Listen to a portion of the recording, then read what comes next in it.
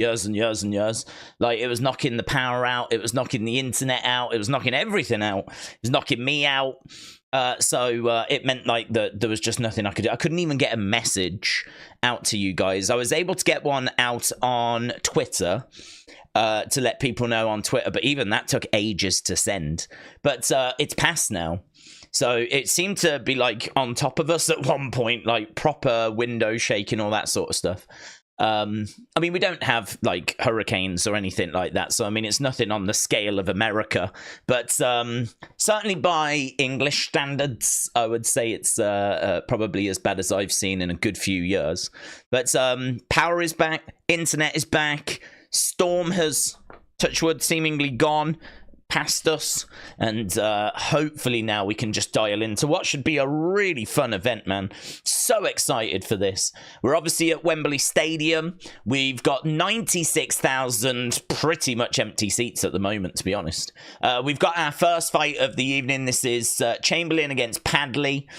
This should be relatively straightforward for Chamberlain, who I would imagine is probably a little bit disappointed that he's still in there right now.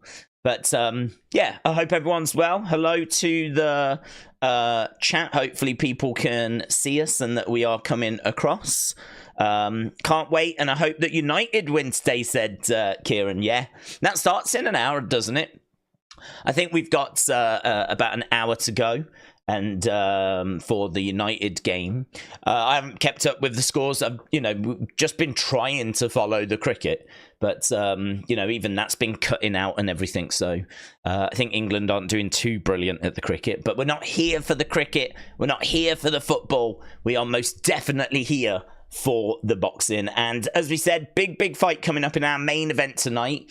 Just keeping an eye on this Chamberlain match at the moment. That's the end of round 5. Very hard to say who's winning this one at the moment. I mean, Chamberlain was a massive favourite. So Chamberlain is minus 2,500 favourite. So he really should be getting the job done here. But as I said, because it's been cutting out, I've actually missed part of the fight. So this is one that is going to be a bit of a challenge for me. But Alex, I've got people saying that they have also been affected by the storm. There must be a bit of a storm going across the country then. So interesting that people are getting in touch saying, yeah, I've just got the same happening to me here as well. So everyone stay safe out there. I hope everyone is okay.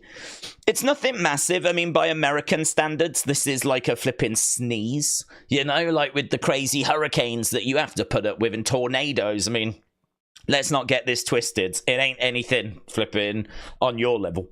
But for British standards, we're quite delicate over here.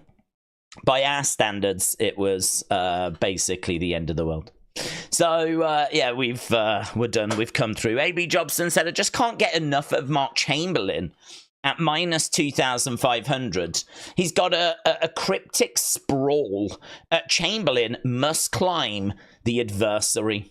Well, I'm going to be honest with you. This Chamberlain fight is a bit of a write-off for me because I've missed a chunk of it. So I can't. I don't know as to who's actually winning. I'm keeping an eye on it. If we do go the distance, right now, Chamberlain putting the pressure on Padley. Padley is a short notice replacement. He was 14-0. He's got 4 knockouts. He was saying that he realizes that people don't know much about him. I mean, he was really looking forward to this opportunity where he could show people what he is all about. Not used to a stage like this, but really not a problem. I mean, as we said, lots of empty seats inside Wembley at the moment. Looking to showcase his skills, and the fact that he's still in there at round 6, I think is probably a good sign for him. But you can see that he is tiring a little bit here. Definitely Mark Chamberlain looking the more composed of the two fighters. As they go back into the middle, Chamberlain on the outside, Padley standing his ground in the centre, waiting for Chamberlain to come onto him. Looks like Padley's adopting like a counter-punching style. Referee coming in and separating both fighters. Jab coming in there by Chamberlain. Again, referee coming in, separating both fighters. Looks like a fun little scrap, this one, to be honest. It looks like a pretty fun little back and forth. But Chamberlain, as we said, just struggling a little bit at the moment to put Padley away. Padley certainly presenting a tougher challenge than maybe he was anticipating. Short notice replacement. Don't know loads about him. Chamberlain minus 2,500. Amin, shout out to you. See you later, buds. Kim's Trains, hello, said if AJ loses, he could go to AEW and fight Anthony Ogogo. God, what happened to Anthony Ogogo? What the hell happened there? I mean, I understand that, I mean, he was someone that went to the Olympics for us. He was someone that I had heard of before he even joined AEW, like, because he had competed at the Olympics. I'd heard of him and I'd watched some of his fights as a boxer. And then, like, I think he gets an injury which sort of kind of wraps up his boxing career, and then he goes to AEW.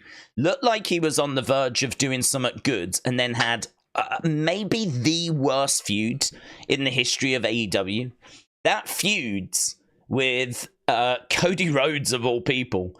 But that feud where he was like that. Do you remember that whole USA UK thing? That was what the feud was based on. It was awful. It was awful. Like, for a fleeting moment, we were sworn enemies again. I mean, I thought we'd put it past us. I really thought we'd all moved on from that. I didn't realise that there was still this simmering anger, which we revisited for that feud. Imagine trying to do a feud where, like, America and the UK are, like, bitter enemies and, like, hate each other, and it's very bizarre. Very bizarre. Kind of creating tension where, in my mind, no tension. Maybe I'm wrong. Perhaps we're loathed in America. Perhaps we're hated in America, but I don't feel that way about America. So it was one of the most bizarre feuds I've ever seen. Yeah, it didn't go well. That must have been one of Cody's final feuds, you know. That was, you're going all the way back there to, I want to say, 2021? 2021? I feel like it was around that time. Cody comes in 2022, doesn't he? So that being 2021 would make sense. When does the main card start, said RNC? Main card has started. There's only 6 fights tonight. And apparently a Liam Gallagher performance. So if you are a fan of Oasis or Liam Gallagher, word on the street is that we should be getting a Liam Gallagher performance tonight. Which, I'm not a massive fan of musical performances at boxing events. But if it's going to be someone of the caliber of Liam Gallagher, like, I'll take that. Like, thank you. I'm definitely down for that. I mean, tickets for Oasis, I mean, you just can't sell enough of them. They're already doing, I think, is it 8 nights at Wembley? And they haven't even scratched the surface with the people that want to go. I would have gone. My brother wanted to go. My cousin's husband wanted to go. Loads of people I know didn't get tickets. And so they could have run it flipping 20 nights. So, yeah, Liam being there and doing a song, probably an Oasis song, that's going to go down really well. So, big event, man. Really big event. And we do need to talk about what this is going to mean for AJ if he loses. Because I genuinely don't know. I mean, AJ's been very quiet on it. It's not a question that's been asked of AJ. What do you do if you lose? He is going to be in a real sticky situation because he's a top heavyweight, he's a top draw. There will always be people, even if he loses, that will want to see AJ fight. But that's not what motivates him. What motivates him isn't boxing so much. It's world championships. Like, he has worked so hard to get himself back to a world championship level. You know, he is going to be, if he wins tonight, a 3-time world champion. There is a very, very small list of people that have achieved that. So this would be absolutely massive for him. Absolutely massive if he could get this done. So, yeah, him trying to get that world title is a real motivator. And if he loses tonight, he's going to be well away from that. He's going to be well away from competing for a world title. He'll probably have to go away and win a couple of fights at least. And at his age, considering he's just had to go away and win 4 fights to now get back to a title opportunity, and he's only got this title opportunity because of the fact that one of the belts was stripped away from Usyk. I mean, think about that. He lost his title to Usyk, lost the rematch, and then he's had to fight 4 times. And now he is fighting for a world title, but only because Usyk was made to surrender one of them. So if he loses tonight, how long is he going to have to wait for another opportunity? Where does that other opportunity come from? He's lucky that he's such a big draw. That will always be in his favor. But yeah, it's definitely a tricky one. Definitely a tricky one if he loses. Because that is going to be a real blow. Because he will have to, again, go off and do a couple of fights. I think he would. I don't think he would retire. I think he would give it one last go if he was to lose. But it's took such an effort to get back here. Like, it's hard. He talks about, like, being in the gym and putting in the work and, like, going to a boxing gym. He talks about how hard that is. And it seems like even if you go to a boxing gym for the first time, like, it's hard. Like, boxing training is hard work. And it doesn't seem like it gets any easier the more that you go. He was saying, like, just going to a boxing gym repeatedly for as many years as what he's been doing, that's a win in itself. It definitely feels like the grind has kind of got to him a little bit. Like, every time I hear him talk, you know, he talks about, like, trying to be a world champion again. And I just wonder if you take a big blow, like, where you're now, you know, got to go off and win a couple of fights to get another opportunity. I just don't know, man. I really don't know. I think he'd give it one more go after this. I think he'd give it one more go. He's one of those names that sells tickets, sells pay-per-views, and there will always be a place for people that can do that at the table. So, but yeah, an AJ loss would be a big blow. Daniel Dubois lost not so much because he's 27. I mean, I think AJ's 34, is he? Let's have a little look. I've got all the stats and names and... Oh, hang on, I've got it on screen. There we go. Yeah, look at that. Didn't even think to look on screen. So, yeah, I've got it all written down here. But Daniel, 27. Anthony Joshua, 34. And so, you know, look, if Daniel's 7 years younger than Anthony Joshua, I mean, Daniel's a baby. So Daniel can take a loss here and he'll be absolutely fine. I mean, all right, not brilliant for his career to have 3 losses on your record at the age of 27 if he loses. But those losses would be against Joe Joyce, which probably hasn't aged that well, to be honest. But at the time was fine. Usyk, that's fine. And Joshua, that would be fine. So those would be Daniel's losses. Other than that, he's got 21 wins, 20 knockouts. Carries good power, Daniel Dubois. 21 wins, 20 knockouts. Anthony Joshua, 28 wins, 25 knockouts. Hard to know how this one's going to go. I am definitely leaning Joshua by stoppage. Definitely leaning that way. I don't know, to be honest. I don't know if that is kind of the where it's going, but I am leaning that way. Suzanne said the weather here in Alabama is great. Lee said AJ is finished if he loses. The Fury fight will be dead in the water. I would love for Dubois to win, said Miss Clown. Conlon, hello, my friends. Hope you are well. So really, Miss Clown, you'd like Dubois to win? I'm riding with AJ personally.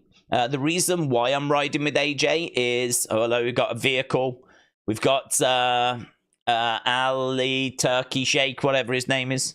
He has arrived at Wembley Stadium.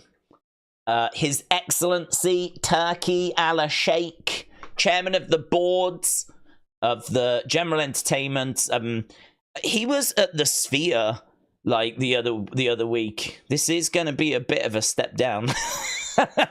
I mean, I love Wembley Stadium. It's an iconic stadium, but I don't know that it is going to match up to the Sphere. Although, you know, Sphere had, what, 20,000? This is going to have 96,000. That's pretty sick, isn't it? That's pretty sick. There's not any events I've seen in Saudi Arabia that have had 96,000 people at them, so maybe it will still impress a little bit. But kind of cool, isn't it, that someone that is so powerful in the world has so much money, enough money to, like, completely change sports. Because that's what he's done. I mean, he's changed boxing with the dream fights that he's been able to make. It's pretty cool that he's sat in London. It's just good that it's not raining, to be honest. It's good that I've got the storm and they don't have the storm. So, yeah, very fun. So he has just... I thought it was going to be Joshua or Dubois, but it wasn't. It was the Turkey Shakeman. Right, we are in round 9. These two are still going at it at the moment. This is proving to be a much more difficult fight than... Chamberlain would have wanted. Minus 2,500 favourite, and he's still out there at the moment. I'm ready for war at Wembley, said A. Jobson. Well, you're not fighting, buds. I'm not sure if anyone's told you, but you can step down. We've got other warriors that are going to step in there on our behalf. But yeah, no, look, I was saying, I'm leaning, and I want AJ, personally, just because this, to me, is Last Chance Saloon. Well, maybe not quite. I could see AJ, if he does lose, having one more crack at it, because I think he'd only be a couple of wins away from getting back to a title match, right? Plus, there's so much clamour. Oh, it looks like a point deduction there for Chamberlain. There's so much clamour for Joshua against Fury. But again, the problem is, if Joshua loses, does that completely throw that match out of the water? A Joshua loss today doesn't only mean that he doesn't become a 3-time champion. Doesn't only mean that, you know, the word retirement might be reverberating around his brain. But it also means that the fight with Fury is going to look very much in doubt, because that just might not be on the table anymore. So, yeah, there is quite a bit riding on this fight, you know. It's a world championship fight. Heavyweight boxing, world championship fight. 96,000 people. Ali Turkey Shake at ringside. You know, I mean, it's about as big a deal as it gets in boxing. So fantastic that we've got 96,000 there. I wish we could have just got it to that 100,000. I don't know what it is. We seem to be allergic in this country to 100,000 attendances. Like, if we have a 100,000 attendance, we break out in a rash. Like, we just don't seem to have any motivation to achieve that number. When I think it's a big milestone, I would love for us to get to 100,000, so... Very frustrating that they've managed to get an extension. They've got it to 96. They couldn't just find, you know, spots for 4,000 more people. Which, maybe that's hard. I don't know. Maybe it's just not, you know, it's a problem. 100,000, perhaps that is really a no-go area. But, I don't know, 96, I'll still take that. I had a look, actually, to see what the biggest attendance was. I'm sure it was like 140. It was one, I think it was in Mexico. There was one in Mexico. There was a big attendance in Chicago. Wembley gets mentioned quite a bit, but yeah, there's been a few that are over 100,000. So, you know, we're not in that ballpark. But yeah, Chicago was, I think, number 2. I think Mexico was 1. And I think it was like 140,000, so we're nowhere near that. That's the all-time records. Chavez, I believe that was. Lee said, our fans are going to show how it's done tonight. No fans make more noise than us Brits. It's going to be deafening. Well, I would agree with you, but we were watching the wrestling earlier this year, and WWE did a show from France. And honestly, that crowd was mind-blowing. Like, they were just dancing and singing for like hours on end, to the point where it actually became a bit of a distraction, because like they were just doing their own thing, really. They weren't really reacting so much to what was happening. It was just party time for 3 hours. So I don't know what 96,000 French fans would be like. I genuinely don't know. I wonder what their kind of attendances are, to be honest. I mean, you never really hear of these kind of size crowds in boxing. Certainly I'm not aware of like two French fighters facing each other to get 96,000 in the Stade de France, you know? So it is something that us in the UK should be proud of. The fact that boxing is so, you know, integral to who we are. It's a sport that we've always been a part of. I mean, you can go back to the 1700s, you know, with the UK and boxing. And you can go back to Queensberry rules, and you can go back to the birth of the sport, really, it being a proper sport, like being proper written down rules. This is what you do. The guy that invented gloves came from the UK. And so we kind of laid down a lot of the foundation work for boxing. So it's been a part of our culture for hundreds and hundreds of years. It's been a part of like the history of mankind for centuries.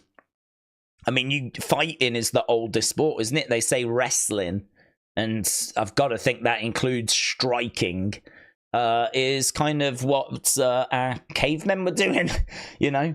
Although I don't know that they were doing it so much for sport. They were probably fighting over like a chicken or something.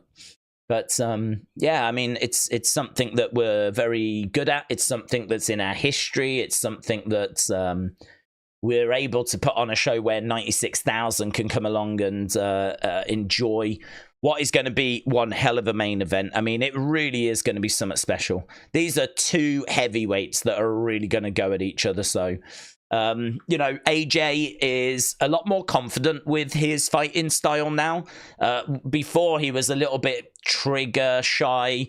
Well, now he just throws, and, you know, we've seen some really good performances out of him. Really good performances. I thought his performance against Otto Wallin was about as good as I've seen AJ in a long, long time. A long, long time. He was really confident, and he was really positive, and I really liked what I was seeing out of him.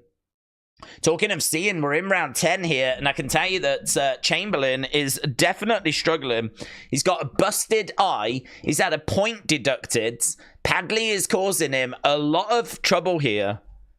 A lot of trouble. Mark Chamberlain is 16-0. Chamberlain thinks that he's got it. Padley thinks that he's got it. Padley's corner are really pleased here with the work that he has done. They've got Padley on the shoulders of one of the trainers.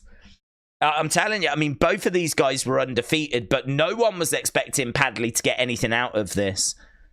So if Padley has done this, it's going to be quite the achievement. The doctor is just having a little look. In fact, both doctors are having a little look at the moment. I'm going to have a look and see what we are dealing with here. So, commentators saying that Padley feels like he's won this. Oh, nasty cut on the eye, you know. That is a nasty cut on the eye of Chamberlain.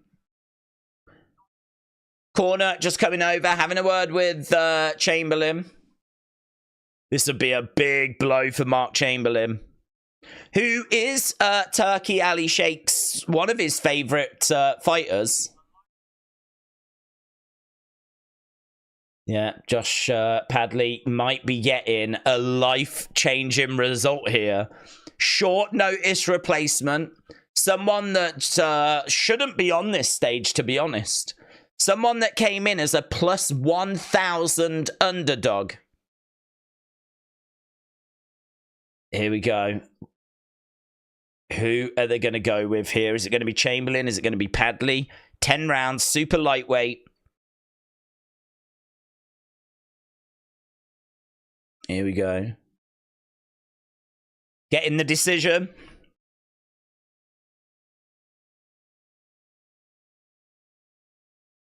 $95, $93.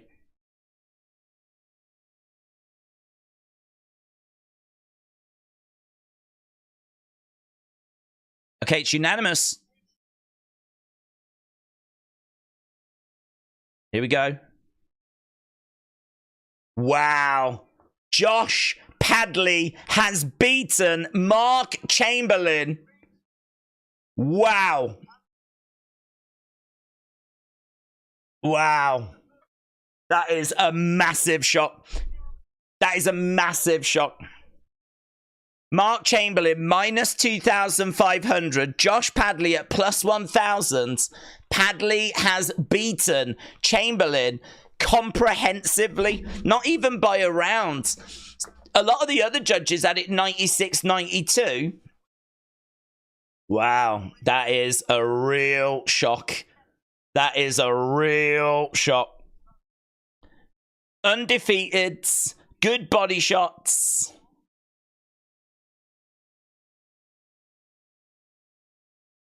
They might not have known your name before this, but they know your name now.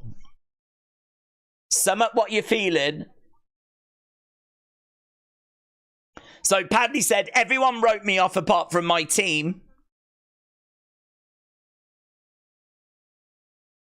Yeah, wow, that is amazing. He's got 15 wins, but only 4 of them coming by knockout, you know? 15 wins, but only 4 by knockout.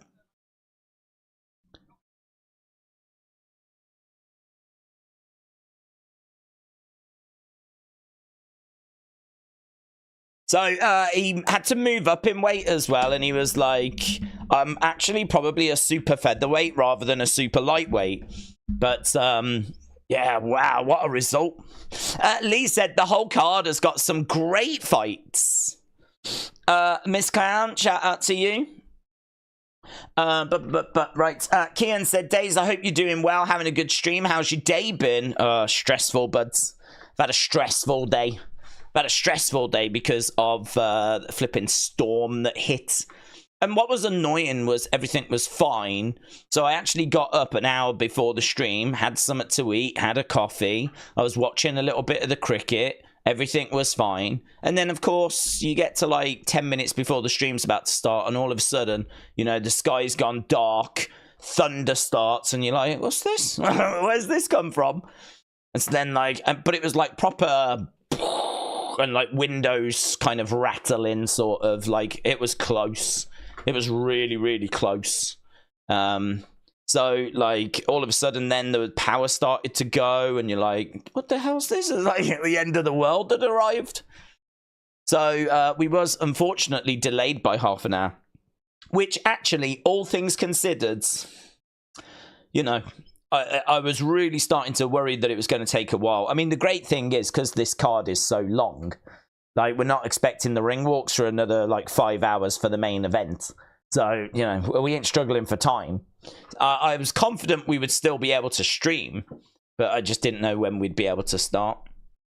And then I had no internet, so I couldn't even send a message out to let you guys know if we could go live or not, you know, so...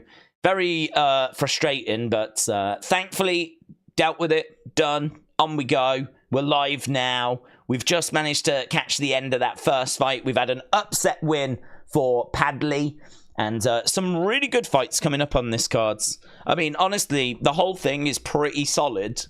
But obviously everyone's here for that main event. And we've been talking a little bit about what happens if AJ loses.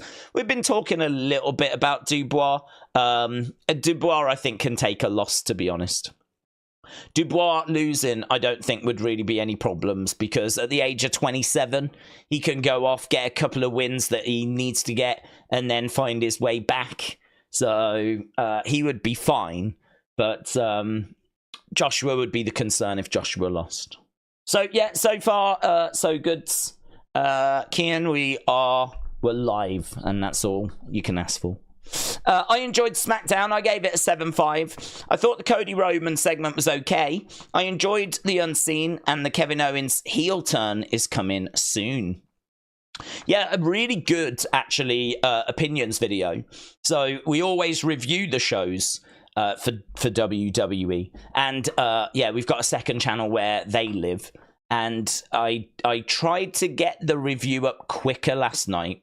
My plan was to do Unseen, then do just a couple of reaction videos, then do the review, because normally what I do is Unseen, a lot of reaction videos, and then I don't get to the review till like much later. But I actually changed it a little bit, which meant I could get the review up a bit quicker. And it was really interesting because there was a few comments that had differing opinions. There was people out there that really didn't enjoy Cody Roman. They didn't like it. And I thought that was really interesting. Because it'd be boring, wouldn't it? Imagine if you tune in and everyone says the exact same thing. I mean, it'd just be boring. So the fact that we had some different comments in there, I really enjoyed, to be honest. I thought that was really good. And I thought it made for a better video. So, yeah, good. Really thought that was a good video. I thought Unseen worked out well. I wish it wasn't quite as long as it was. Maybe I should have just done a Wyatt 6 video separate and then an Unseen separate. I don't know. But everything's in that one video, so I think it's more convenient for you to just be able to watch that one video. And if you don't want to watch the Wyatt 6 stuff, just skip it. I've put the timestamps in so you can do that. So, yeah, I don't know. That's kind of the never-ending quandary, really. Would people rather that it be one video, be 2 videos? I don't know. But interesting, Kian. Shout out to you. Right. There was a tornado in Aldershot yesterday. It lifted some of the bins and it moved a few roof tiles. Yeah, do you know, I wouldn't be shocked if some of our roof tiles had been moved. There was quite a wind. I can't say it was a tornado. I mean, I wasn't getting those vibes, but it was proper window shaking, booming thunder and lightning.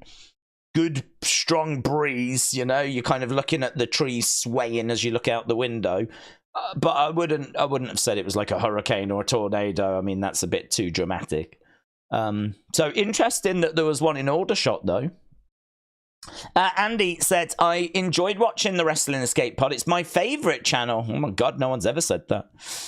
My favourite Hall of Famer is the Ultimate Warrior. Andy, shout out to you, my friends. Right, we've got Frank Warren being interviewed right now. So they're just having a quick chat with Frank Warren. I think they're just talking to him about the event. Still very, very empty in Wembley, but Wembley is sold out. I mean, the great thing is it's empty because you know where everyone is. They're not in beds. They're having a beer. So keep drinking. That's what I'm going to say. Keep drinking. Because by the time we get to that main event, this place should be bouncing, right? Drink up. Drink more. Because this place will be losing its mind by the time we get to that main event in 5 hours. So, yeah, still very, very empty in Wembley.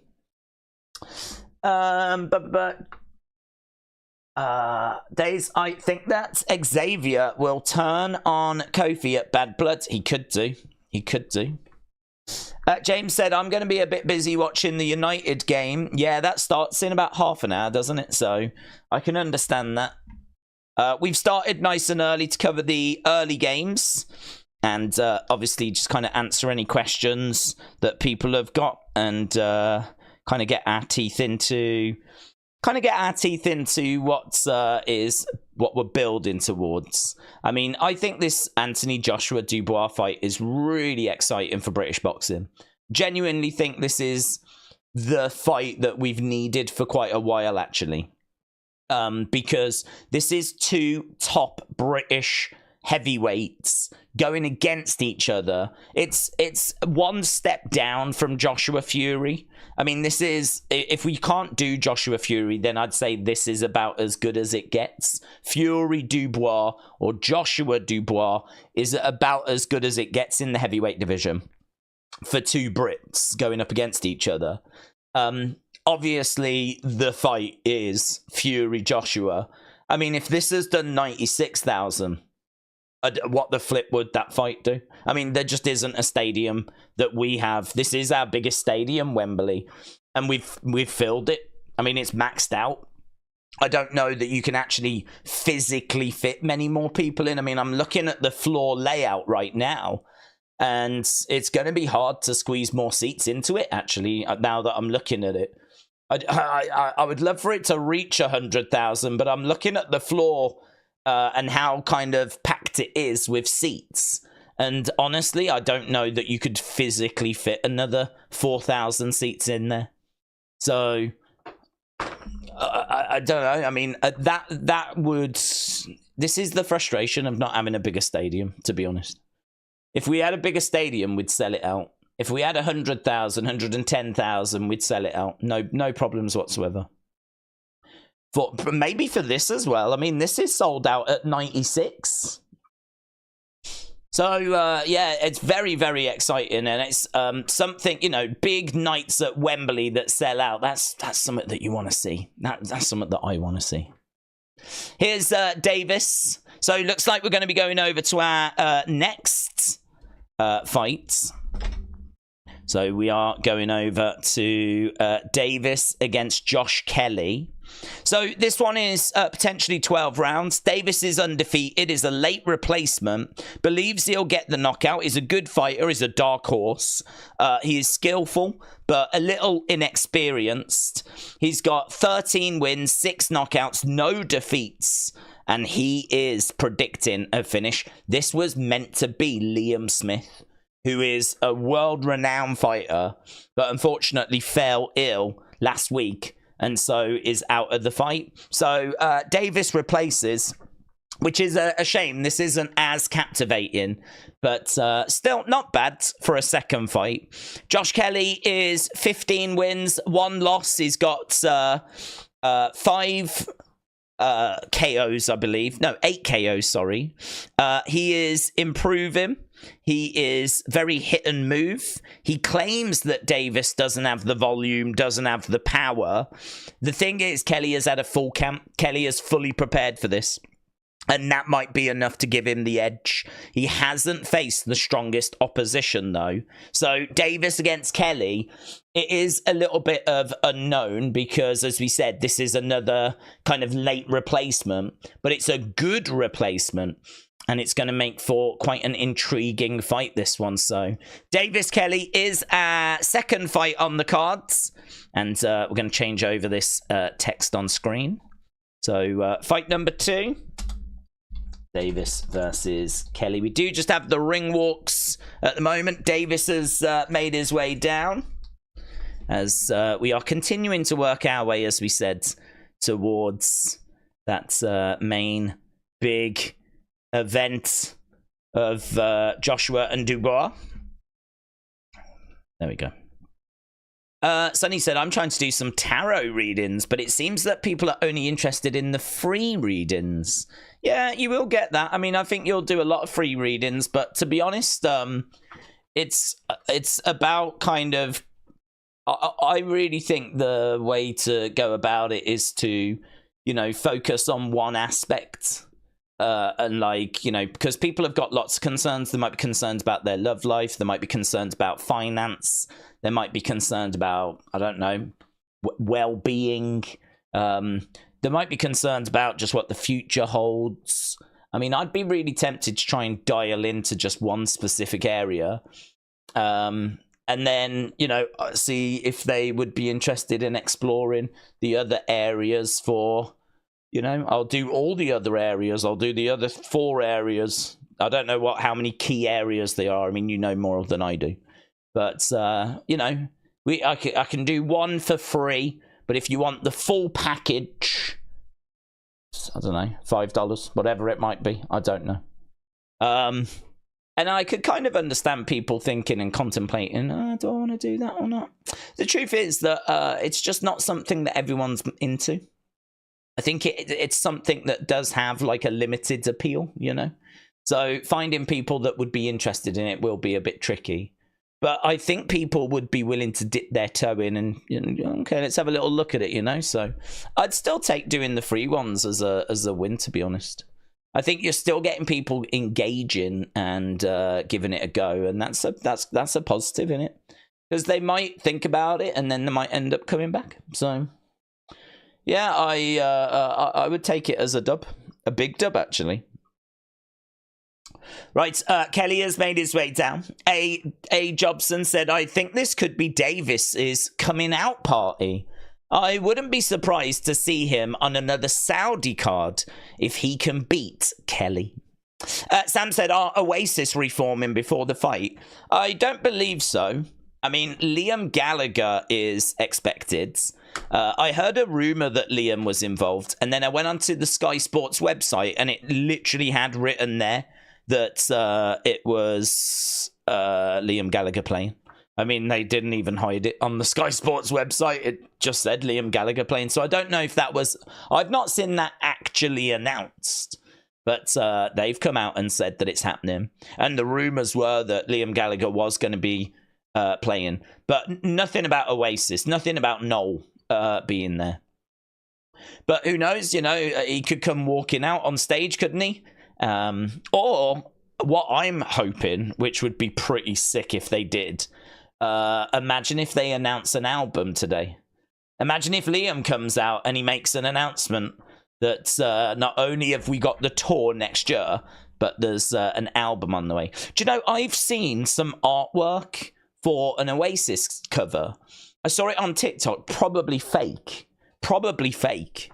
right? Some channel that was like, have you seen this, that's doing the rounds? It had the track listing and it had the front cover, the album cover of apparently what the new Oasis album was going to look like. The album cover was amazing.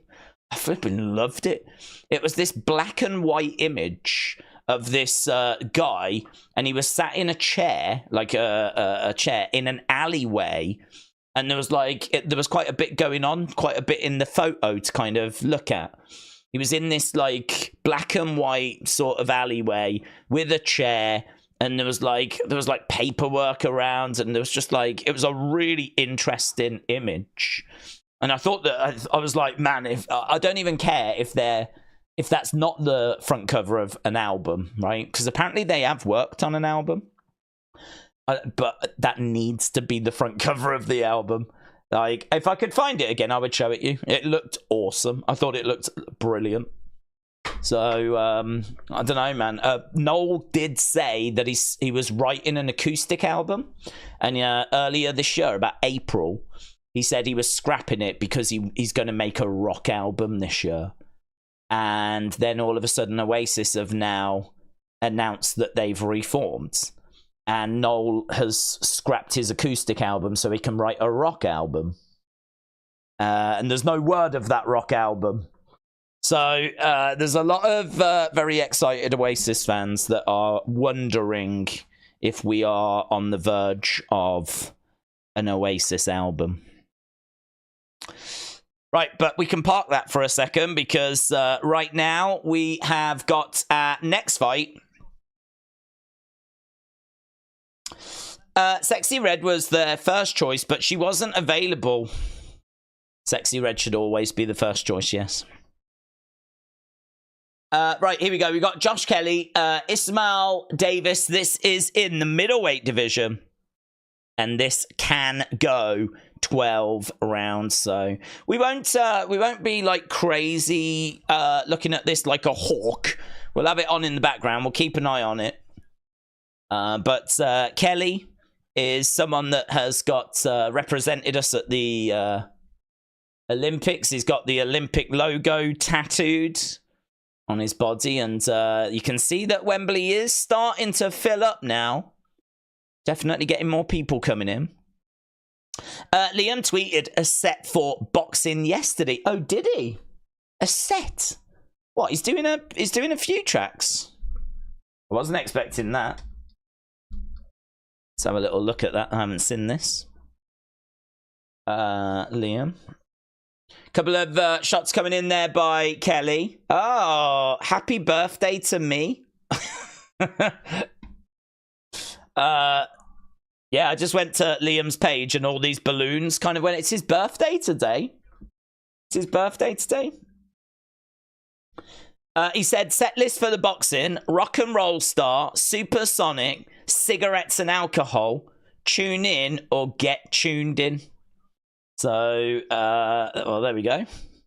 So, rock and roll, oh my God, 3 tracks, and all of them are bangers. Oh my God. Rock and Roll Star, one of the greatest songs ever made. Supersonic, one of the greatest songs ever made. Cigarettes and Alcohol, one of the greatest songs ever made. all three off one of the greatest albums ever made. Oh my god, we're eating so good. We're eating so good. Rock and Roll Star, Supersonic, and Cigarettes and Alcohol.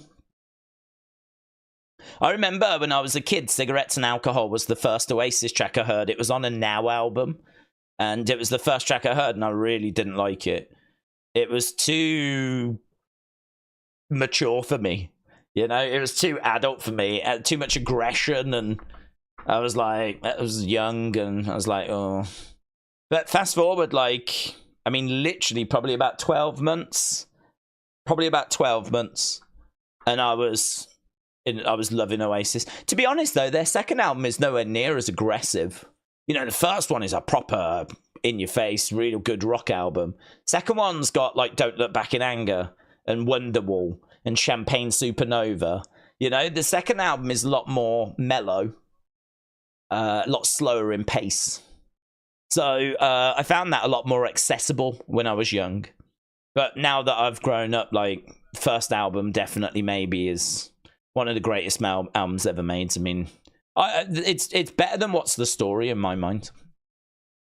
End of the first round, and not much to that, to be honest. Not much to that. They were just kind of feeling each other out. Days, what are your thoughts on Motor City Machine Guns and Lucha Bros signing? Well, I spoke yesterday. Typical Summers. I'm not a big Lucha Bros fan, so there's no excitement from me for that. I think that Phoenix is a good signing. I think Penta is probably my bigger problem. Penta's like 39 going on 40. I don't think you're going to get loads out of him. You'll get a good few years, don't get me wrong, but, you know, I would imagine that he'll be pretty much done in like 3-4 years. He's took a lot of punishment as well, because like the fighting style that they have is, you know, hard on the body, isn't it? Flipping all over the place and chucking themselves around, and they've done that for a long time. So yeah, the Penta signing isn't one that I'm excited by, but Phoenix at the age of, like, I looked at him on Wikipedia, he's 33. I'm quite excited for him. So get him out of Lucha Bros. Let's work on him as a solo star, and maybe we've got the next Rey Mysterio, which everyone gets that label, don't they? Flipping Dragon Lee was meant to be the next Rey Mysterio. Andrade was the next Rey Mysterio. Santos Escobar was the next Rey Mysterio. Sin Cara was the next Rey Mysterio. Grand Metalik was the next Rey Mysterio. Kalisto was the next Rey Mysterio. Maybe now it's Phoenix is the next Rey Mysterio. So anyway, yeah, that's that. And Motor City Machine Guns, I just don't know. I've never seen a single one of their matches, but there's a lot of excitement around them. So right, we are underway with round number 2. Great 3 bangers, said Miss Clown. A. Jobson said Oasis is awesome. Yeah, I tried to get tickets, but it was impossible. We actually got to the front of the queue, and I genuinely thought that all the tickets had gone, and all they had were like the expensive ones left. Because I was looking at standing, and they were like 350, and I was like, nah, the standing are meant to be 150. So these must be like, I don't know, VIP standing. You're probably allowed on the stage for that price, you know. And then I found out quite quickly, it's like, no, they're doing something called dynamic pricing, which means that as the tickets sell, the price goes up. And I was like, what the flip? I think it's appalling. I'm so angry at that. It's if you want to charge $3.50 for the ticket, that is fine, but charge it at the start. I really begrudge the fact that someone that got in the queue first, just by luck, because we were on like an hour before. So I mean, it weren't that we weren't there; we were there. So if you got ahead of us, it's just luck of the draw, isn't it? Really, it's luck of the queue. Well, that shouldn't mean that you get tickets £200 cheaper. Like, those people at the start are paying $150, and then people later are paying $3.50. That's not right. That's not right. I could understand dynamic pricing for a show that is, you know, selling over a period of time. But a show that sells out within hours, how's that right? So Kelly is dancing around on the outsides. End of the round again. Not a load of action in this one at the moment. These two not wanting to give an inch. So yeah, we didn't get them. We got to the front of the queue, and we were sadly not successful. I've got 3-2 Palace just to annoy James, said Kim Strains. James said Sin Cara sucks. Do you know what? It's funny you should say that, because the PW 500 that came out had Mystico, who I believe was the original Sin Cara, at number 10. On the current PWI 500, Mystico was number 10. He was ahead of Roman Reigns. Does that not blow your mind? That blew my mind. Sin Cara, Mystico, the original one, on the PWI 500 this year, higher up than Roman Reigns. I was like, what? But this is where the PW 500 is, like, broken. It's why I don't really talk about it or refer to it, because it's just a nonsense, really. If you've been a champion in a major company for a long time, then you'll do well on that list. That's it. Simple as that. And I'm guessing he's been champion of, like, CMLL for a long time. So that's a major wrestling company in the world. Because he's been champ for a long time, he's guaranteed to be around that top 10. That's it. That's how it works. Kelly, again, is trying to keep this kite composed. Davis with a big hook shot, but a swing and a miss. Lisa said, I was surprised that Penta and Phoenix left. It seemed they were looking to stay with AEW, but guessing they were not satisfied being there. No. Jab coming in by Kelly. And hook shot coming in there by Kelly as well, as Davis is coming forward. That's better by Kelly, actually. We're seeing a lot more output here from him. He was a little bit gun-shy in the early stages, but he's opening up now. I think he's kind of found the range a little bit better, kind of dancing around the outside at the moment. He's staying out the way of Davis, as Davis is just keeping that pressure on Kelly. Swing and a miss there by Davis. Oh, Tyson Fury is there. So Tyson Fury sat next to Frank Warren. And he's not too far away from Eddie Hearn. It's kind of fun to see Fury and Eddie Hearn so close. But Fury being in the front row, that's pretty exciting. I hadn't heard that he was going to be there. But, yeah, he's there. And he's in early as well. He's got a big smile on his face, Tyson Fury. Shot coming in to the side of the heads. Eddie Hearn just shouting a few words as referee comes in and separates both fighters. Nice jab coming in by Kelly. Davis is being the aggressor at the moment. Kelly is backed up against the ropes. Davis has kind of put the pressure on a little bit here. Close that distance down. Kelly going to the body, going upstairs. Some lovely shots coming in there. It's backing up again as Davis is moving forwards. Hook shot again there by Kelly. End of the round. End of the round. That was better. That was the best round we've had so far.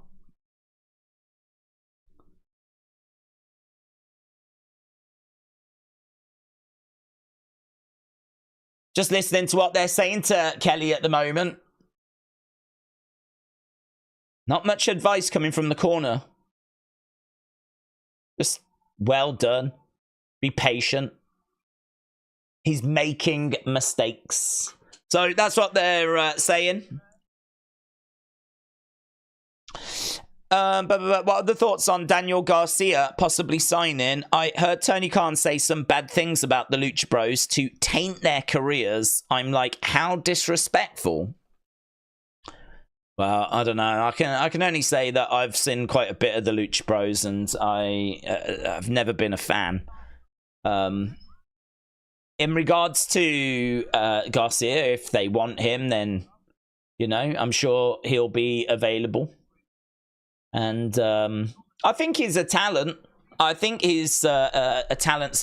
Definitely someone that you can get a good career out of. I don't know that I see anything major there. I mean, you know, word on the street is they see the next Bryan Danielson and all of this. I don't see that personally. I see a very good wrestler. I think he's a very good wrestler. And I think that you can definitely tell some stories with him. But solid mid-carder. But I don't look at him and see like a WrestleMania main eventer. But not everyone has to be, do they? To be honest. Jab coming in there by Kelly as Davis continues to try and close that range down into a clinch. Eddie Hearn getting quite animated here, you know. Couple of jabs coming in. Oh, a little bit of wobble with the lights. That's probably not good news. I know it's short notice for Davis, but cannot write him off. He's a big puncher in this fight with a more skillful fighter going to Kelly, says A. Jobson. Jab there by Davis. Again, Davis is actually doing a little bit of trash talking here. I think both guys have had moments in this fight, and the odds were very close in this one. So it was like plus 160 for Davis. It was minus 200 for Kelly. The referee just separating both fighters as mouthpieces come out for Davis. You can see the front rows starting to fill up, as we said. Tyson Fury is in the front row. Eddie Hearn, Frank Warren, they're all in the front row. Shot coming in there by Kelly, dancing around. Circling around here, Kelly is using that lateral movement well. Kelly's corner said to him that Davis was making mistakes. Just be patient. And he has definitely found some openings, Kelly, but Davis is definitely playing his part in this fight. He's being the aggressor, taking the fight to Kelly. Kelly having to circle around the outside. Little dig coming into the body there by Kelly. Davis, again, putting that pressure on. Moving forward, goes for a big shot, but Kelly grabs him by the head. Both fighters going back to the center. And again, we've got Kelly having a little... he's being quite patient, actually. He was having a little look there. Jab coming in by Davis, but it falls short. I think we can see the Fury clan, actually. I can see all the Fury family a few rows back. I just saw Fury's dad. Oh, again, big shots coming in. Big John in the crowd. Lovely work. Oh, that was nice. I love that right hand there by Kelly. Good head movement by Kelly. Oh, really digging into the body. Lovely little flurry there. And Eddie Hearn is shouting at Davis. There was a lovely little combos to the body. A lovely little hook shot upstairs. Some really good stuff on display. Some really good stuff on display. Yeah, sharp punches looking quite good by Kelly. He did. I think Kelly's taking this at the moment. James said Tony hates that his toys are leaving. It's what the AEW fans are now attacking Miro for wanting out.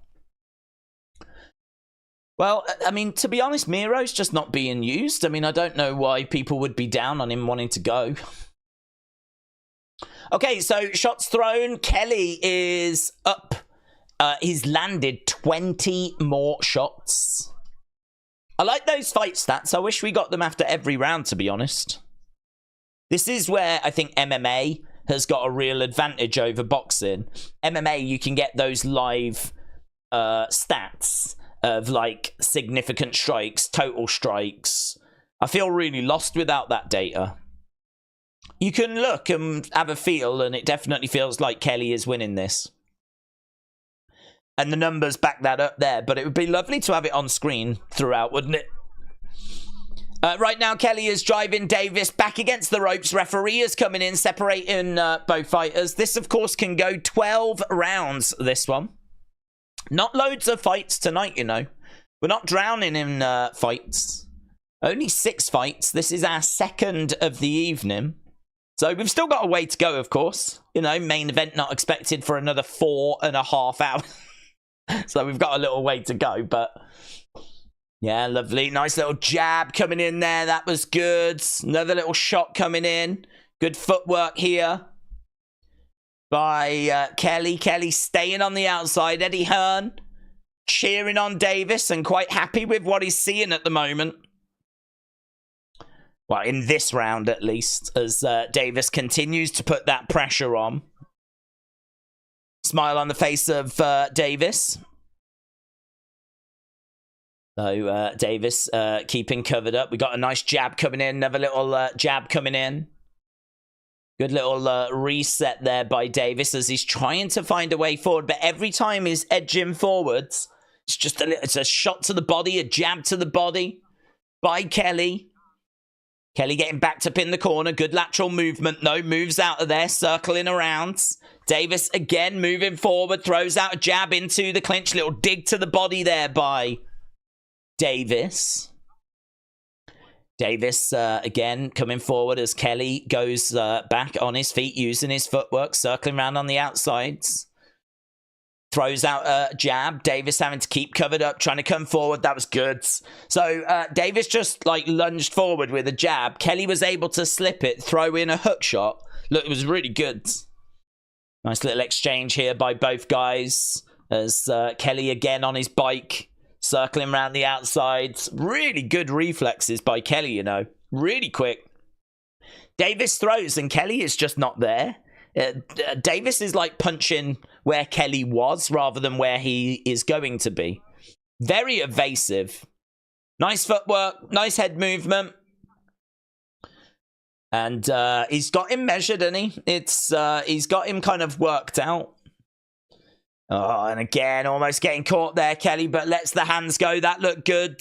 Couple of shots coming in by Kelly as Davis continues putting the pressure on. It's a fun little round, that, you know. Fun little round, that. Kelly definitely has got the better boxing IQ and skills, said A. Jobson. The longer the fight goes on, I think the more chance Davis has to wear on Kelly and make it a grueling fight, just like Kelly versus Ava.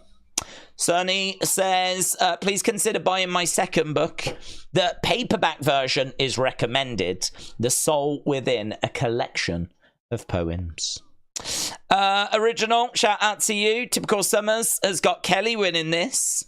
Sam said, Days, it's fight nights. TJF said, gonna see the fights. What, are you going? Are you actually going? We've got the fight coming up in a few hours. Big fight here in the UK. Lots of excitement, and it's gonna be huge, man. 96,000 is, you know, such an amazing attendance for boxing. Boxing typically plays in arenas, so to actually have a stadium show is quite unusual. To then sell out that stadium and that stadium be Wembley Stadium as well. Is, you know, impressive. Very exciting. Surely they must be thinking, like, wow, if we've done all of this for Joshua Dubois, what the hell do we do if we're doing Fury Joshua? Have you seen, like, how amazing it's been this week? Like, the weigh-ins were done in Trafalgar Square. You know, and like they've been like going to all these amazing landmarks for like the press conferences and all these like little promotional spots. The build has been amazing, and they've extended the attendance at Wembley for this event. I mean, it's one of those where you go, how do you make this bigger? What do you do to make Fury Joshua bigger? I think the sad fact will be that Fury Joshua might end up in Saudi, mightn't it? It might end up in Saudi. And you ain't getting 96,000 in Saudi. Because that's, you know, that's a long way for people to have to travel. We've got Kelly on the outside. Davis again letting his hands go. Sexy little round that one, said Miss Clown. I have been seeing a lot of people that are tired, said Lisa. Give me a second, Lisa. We'll get to your comment as we are just over a minute. That's lovely shots there by Kelly. Digging into the body. Hook shot going upstairs. That was really nice. Jab coming in there by Davis as Kelly again is circling rounds. Oh, nice little shot there by Kelly. That getting through. Davis doesn't have the volume, to be honest. He is a little bit too patient. He is a little bit too slow. He's nowhere near as dynamic as what Kelly is. Kelly again throwing out. So, oh, that was nice. Davis coming forward. There's just this little hook shot that came through there. Smile on the face of Kelly. Is really enjoying himself. He's really enjoying himself. Circling round. He's back in the corner. That was better by Davis, cutting off the ring. Shot coming in there by Kelly. Davis again. Trying to find a way forward. He's doing well of like backing Kelly up, but it's just that final bit really where, you know, you actually have to capitalize on the position and he just cannot.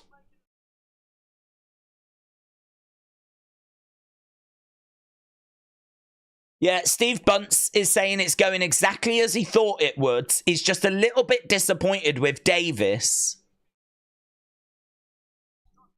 Yeah, Kelly's winning this. He's doing really well. I forgot about the weigh-in. Then I remembered and I turned on when it was over, said James.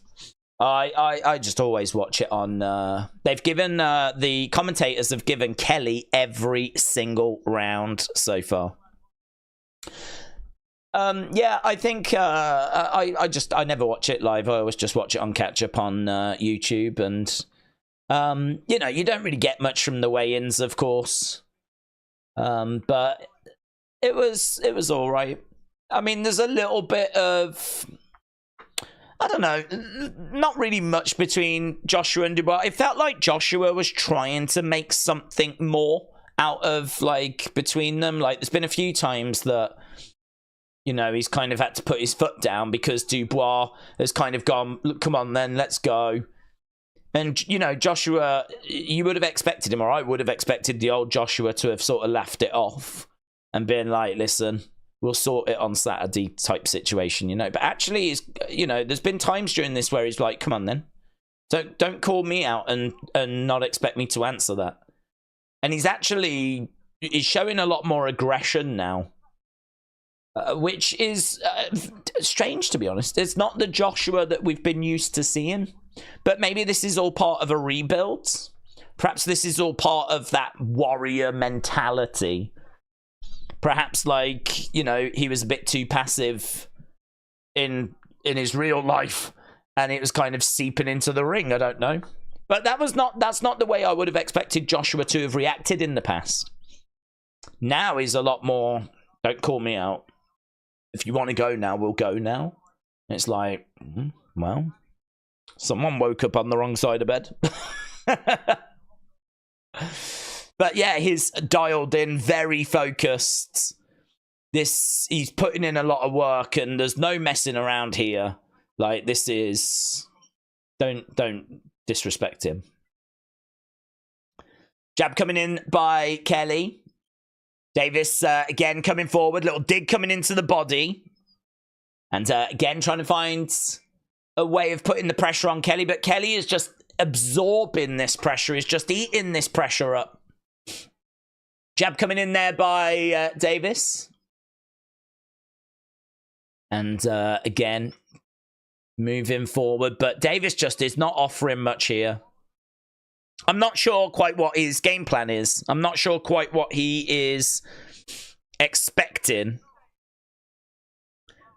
No, Kelly isn't slowing down. I don't know if the plan is to wear him out. Jab coming into the body there by Davis.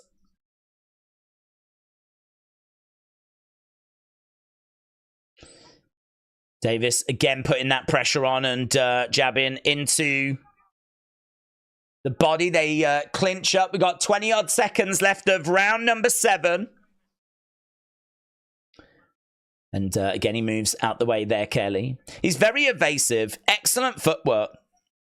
Oh, lovely strike in there by Kelly. Going upstairs, letting the hands go. Davis moving forward, throwing in a jab. And Kelly goes back to the corner.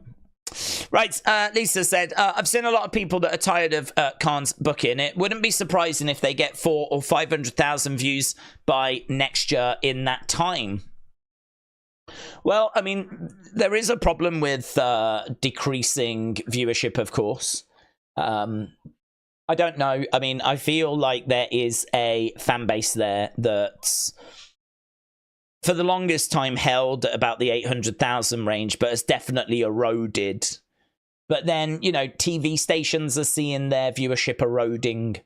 You know, a lot of shows. It's one of those where like AEW Dynamite will do what I would not think a good number, but then comes out like number 2 on cable for the night. You know, it's a sorry state of TV viewership, unfortunately. But yeah, they've took a hell of a hit this year. Just seeing Fury. There we go. And we are underway with round number 8. I think we're at the point now. I feel confident that we're at the point now where Davis needs a finish. I think Davis needs a finish. I think anything other than a finish is not going to do it for him now. I just feel like he's so far behind. So Davis has got to find a way of getting a finish in this fight. Jab coming in there by Kelly. That was nice. Lovely little follow-up shot as well. Kelly on the outside as Davis continues to put that pressure on. But that's what he's done all fight, is put the pressure on. He ain't done nothing with it. What happened to Eddie Hearn's fighters being exclusive? This fight is on Sky Sports and TNT Sports, says Jay. Well, you know, this is all part of the dance, isn't it? This is on DAZN as well, but I don't know if they've been compensated. I'm not sure what the situation is, but yeah, I mean, it's one of those where we're seeing boxing really getting shaken up at the moment with Turkey Ali Sheikh and the amount of money that's around. It's very unusual, isn't it, to see this event being carried by everyone. I think it's brilliant for the sport, to be honest, because that has really been a massive barrier in the past. Where you've got boxers that are exclusive to certain networks, then it makes it harder to sort out how you do the fights, because obviously the networks want to be the exclusive home of the fight, but you can't have 2 exclusive homes. So, you know, that has been a real barrier for fights in the past. This event is being carried by everyone here. You could get it on Sky Sports, you could get it on TNT, you could get it on DAZN. You could probably pick it up on your microwave. I mean, everyone's carrying this fight, so I think it's really encouraging that that is not going to be a barrier going forwards, which is brilliant, to be honest. I'm really... oh, lovely. This is a showcase for Kelly now. Kelly has got Davis in the middle of the ring, and he was just teeing off on him. I'm not even sure that Eddie Hearn is even shouting anymore. Brilliant work by Kelly. Kelly going back into the center of the ring. Davis trying to throw in a jab there as Kelly is backing up Davis. Again, putting that pressure on Kelly, backing up. Little shot to the body there by Davis. The only thing I'd say is there's not really a sign that Davis is going to be going down anytime soon, so... Little, just as I said that, he stumbles. But it was only a stumble. It's not a knockdown. And I think, is that the end of that round? There we go. So that was the end of round number 8. Dark Knight said, breaking news. Hello, Dark Knight. Liverpool are top of the Premiership. If the season ended today, they would be crowned champions. Did they win earlier, did they? I haven't seen any scores today, so I don't know. But I'm guessing if you're telling me they're top that they did. Cash said, wish I was there to support Denny. I was at his last fight in Birmingham. Oh, really? Was you? Massive stage for him being on this card, isn't it? Taking on Hamza Sheeraz. It's a big, big fight for him. Lovely shot there of Wembley, but it shows how empty Wembley is at the moment. Yeah, big fight that. 19-2 with 3 draws for Denny. He's only got the 1 knockout to his name, but he's taking on Sheeraz. He's not expected to get the victory. We've got that fight as, I believe, our co-main event. I mean, it's a massive spot for him to be in. Absolutely huge. Nice little shot coming in there by Davis, you know. That seemed to get through. That's a good start to the rounds. It's exactly what we needed here because, honestly, it's been one-way traffic, but Davis actually sticking some on Kelly, but he can't pin him down.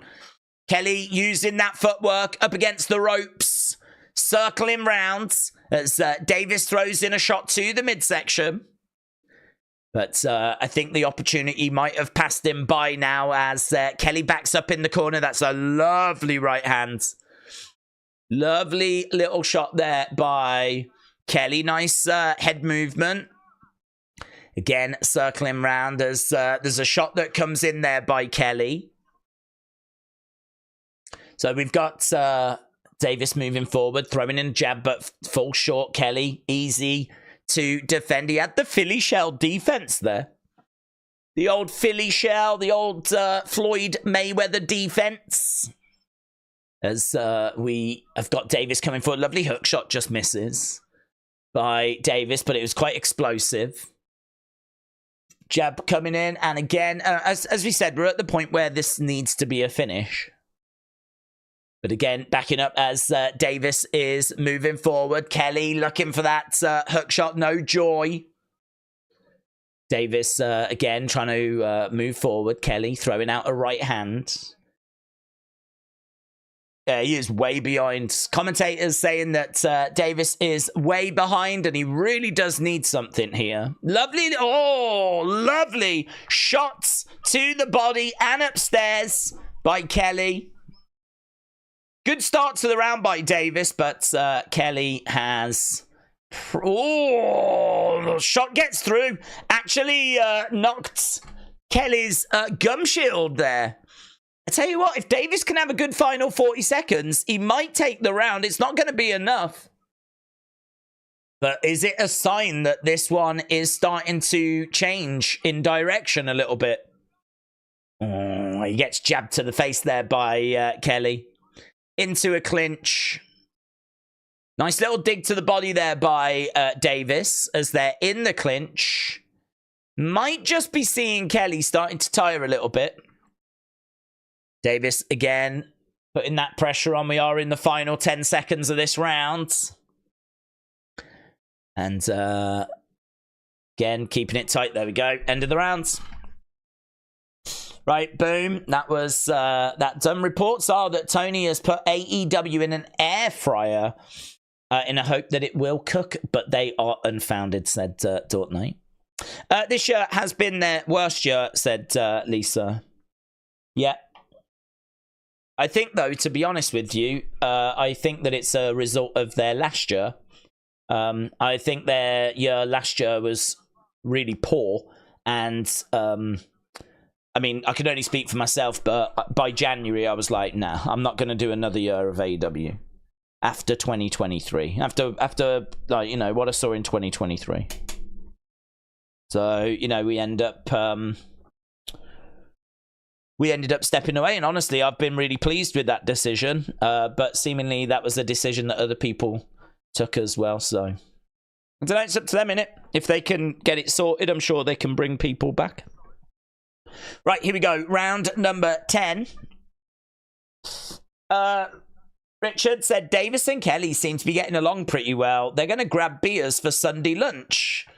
Well, I mean, it's not been the best fight, to be honest. It's, I think Davis's strategy has been flawed. Although Kelly did say this before the fight. He did say, you don't punch enough. You don't punch enough. You don't have the volume. You don't have the power. You're not going to be a problem for me. And that has actually been the way that it's proved, because he hasn't punched enough. And when he has, he hasn't been a problem for him. Kelly circling round as Davis is, again, just trying to catch him. But Kelly's got the advantage now of not needing to engage because he's got this one in the bag. I mean, this is done. If he can just see out these final rounds, he is in a great place.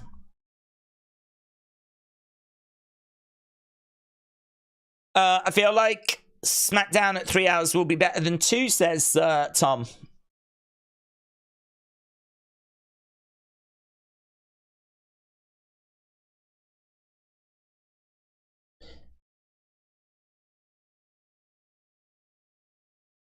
Nice little shot coming in. Oh, lovely shot there.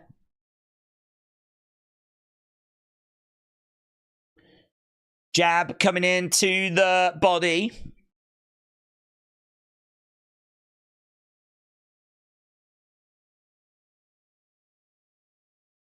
Jab by Kelly. So the pressure being applied at the moment by Davis, but he's not getting close enough to cause any real damage. In fact, they're getting a little bit too close into a clinch. Referee just having a little word there. I think, was there a shot round the back of the head? Yeah, definitely ready for this one to wrap up. A. Jobson said, this is a barn burner. God. This is not my definition of a barn burner, and I'm fairly confident it's not yours either. Yeah, not the exciting slugfest that we were hoping for, but plenty of other great fights coming up after this. So right now it is just about, can Davis find a finish? We've got 20 seconds to go, and we'll be going to round number 11 in a second. Cash said, would have been really interesting if Smith hadn't pulled out. Kelly is looking world level. Yeah, I mean, I agree with you. This would have been a great fight if Smith was in there, because, look, Davis is a really good fighter, but he's coming in on 6 days' notice. So the problem is, it's very hard to gauge how good Kelly is, because this is not as tough a challenge as what Liam Smith would have been. And also, I think Davis, if he had had a proper full camp, might have been a different prospect. But, you know, this was a great last-minute opportunity. He's had 6 days to prepare. And, yeah, I mean, it shows, really. It shows. He's keeping it tight. He's not giving too much away. It's, you know, kind of patient and calculated, but he's just getting killed, in the sense of he's not got the volume, he's not finding the moments. If you're not going to win the minutes, you've got to win the moments, and he ain't winning either at the moment. So I agree, Kelly is looking really good, but I wish we could have had that Smith fight, because we don't quite know where Kelly is at the moment. 30 years old, 15 wins, 8 knockouts. He'll get a win here, I mean, unless something disastrous happens. And I don't know what would be next for him. I don't know if we do the Liam Smith fight again, reschedule it, or I'm not sure. But he definitely feels like he's on the verge, doesn't he? I agree with you. I just don't know what we can take from this fight. I don't know that we have really necessarily learned too much from this fight. Delwyn, shout out to you, my friends. Appreciate the support, buds. Delwyn said, Days, how do you currently feel about boxing right now? I feel like we had the biggest hype with Usyk Fury. Like, that was the biggest boxing event this year we've really had so far. But since I think boxing has been third behind UFC or WWE, yeah, I think there's boxing is in my mind struggling a little bit. I think that it needs this kind of Saudi investment. I think the Saudi thing has been really good for boxing. It's meant that we've actually had like the big dream fights that we've been hoping to see, you know? I mean, the Joshua against Fury fight feels like it's as close as it's kind of ever been. In fact, we just had Eddie Hearn sat next to Fury for a moment there. I don't know if they were just exchanging a few words, but yeah, he was sat next to him. And, you know, there's a great relationship between Matchroom and Queensberry that didn't exist before the Saudis, because they actually brought them together and got them on the same page, which is fantastic news. It means that a lot of these big fights are a lot more realistic now. So the Saudi situation has been brilliant, but outside of Saudi, it doesn't really feel like there's great things that are really happening in boxing, to be honest. Canelo's kind of cleaned out divisions, hasn't he? I mean, he is probably the big draw, but he needs good opposition. He needs credible opposition that people are really invested in and that people believe is going to be a challenge. You know, the Bivol rematch would be huge numbers. But again, I can't see that happening without Saudi investment for the numbers to be right for everyone involved. It's kind of Saudi Arabia that's really driving boxing for me at the moment. And there's only so much that they can do. Or only so much that they're really willing to do. Because they're not trying to fix boxing. That's not their goal. Their goal is to promote Saudi Arabia. So they're trying to put on, like, you know, several big shows. Their intention isn't to, you know, try and make boxing the biggest sport in the world. So you sort of need the rest of them to get their act together, really. I think there's too many belts. I think that's a problem. You know, you watch a lot of fights that are like world championship fights and they just don't mean anything. Do you know what I mean? Like, we're going to have, like, title fights on the undercards. It just doesn't mean anything. I mean, it's cool. You can go, oh, it's for a title, but there ain't no one tuning in earlier specifically to see, a title fight. You know, there's too many belts in UFC. You've only got the one title in each division. And I think that the whole structure seems a bit flawed, doesn't it? It's kind of big, it's kind of sprawling. There's not really a central point where you can find, like, all the big events. They're all on different networks. I mean, the great thing with UFC is it's all under the one umbrella. You know exactly where you need to go to watch the fights. It's in the same place. But sometimes it's on TNT, sometimes it's on Sky Sports, sometimes it's on DAZN, sometimes it's on Triller. I mean, like, flipping everywhere. So, yeah, I heard that the Saudis are thinking of creating a boxing league. That's the word on the street. They want to create a boxing league. And, like, I suppose in a way, try and create, like, a UFC for boxing. Which, you know, if they could do that, I think would be exactly what boxing needed. I think the only concern would be that Saudi would just run it in Saudi. I don't think they would do that because it's not really going to be in their benefit to do that, because you're kind of taking boxing away from the world. You want to shop it around, really. But, you know, that would be brilliant, wouldn't it? If we could get that off the ground, I think that would be brilliant for boxing. Boxing league, which I don't know what that would entail. In my mind, it would be that you have all the ranked fighters in the one place and you put on big fights and they climb up the rankings and you do your big title matches. And a couple of minutes left to go here, and Davis is really going for this.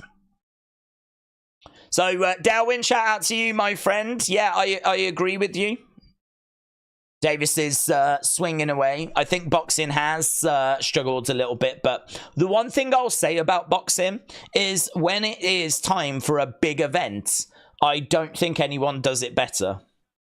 Like, I think that when you are doing Usyk versus Fury, it like, oh, lovely, oh, and again, Davis is smashing Kelly. Wow, Davis has left it all for round 12. Big uppercuts coming in. There's blood on the face of Kelly. Kelly looks really wobbled, you know. I mean, Davis needs a finish. He needs a finish. Some massive uppercuts. And honestly, Kelly is really hanging in right now. Blood all over his face. Some big uppercuts coming in. Yeah, nasty. Oh, big jab coming in there by Davis. Again, Kelly on the outsides. Into the middle again. Shot coming into the side of the head. Up against the ropes. Blood's coming down the face of Kelly. He's got it all over his gear as well. This thing has been an absolute snooze fest right until the 12th. And Davis is absolutely headhunting right now. Absolutely headhunting. Oh, lovely jab coming in there by Davis. Again, in the clinch, looking to throw in a shot to the body. Referee separating both fighters. Circling round on the outside. Nice head movement. Going in with a big right hand. He's got him up against the, in the corner. He's only got 20-odd seconds to go here, Davis. Kelly, again, the blood getting worse, running down his face. Davis continuing to put that pressure on. He's got Kelly up against the ropes. He's just got to avoid any big shot, but there we go. Out of time. Wow. Yeah, commentators just said if that was round 10 rather than round 12, who knows, man? Who knows? That is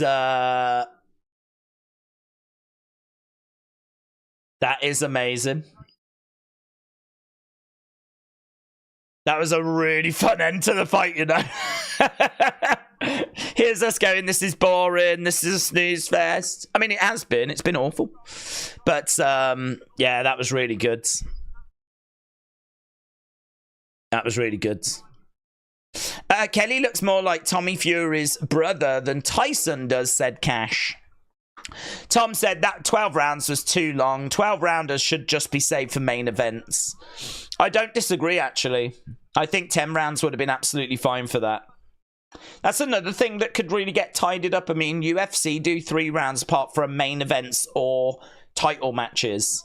And, yeah, boxing could probably do similar. 10 rounds unless it's a main event or a title match. Why don't they have decathlon events? Start with the boxing, then go to a fight in UFC, then Power Slap, then Royal Rumble all in one night, said Dortnight. Yeah, there is a little bit of work to be done on the face of Josh Kelly. Yeah, I just saw James, Australia winning. We've really struggled, haven't we? I mean, it's a new team that's learning. I think Bethel looks good. Smith kind of finding his feet. There's some good green shoots for England, but any loss to Australia is disappointing, of course. So, I don't know. I mean, if you're going to lose so many early wickets. Here we go. Here's the decision, and obviously we're expecting this to be a victory for Kelly. Here we go.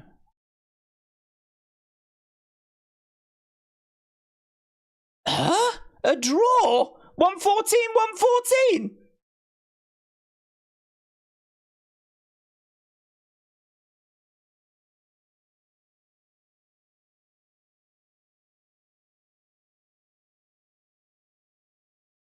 Majority decision. Okay, so Josh gets the win, but I gotta tell you, those judges' scorecards are mental. Yeah, they're saying, I wish you could have seen some of the faces. Judges' scorecards came in at like 115, 114.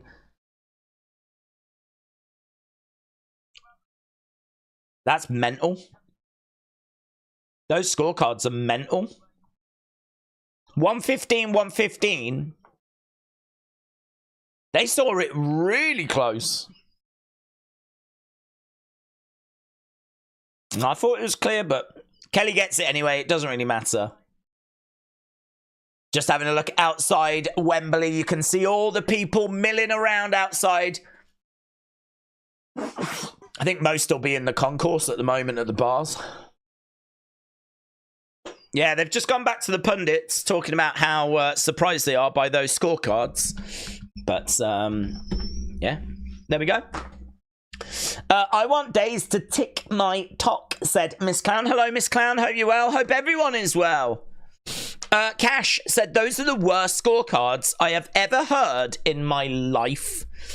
bonkers, weren't they? Yeah, they said, I wish you could see some of the faces around ringsides, because apparently there was quite a bit of shock around the ringside area, but some of those scorecards.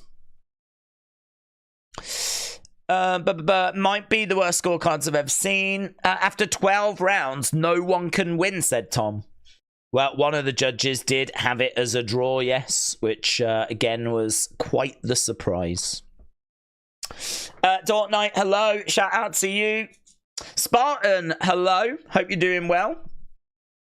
Right, so, actually, I mean, the good thing about these fights going long is we are getting closer towards our main card and our main event all the time. So that was fight number 2.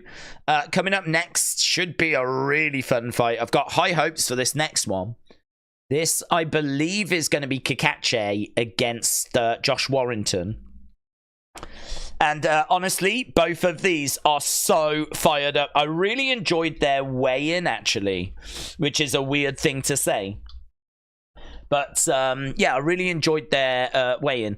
They were, like, both kind of at each other, head-to-head, forehead to forehead, like, screaming at each other. Like, really getting each other fired up. And then they turned and they were like, yeah! Like, it was all good. It was all good-willed. There was nothing, like, bad about it. There was nothing negative about it. They were just all fired up.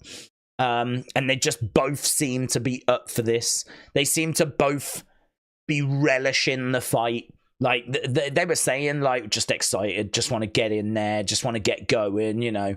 I don't get the vibe that these two are just going to go in there and just, you know, jab away and mess about.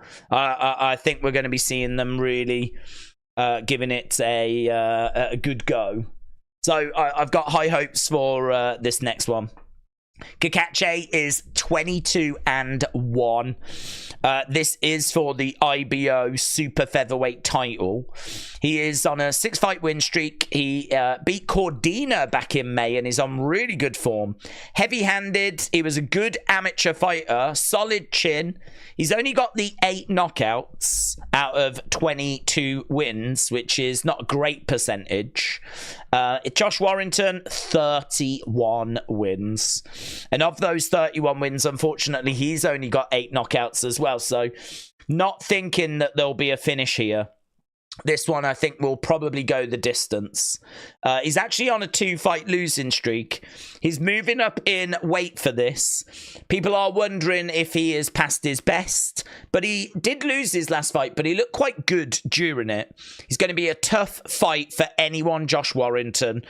Great work rates. He does lack a little bit of power at the very top level. You know, against the easier fighters, he can put them away. But against, like, these tough challenges, it's a bit of a problem. Again, I don't think that there'll be a finish here. I'm not expecting a knockout. I think this has likely got decision written on it. But Josh Warrington, 2-time world champion. He is someone that you've always got to respect. He's an excellent fighter. And yeah, I'm excited to see this fight. I think they're both fired up. They seem both ready for it. I think they're both going to bring it. I don't know that we get a finish. It depends how much they both commit to looking for a finish. But I think Cacace gets it. 91% of people on Tapology think that Cacace is going to win. Only 9% think Josh Warrington's going to win, but should be good. I'm really looking forward to this.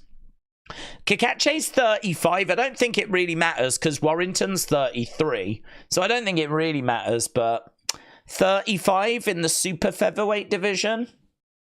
I don't know. At what point will the decline start setting in?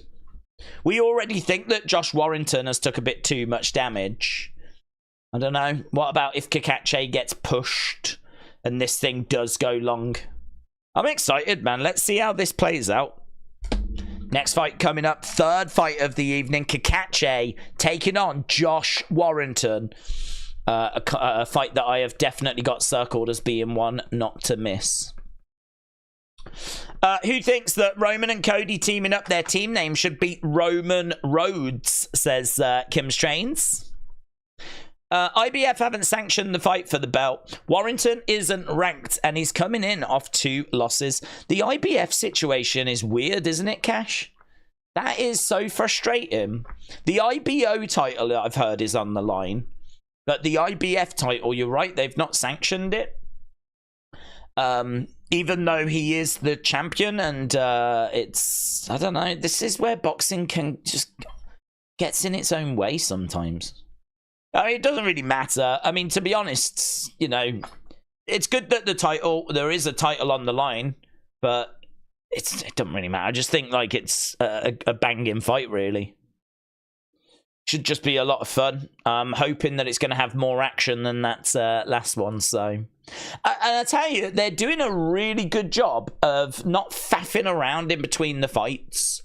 I really appreciate that. Like, one fight ends, and there's really not much time till we go to the next fight. I know that the previous 2 fights have gone the distance. So I know, like, that we've not got much time, like, anyway. But, I mean, I'm thinking that we're getting through the fights so that we can get to that Liam Gallagher little thing. And apparently 3 tracks, isn't it, that he's claiming he's going to be doing. So, I mean, that'll be a lot of fun. I am looking forward to that bit. Normally down on live performances, but I can't be down on Liam Gallagher playing. That's just amazing. Normally it's a rapper that I've never heard of. I've heard of Liam Gallagher. Carleone, Joshua is going to come out flat-footed. I think that Dubois is going to KO him before the 5th, says Chris. Well, do you know what? We haven't. We've got the ring walks of these, so feel free to let us know who you think's going to win out of Cacace or Warrington. If that is not a fight that is of interest to you, feel free to let us know about Joshua and Dubois. We are obviously working our way towards that fight, and at the moment, Joshua by finish, 68%. Joshua by decision, 15%. Dubois by finish is 12%, and Dubois by decision, 5%. So at the moment, it is absolutely comprehensive. You lot have got this 83% that Joshua wins, and you've got it 68% that is going to happen by finish. So of the near 500 votes that we've had, which is not too bad actually, coming up to 500 votes. Of the 500 votes that we've had, you lot are pretty loud and clear as to which way you think this is going to be playing out. So, yeah, keep your votes coming in. Also, I should have put a like thing on screen, shouldn't I? But I didn't. If you are watching and you've not left a like, leave a like. It is greatly appreciated. I genuinely don't have access to that number. But, yeah, that is definitely something that we do often look for. So, definitely need to give that a little bit of a tickle. Because we haven't even asked for it, so I'm sure it's probably down in the low numbers. Right, Warrington has made his way out. We've got Cacace on the way. Cash said, honestly, I think it's fair. Warrington doesn't deserve a title shot. Miss Clown said, each winner will receive a balloon for winning. Well, that'll be nice. Cash cheering on Leeds. Spartan said, what channel are you watching it on? Is it DAZN or Sky Sports or TNT? I've got it coming through TNT Sport. The great thing for me about TNT Sport is because I've got TNT package, I can watch it on TV, which is better. Because if I was to watch it over the internet, like through DAZN or something like that, then there's always an extra delay. So it's just better for me. I can watch it through the TV, and that seems to be a little bit ahead rather than trying to watch it on the internet. So that's why I chose to go that way. But it doesn't make any difference, does it? I mean, you can watch it through any of the platforms. It's all the same feed. So you'll get the same experience. But, yeah, it just works better for me that way. But who are Britain's best ever rappers? Could it be Anton Deck, said Dort Knight.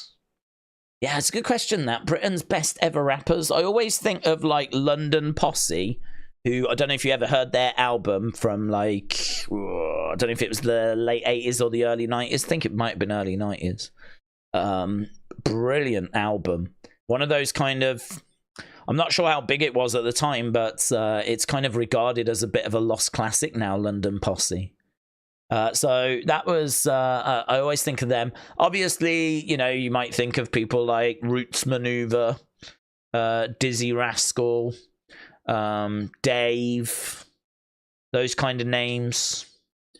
It was Skepta. We obviously had success with Grime. Grime obviously did very well in the UK. I think he was born in London, actually.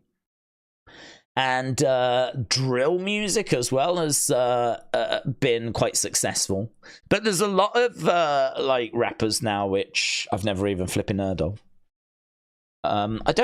We've always struggled with those big names, haven't we? I think we've got a really good credible scene. You know, people like Drake have taken a real interest in like the sounds that are coming out of London. Drake has like funded Top Boy, the TV show, and he's invested a lot of time with that grime movement. I think he's got a label that's got quite a few people signed to it as well. He really seems to appreciate what's coming out of London, or what has come out of London. So there's definitely a movement there, but I mean, we don't have a Kanye West, we don't have a Kendrick Lamar. Although, did you ever see a Carla Fire in the Booth? You need to watch it. Even if you don't like rap music, you gotta watch it, man. It's one of those clips that's just... He just gets into the booth, there's just a beat, and he just goes. And he talks about injustices. He talks about how, like, they say slavery has ended, but do you know there's more black people in prisons now that are being made to work and all this kind of stuff? And he just goes off, man. He just goes off. He puts the world to rights. Akala, Fire in the Booth. You got to watch it.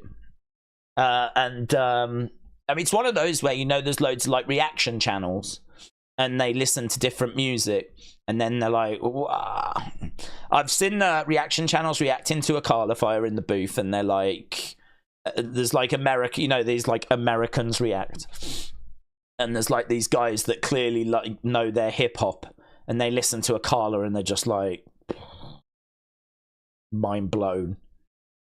Yeah, there's some awesome stuff that's come out of this country, but we don't have a Kendrick, you know. But then there is only one Kendrick. I gotta say though, I really struggled with To Pimp a Butterfly, which is quite controversial because everyone said it's his best album. But I love Good Kid, Mad City. I love it so much. I think it's an amazing album. I much prefer it over To Pimp a Butterfly.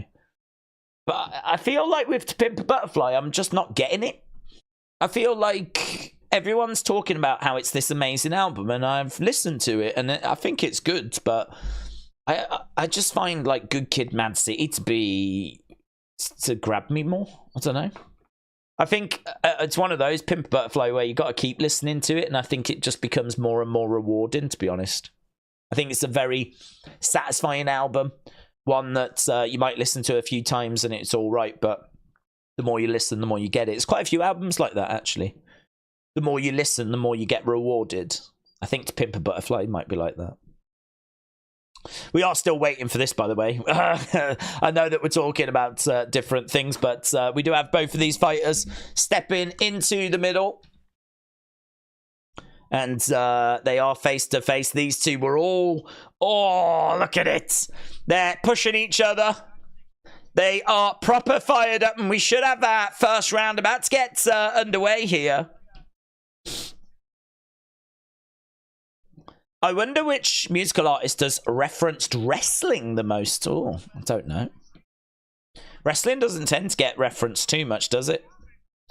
There was that girl that did the video recently at Beyond Wrestling. Cairo, something like that. I think was the track called Juna. We played it on the Wrestling Escape Part. I love it. I think it's a great track. Slow. It's not like rap or anything, but I thought it was really good. I don't think she mentions wrestling, but the whole thing has got wrestlers in the video, and it's all filmed at Beyond Wrestling.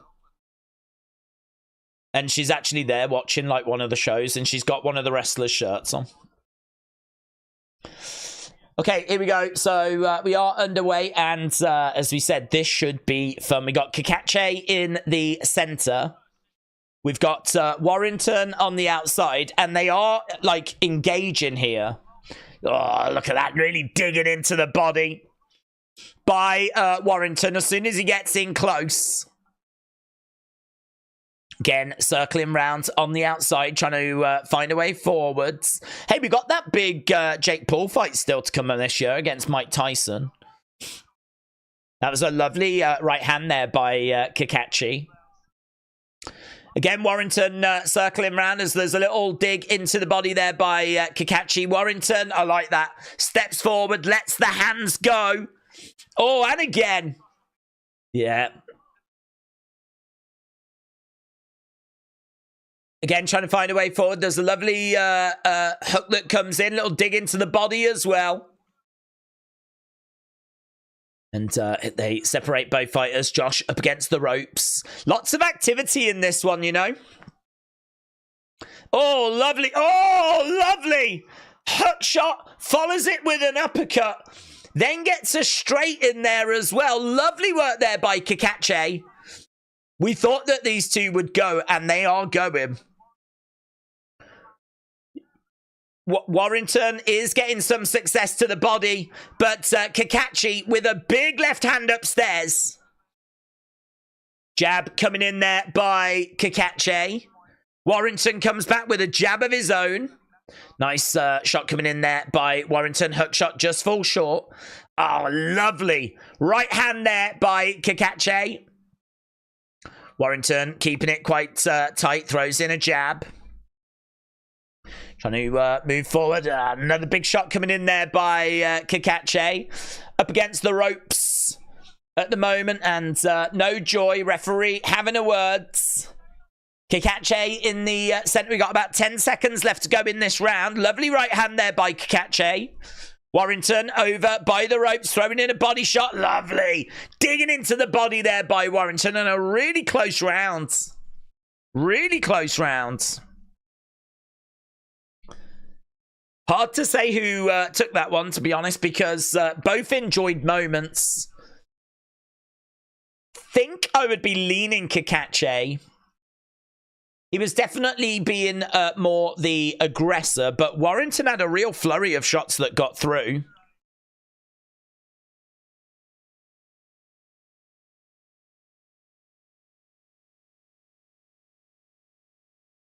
Oof. Yeah, they're saying the eye-catching shots were probably from Cacace.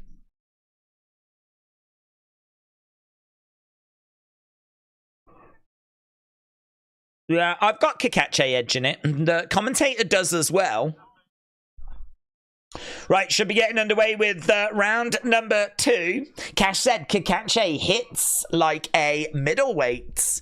Miss Clown was a big fan of the Tweenies album.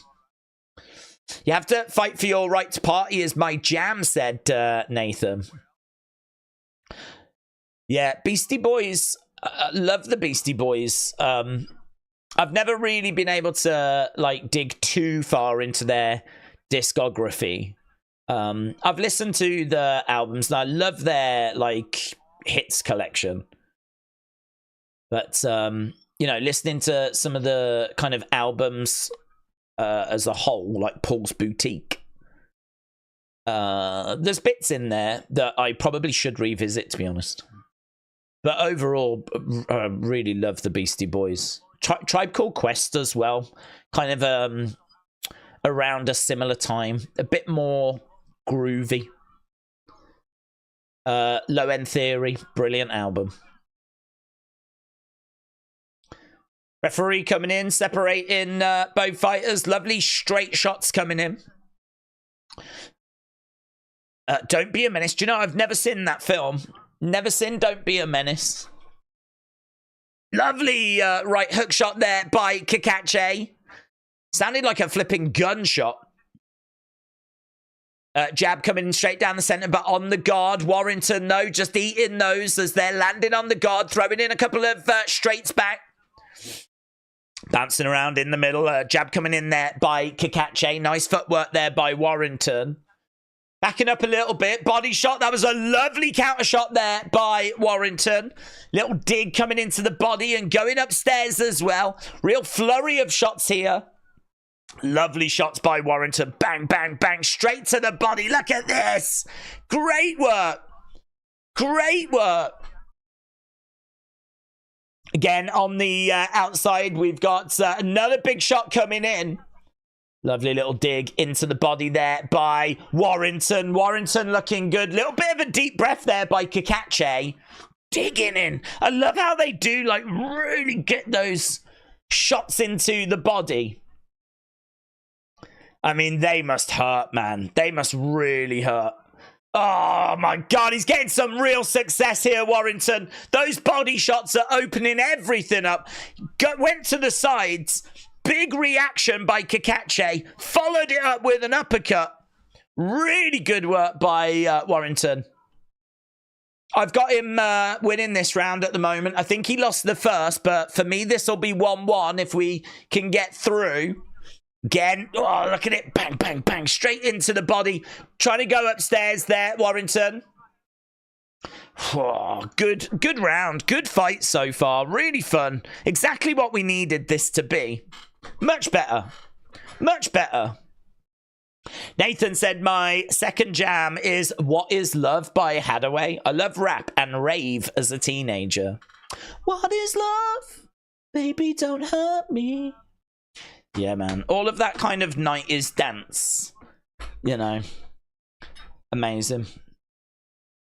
That might have been one of the first... I don't know, actually. One of the very first... I found one of the very first albums I bought the other day. It was called...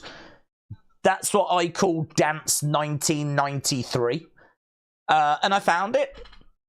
Because I've got, like, loads of CDs, like, next to me here. And I was just having a little look at them the other day. And I came across now, like, I don't think it's now, that's what, I think it was This Is Dance 93 or something like that. I can't remember if that track's on it. It's around that ballpark time, innit, Hathaway? Here we go, round number 3. Days Roman and Cody's team should be called the Tribal Kingdom, says James. I'd just call them Cody and Roman. I think they're only teaming once. But Tribal Kingdom's good. Lord, hello. Shout out to you. Says, I don't care who wins the main event. A has been, A never will be. I'm nearly 60. I guess I could fight the winner, says Lord. Well, I mean, it is a bit of a shame that the winner will be a world champion, but with Usyk around... They're not the world champion, are they? You know, they are, but they're not. I mean, it's a belt that he was made to vacate, and again, it's boxing kind of shooting itself in the foot a little bit. But, you know, has it added a little bit of extra intrigue to this, you know? Has it made this fight a bigger fight? You could probably argue it has. It's just at the end of the day, with Usyk in the world, you can never really claim you're the world champion, you know? He's beaten both of these guys. He's beaten Dubois. He's beaten Joshua twice. So it is a little bit fun to think someone's going to walk around after this claiming to be the world champion. But we don't care in Britain. We're not bothered by that. Whoever wins this is the world champion. And we're just going to have to hope they stay away from Usyk. Cacace standing in the centre. Again, he was looking to just dig into the body there. Nice jab coming in by Cacace. Shot coming back and Cacace circling round. These two have got a healthy respect for each other right now.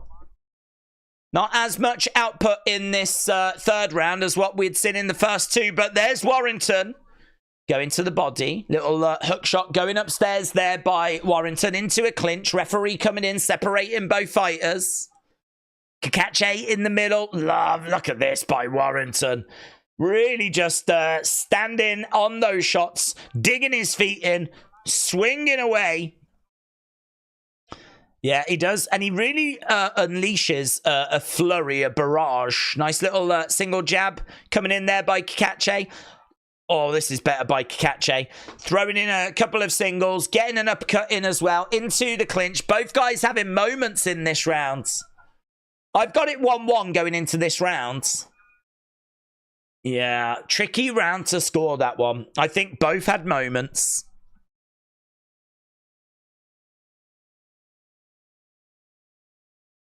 Yeah, I think you could go either way on that round, personally.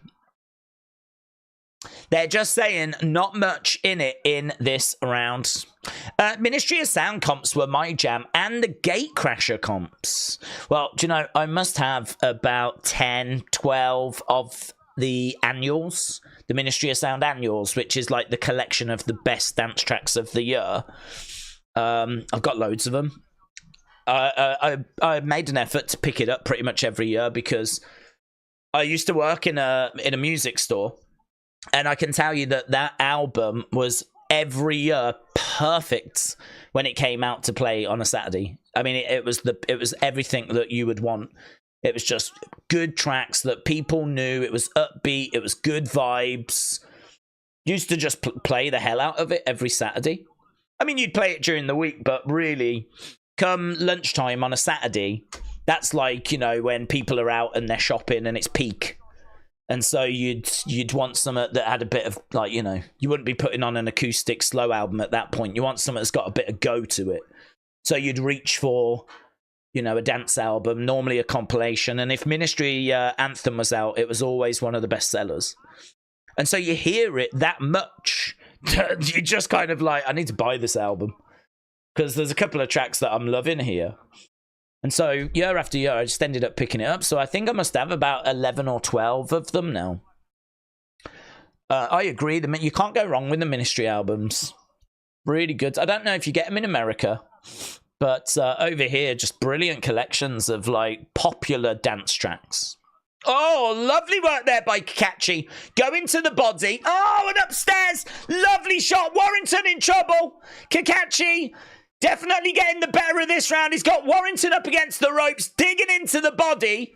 Warrington throws a flurry of shots back as well. Oh, boom! Lovely right hand there by Warrington. And that has just took a little bit of sting out of Cacace. Again, another shot coming in there in the center of the ring at the moment there. It's really scrappy, this. Brilliant opening here by Cacace.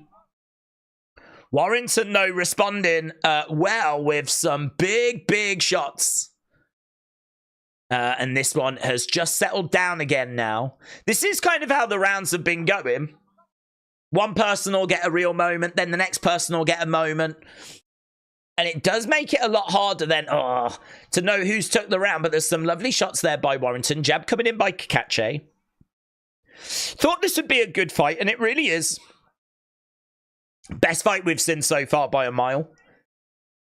Nice little uppercut there. Just little dig. Little dig. Warrington, again, covering up as Cacace in the center. Throws in a jab. Nice head movement. Jab coming in again. Circling round. I love that. That's brilliant. The left hand threw in a straight and then really quickly with the same hand, bang, bang, came in with an uppercut as well. So quick. And it had such great power to it as well. And he landed both of them. Really good by Cacace. Swing and a miss there by Warrington. Warrington goes right back into the center, though, and throws a couple of shots. We got about 13 seconds. I feel like Cacace edges that, you know. Do you know, I think this fight is so close. I had it 1-1 after 2. I'm probably going to say 2-2 after 4. I mean, there's just nothing between them. It's like one guy has moments and then the other guy has moments. It's just who's getting the bigger moments. Yeah, that was a lovely shot. That was a lovely shot. Just showing a replay of it. Not a great camera angle. Lovely little uppercut there by Cacace. He's done it with both hands, actually. He loves the using the same hand. Hook shot into uppercut. Bang, bang. He's very good, and I've seen him do it with both. Look, yeah, that's a replay of it. They just showed a replay. And he's done it with his right hand as well. Hook into uppercut. Lovely. It's such a simple thing, but when it's executed so well, it's like most things in life, isn't it? If you can do it well and it looks good, I mean, yeah, brilliant. I mean, both of these guys, you're talking real high level, you're talking world-class fighters, and they're really showing it. Lovely shot coming into the body there by Cacace, getting in close into a clinch. Warrington looking to dig into the body. Oh, again, getting in close. Nice shot coming in. Yeah, I agree with that. Best rave movie, 24-Hour Party People. I would agree with that. I would say as well, maybe not because of rave music being in it, but Train Spotting is a film that's kind of all about that sort of culture with like drugs and kind of like big nights out and dance music. And I mean, you think about Underworld Born Slippy being the track of that film, which was one of the biggest dance tracks of the 90s. I would give that a little nod, but it doesn't really capture like rave culture, but it does have a lot of connections. But 24-Hour Party People, I'd say, is the film, yeah. Getting in close, so we are in round 5.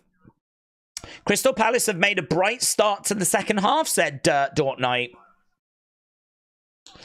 All Gone Pete Tong is pretty good. Oh, I've never seen that.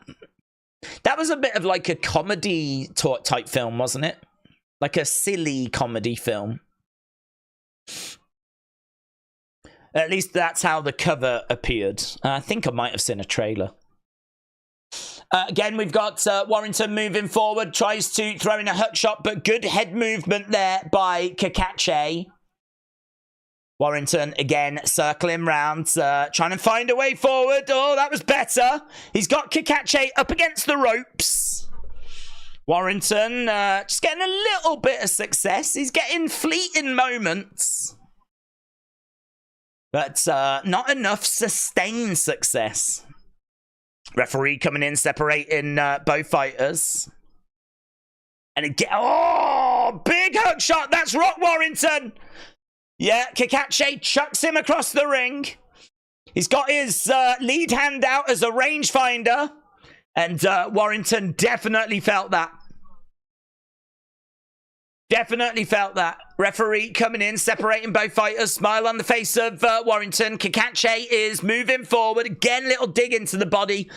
Oh, right at the end of the round. Look, Cacace screams out at Warrington. These two are having a real good tear up, and they're really enjoying it as well. Yeah, do you know what? After 5, I've probably got Cacace up by 1, but it's really close. Both guys are having a really, really good go at each other. Again, if you're watching and you've not left a like, leave a like. I can see we're approaching 200 people that are joining us live. Hello to everyone as we continue to get ourselves closer and closer towards that main cards. So a big shout out to everyone that is joining us. But we are probably, about 3 hours, 20 minutes? We've still got a good way to go till we get to that main cards. Or main event, I should say. Apparently we've got Liam Gallagher doing a few tracks, so we've got that to look forward to. Okay, they just showed the commentators' scorecards. They've got it 4-1. I've got it 3-2. But yeah, they've got it 4-1 for Cacace. I've got it 3-2 for Cacace.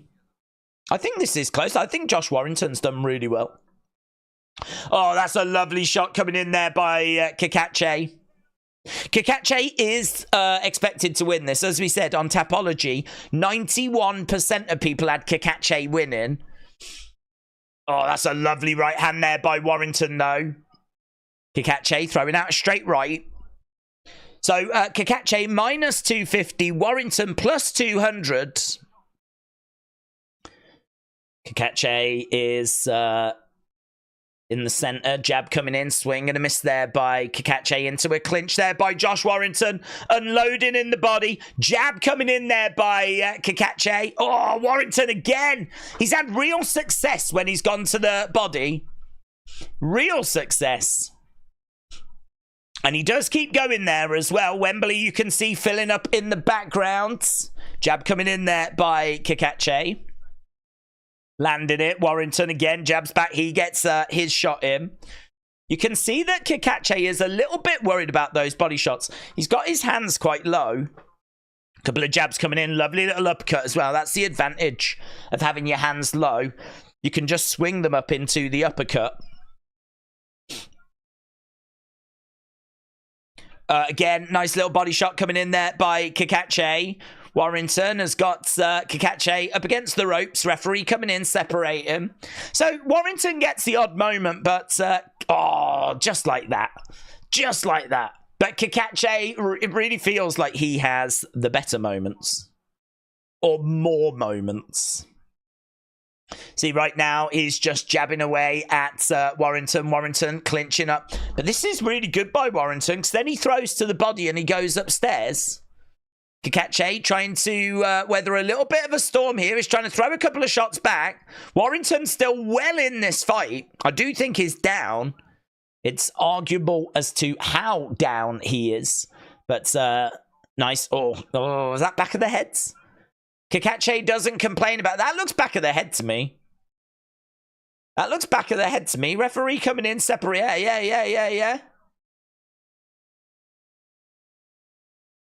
Having a little word with both fighters there, as it was just getting a little bit scrappy. Again, Cacace coming in. Big, heavy hands by Cacace right at the end of that round. Oh, tricky, you know, really tricky. Hard to know who takes that one. I feel like maybe Cacace, but every time that I was saying that Warrington is just not getting enough moments, he then had a lovely flurry. I really feel like Cacace is winning it. I don't know if 3-3 is right after 6. Maybe it is 4-2.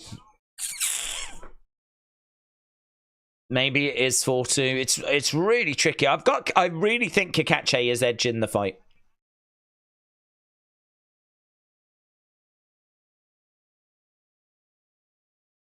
Good, sharp punches. A. Jobson said, I used to listen to the Essential Mix every Saturday on BBC. Oh, that's good. I have listened to it a few times, but to be honest, my exposure to music was always at work. So, you know, when you've been at work all day, and as I said, I used to work in an entertainment store, so for me, I could listen to, you know, depends where I was. You know, if I was in the back doing orders or something, then I could have whatever I wanted on the radio. Put a CD on, grab whatever I want, any album I wanted. Which now is nothing because, you know, anyone can do that with streaming. But back in the 2000s, having the ability to play any album you wanted was like a gift from the gods, you know. Back then, we didn't have streaming. I mean, we had downloads, but you had to pay for them. Obviously, you could have gone illegal, and many people did. But the ability to just grab an album whenever you wanted and just play it was like a big perk of the job, which is nothing now with Spotify and everything, you know. But so, yeah, my exposure was always at work. So I never really went home and then put the radio on and listened to like more music. By that point, I was coming home and doing something different, playing a video game. Not much, to be honest. watching a bit of wrestling. But yeah, I did catch the BBC Essential mix a few times. Nice shots coming in there by Cacace. They're still going at each other, you know. It's a little bit scrappier, though. A lot more clinching coming in now.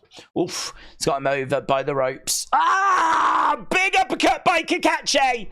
Oh, my God. That was right on his head. Big uppercut. Hook shot just misses. Cacace goes back to the middle. Circling round there by Josh Warrington as Cacace again throwing in these big uppercuts into a clinch there by Josh Warrington. Referee coming in, separating both fighters. Cacace is... Yeah, that was a big shot by Cacace. But the really impressive thing is that Josh Warrington just shakes it off. It's really not a problem for him. You know, he eats these big shots and he just takes them and then he keeps moving forwards. And referee again separating both fighters. Razzle Dazzle, shout out to you, my friends. I'll get to you in a second. We just got 20 odd seconds left in this round. Round number 7.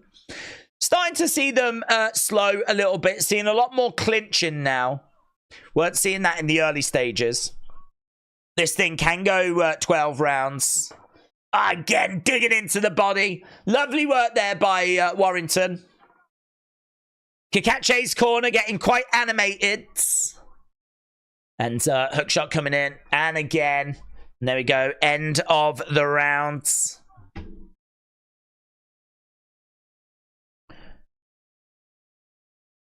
Surround me. Yes. Some of the tunes, man. Let's go.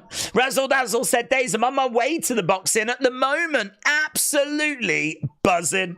Razzle Dazzle, have a fantastic time. It honestly is going to be such a spectacle.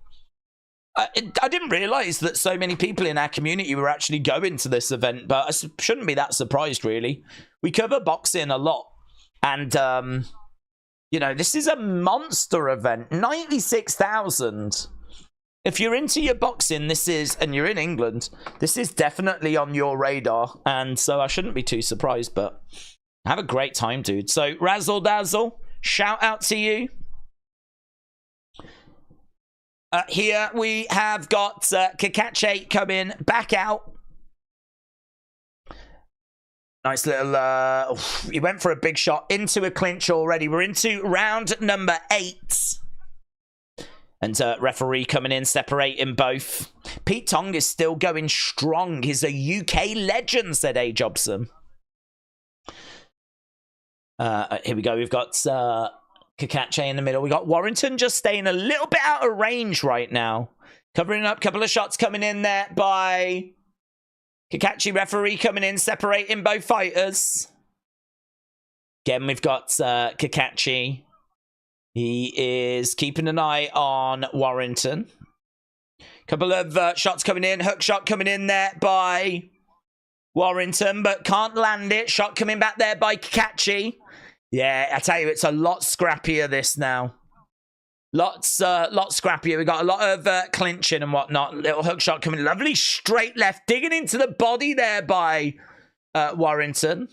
Cacace up against the ropes. Round number 8. I think Cacace is up, and I think he's up by a few rounds.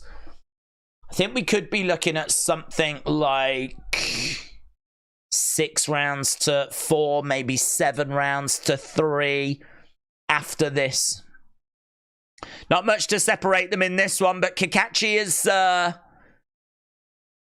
yeah, a lot of clinching. Cacace is the one that I think's landing the cleaner shots. Again, having a little look. Warrington trying to cover up. Neither of these have got the kind of power to put really the other person away. Obviously, you can wear the other person down. Warrington chucking Cacace over. Referee coming in, just having a little word, separating both fighters. Warrington again covering up. Trying to find a way forward. Little dig coming in. Shot coming into the side of the head. Nice shot coming into the body. Jab coming in there by Warrington. Oh, lovely shot coming back there by Cacace. Warrington, again, doing well, getting a couple of shots off here. He's had a good 30-odd seconds. Shot dig to the body, success to the body again. It's really scrappy. Both guys just digging into the body at the moment. Shot coming. Oh, that was lovely. Another lovely shot to the body there by Warrington. Referee coming in, having a word with both guys. Got about 30-odd seconds to go. Nice shot coming in. Referee again coming in, looking to separate both guys. Circling round, we got Cacace in the centre. Jab coming in there by Cacace. Warrington on the outsides. Oh, swing and a miss. Uppercut. He's got him up against the ropes. That was a big opportunity for Cacace. Couldn't capitalise. Couldn't capitalise. He had him up against the ropes and he was swinging, but he just couldn't land anything clean. Oh, hello. What's this? Conor Benn. Conor Benn is in the house. We've got a few fighters that are arriving. Conor Benn, unbeaten welterweight.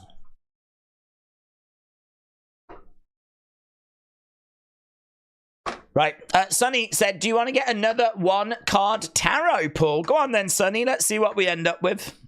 What do we get? It better be the sexy cards. Anything other than the sexy cards and something's broken. Homework is goated, said A. Jobson. Yes.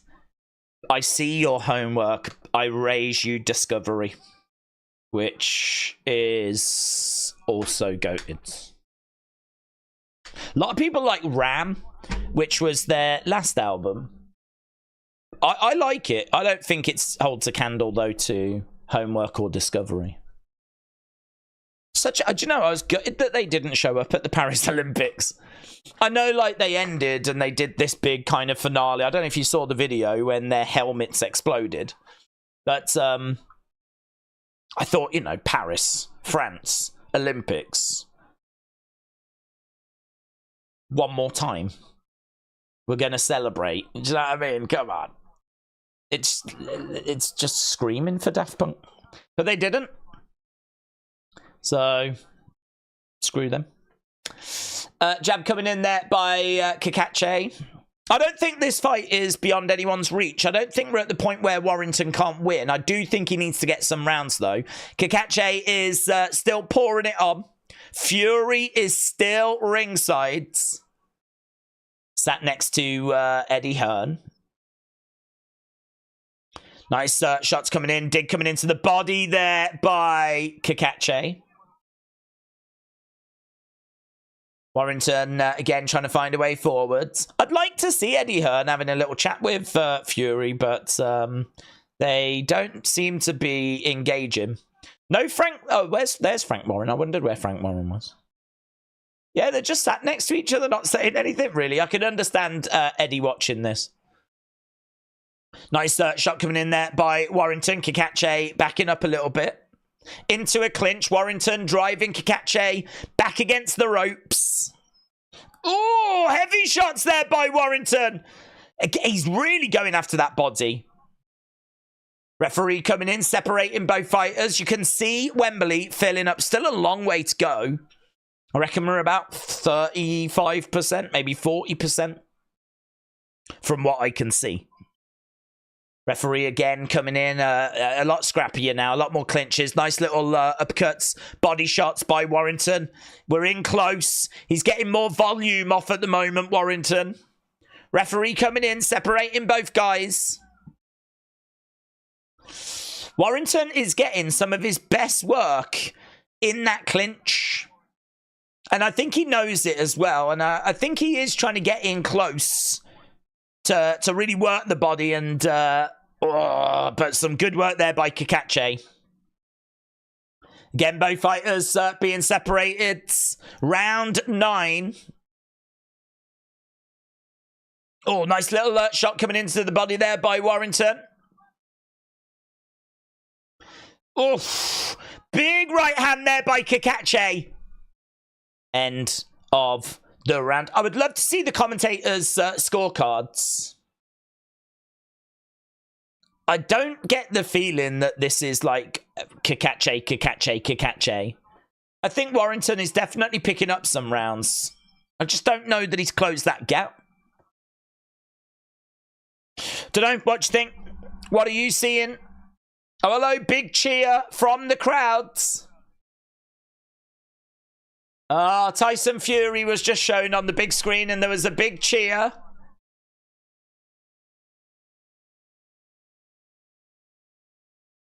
So there we go. Fury was shown on the big screen and there was a big cheer by the crowd for Fury. He's had some big nights at Wembley himself, of course. Okay, here we go. Round 10. Their Coachella performance is goated, says A. Jobson. Yes. Is that the one that where they like obviously had the pyramids, and I think was that the first time that they kind of showed that off? Nice jab coming in. Okay, here we go. We've actually got Richie Woodall's scorecards. He has got it 6-3 in favour of Cacace. I could definitely go with that after 9, 6-3. That's about in line with what we were thinking. Nice jab coming in there by Josh Warrington. I do think Cacace up by a few rounds. Warrington needs to stop him to get the win. Come on, Josh, says Lord Sheeraz. Do you reckon we're at that point now? If he is up by 3... I mean, the commentator has got Cacace up by 3, so 10, 11, 12 would mean a draw. You're probably right. Probably will need to get... we're getting to that point where he's going to need a finish to get something from this. Josh back against the ropes. We've got jab coming in there by Cacace. Josh coming forward into a clinch. Cacace getting driven back. I don't know what Josh will do after this, to be honest. There is a concern that he is on a decline because he is on a 2-fight losing streak. If he loses this, that'll be 3 losses in a row. Obviously, I mean, you are really moving away from world titles at that point. Getting shot coming in there by Josh, and that was round the back of the head. Referee having a words. Josh covering up. Couple of jabs coming in there by Cacace. Referee again coming in, just having a little words. Jab by Cacace, and again. Yeah, getting backed up against the ropes, but he's all right. He's in the clinch and he's working the body. It's just, I feel like the body shots are hurting, but I just don't think that they're massively paying off. They're landing and he's, you know, getting some success from them. But I don't get the impression that Cacace is, like, suffering long-term from them, you know? He's really digging them in, getting these shots in, but I don't feel like it's having this big effect that Warrington is hoping it's going to. Like, I feel like the fight's going to end and Cacace's still going to be relatively okay. Little uppercut coming in. Oh! They are pretty vicious, though. He just threw in another big shot there. Referee is coming in and separating both fighters. Covers up end of the rounds. Another round gone. Just rounds 11 and 12 to go. Sapphire, hello. Hope you're doing well. Let's go down. Let's go up. Sonny said the chariot upright action means success, moving forward, control, willpower, determination, 2 opposing forces working towards a goal, ambition, drive, and confidence. Woo. I didn't hear sexy. So sounds a bit broken to me. It's a bots. I keep banning them, but they just keep making more. Oh, it's kind of nice, actually. I feel like we're popular enough whereby the bots are targeting us. Right, here we go. We are underway with round number 11.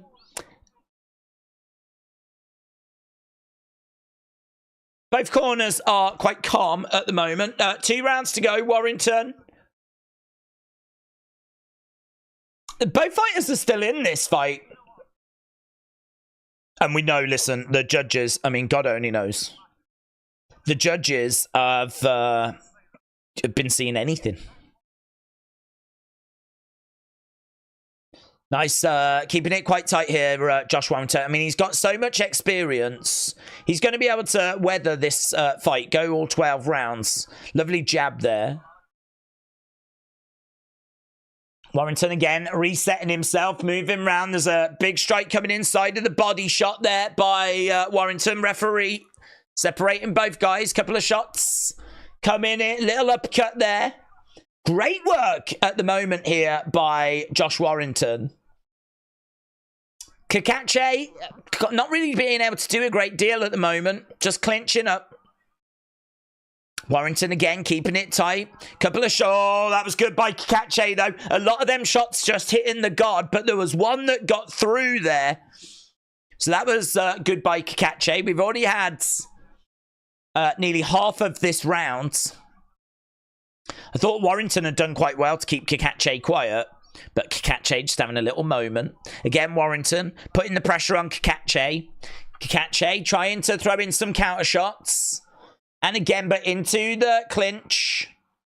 Referee is in and separating both guys. There's a lovely right hand there by Cacace. Warrington covering up. Couple of jabs coming in by Cacace. Warrington just not being able to do enough. He had a lovely little flurry, lovely little moment at the start. He had kept Cacace quite quiet, but this past 30, 40 seconds, Cacace has come right back into this. Referee again separating both fighters. Cacace, jab coming in. Just starting to see him letting his hands go a little bit, but to the body goes Warrington. Cacace throwing in again. Another couple of jabs into a clinch, getting driven back against the ropes. Referee is in, looking to separate both fighters, and he does. Cacace having a little look, jab, full short. Warrington backs up, over by the ropes, 1-2 on the guards. Warrington again, trying to keep it tight, trying to find an opening, but it's actually Cacace standing in the center of the ring. He's the one that's throwing out the hands, keep him busy. Oh, it's really technical stuff. Both of these guys looking for openings, setting traps, trying to find a way of getting the edge in the rounds. And really, a lot of the time, they just end up cancelling each other out.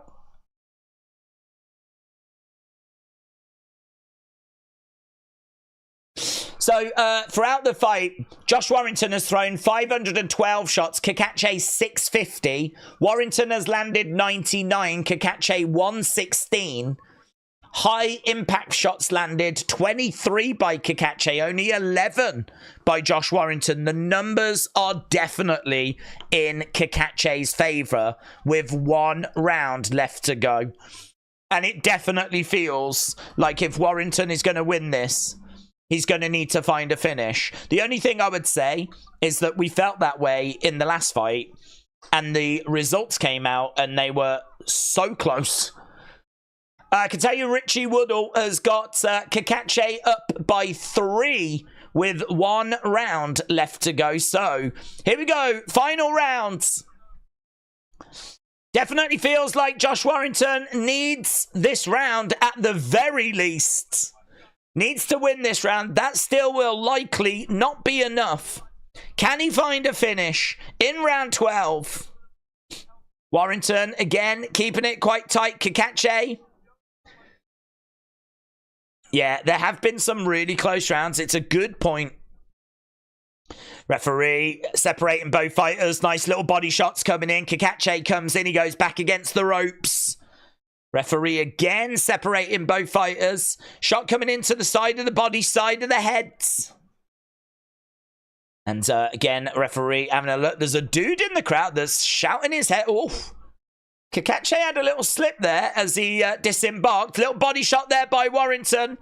They're both just swinging away. Cacace goes up against the ropes. They both lean on each other. Referee coming in, separating both fighters. Cacace having a look. Trying to find an opening. Trying to throw out a jab or something. But it's Warrington that's the one that can't be too hesitant. He's got to take the fight to Cacace. He's got to take the fight to Cacace. But Cacace is the one that is throwing a shot, going a clinch, driving Warrington up against the side of the ropes. With 1 minute 30 left to go, whatever Warrington has got, he's got to unload it. He's just keeping it tight still at the moment. He's got to go. Little body shot coming in there by Cacace. Perhaps Warrington doesn't have anything left. If he does, he's got to go. There's just over a minute left. He can't get Cacace at the moment. Cacace using his lateral movement. They go into a clinch. Referee separating both boxers. Big shot, body shot coming in there by Warrington. He's been doing that all night. Numbers are in Cacace's favour. Oh! It's a slip. There was a slip. I thought he had caught him on the side of the head there, Cacace, but it's deemed a slip there by Warrington. Warrington goes to the body as well. Been a couple of slips, actually, during this fight. Cacace has slipped a few times. I hope it's not the logo or anything. Do you find that sometimes with the graphics? Shot coming in. Oh, lovely work there by Warrington. Cacace is definitely feeling this one. Couple of jabs coming in. Oh, love that head movement. Got out the way. Big hook shot by Warrington. Cacace just grabs Warrington, though. Drives him up against the ropes. Does definitely feel like Warrington is winning this round. That is it. I mean, I don't think he's done enough to win the fight, but you never know with the judges. You really never know with the judges. That is going to be an interesting one when we do get to the judges' scorecards. I think Cacace by a few rounds, to be honest. Keep your votes coming in. We've now got over 500 votes. We'll have a little look at that in a bit. Hoyland is about to come back. Still 0-0, isn't it, James? Hoyland is on the pitch, according to this. So, I don't know if he can find something. 10 minutes left to go in that game. Lisa said, if WWE were going to do a mega 24-hour show for one night, would you stream it? If yes, would you be able to endure it? Yes, I would, and yes, I could. I think the longest stream we've done was about 13 hours. And, yeah, I mean, I felt okay. I didn't feel like I was on the verge of falling asleep or anything. I mean, fast forward another 5 hours, that would take us to 18 hours. You know, maybe I'd be feeling it then and there'd still be another 6 hours to go. So, I mean, certainly don't think that would be an easy stream to do. I don't think that would be, but yeah, I could do it. I'd feel confident I could do it. And to be honest, I mean, chatting away and watching wrestling, I mean, don't really think about it, to be honest. When I do UFC streams or stuff like that that tend to go like 8 hours, I don't think about the time. I'm too busy watching the show. So I'd have to think if as long as it's not just endless commercials, you know. A 24-hour stream would be difficult, I think, if I'm not focused on anything. If I'm just sat here talking for 20, I'd probably do it. But if I was just talking, then that might be a bit more of a challenge. But if you're actually watching and reacting to something, then I think that would be a lot easier, actually. So, yeah, I'd feel confident. Breaking news, 10 minutes plus stoppage time in the Man United game, said Dortnight. JB said judges often see things different, especially after a few points. James said he's just come on. Well, they heard you, James, didn't they? They heard you. We're waiting for this score. Orbital are an English electric music duo from Kent, consisting of Phil and Paul Hartnell. How do you feel about them, said A. Jobson. Not massively aware of Orbital's work. I think there's a couple of tracks that I've heard, but to be honest, they're not an act that tend to make those kind of Ministry of Sound compilations. I feel like they were more 90s and dare I say a little bit less accessible. I don't think they were as pop. Hang on. 118, 110.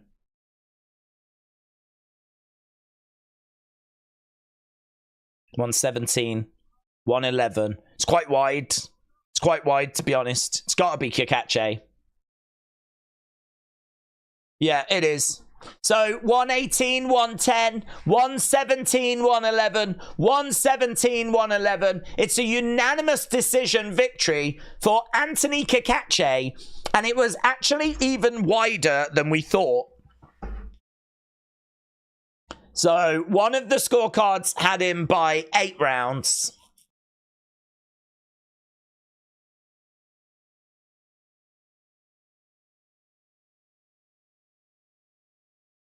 Yeah, I mean, it's irrelevant. Cacace definitely won that fight, and he gets it on the scorecards.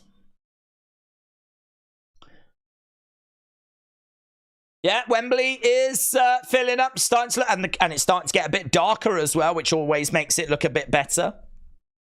Shane said, shout out from Vegas. Joshua wins. Well, I hope he does, my friend. Anthony Joshua is someone that I think has really given a lot to boxing, and certainly British boxing. I think that he's someone that gives it a good go. I think, you know, he is someone that I don't think, you know, he's a match for Usyk. I don't know how he would do with Fury. I always felt that Fury would win that fight, but Joshua's in a really good form at the moment. I really liked his performance against Otto Wallin. And I know that's not a... I mean, he's a good fighter, actually. He's a good, credible fighter. He's someone that Tyson Fury struggled against. And Anthony Joshua just looks so composed. Doesn't really work that way, though. You can't really use that as any kind of indicator, but I don't know. Joshua's in a good place right now.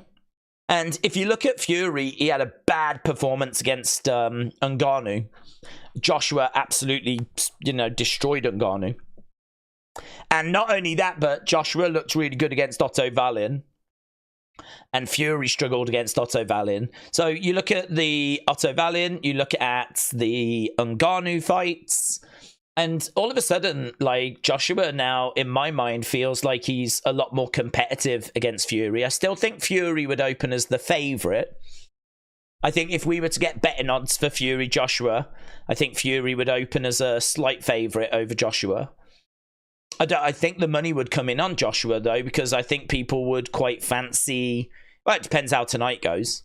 You know, if he beats Daniel Dubois and he's a 3-time world champion, I think there's some real momentum there. So, he's not better than Usyk, right? Really, the only way that he's going to get the better of Usyk is if Usyk starts to tire and Usyk starts getting old and we start, like, seeing a decline. Like, we need Usyk to get worse in order to beat Usyk. But, yeah, what he's done for British boxing, I mean, to have someone that can sell out Wembley is fantastic. We have that in Fury, and we definitely have that, obviously, in Anthony Joshua as well. And I think that this has been a real golden period for British boxing as a result. You know, we have gone through a period there where selling out Wembley was just not on the cards for us because we didn't really have, like, a big enough name to do it. And then, you know, you get to the point where you've got Fury, you've got Joshua, and you've got the ability to do that. It'd be great if, like, you know, Daniel can come through and become a star of that magnitude. Yeah, but I hope that Joshua does it. I think he's running out of time, you know.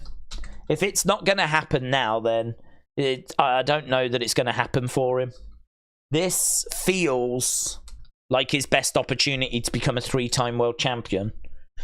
Because who knows who he's going to have to beat in order to achieve that next time. I mean, you never know with boxing, though. I mean, how long is Fury staying around?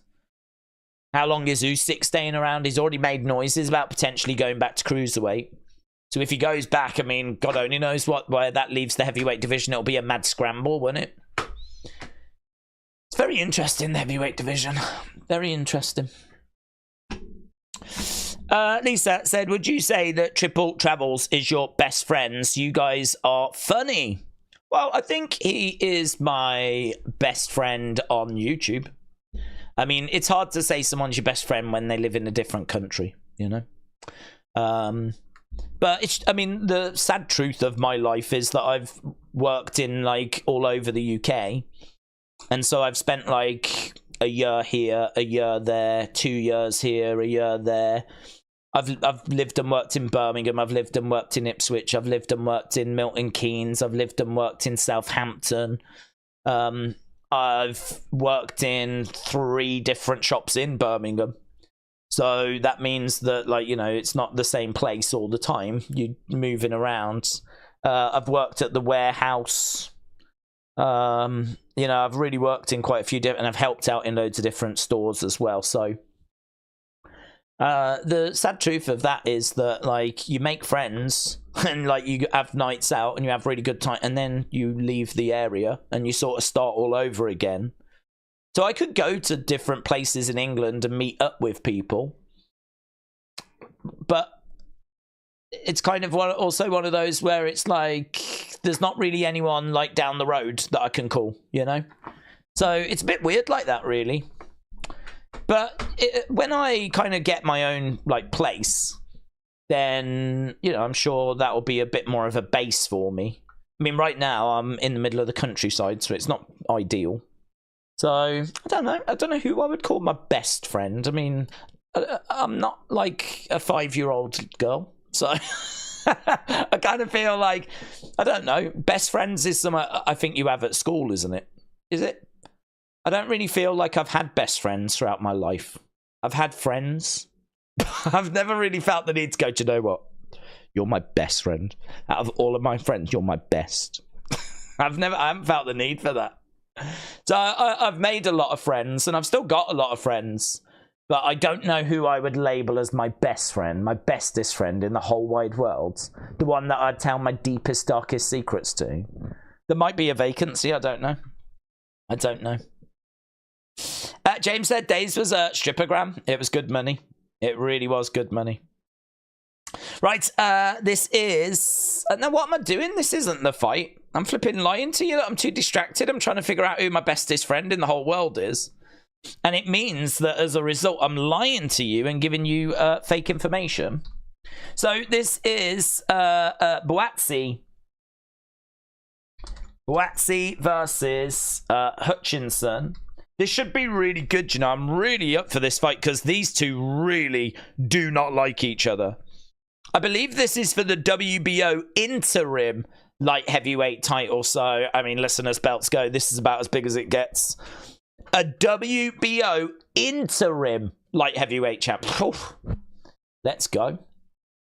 So, yeah, we've got Buatsi against Willy Hutchinson. Buatsi is a minus 280 favourite. 2016 Olympic bronze medalist. Doesn't have the heaviest of hands. He is a well-schooled operator who has been 12 rounds more often than Willy. Is he going to fight on emotion, though? Because Willy Hutchinson has really wound Buatsi up, you know. He's really wound him up. He's really frustrated him. So are we going to get a Buatsi that is running on emotion? Which, if we are, that's not going to be a good thing for him. If he can stay composed, I think he wins the fight. But if this is going to become a bit of a slugfest, then I think that Hutchinson has got a really good chance here.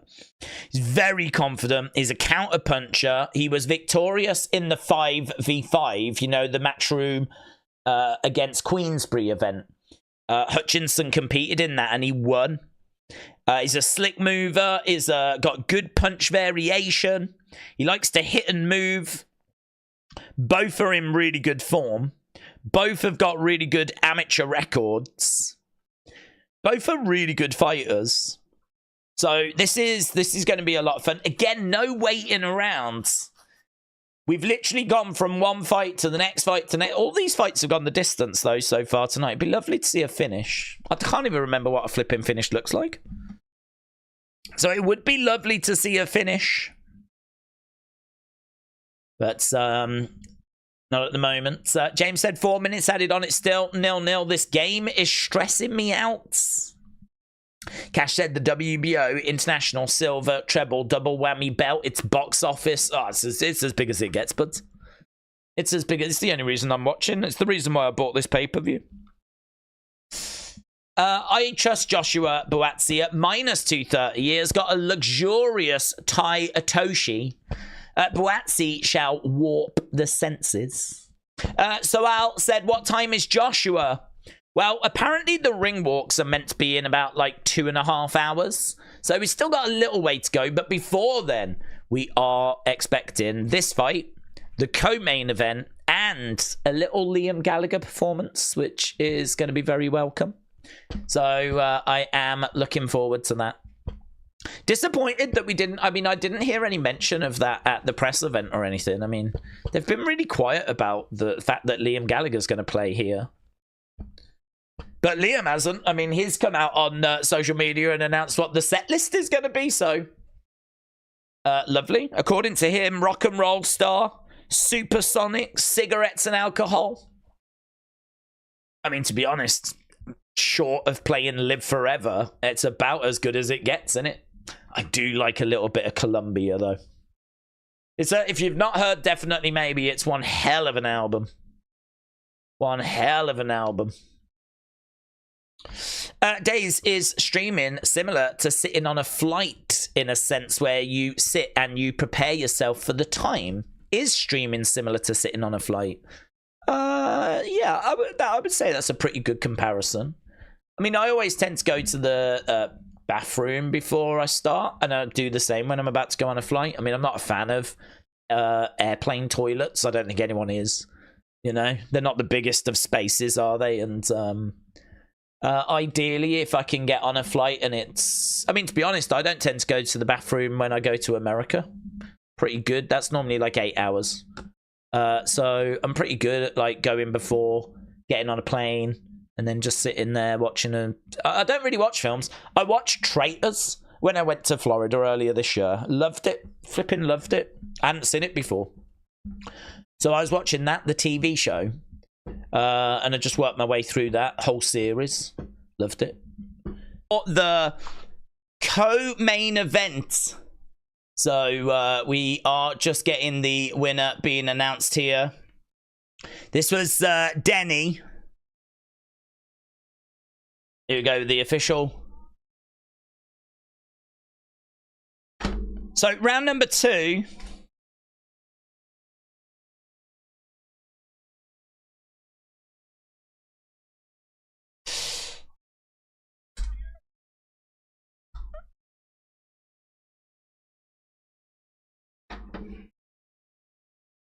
So Hamza Sheeraz has picked up the victory. Hamza Sheeraz has been able to secure the win by stoppage. And that is an excellent, excellent result for him. That means that we have only got one more fight to go here. One more matchup to go. And it is going to be Joshua Dubois.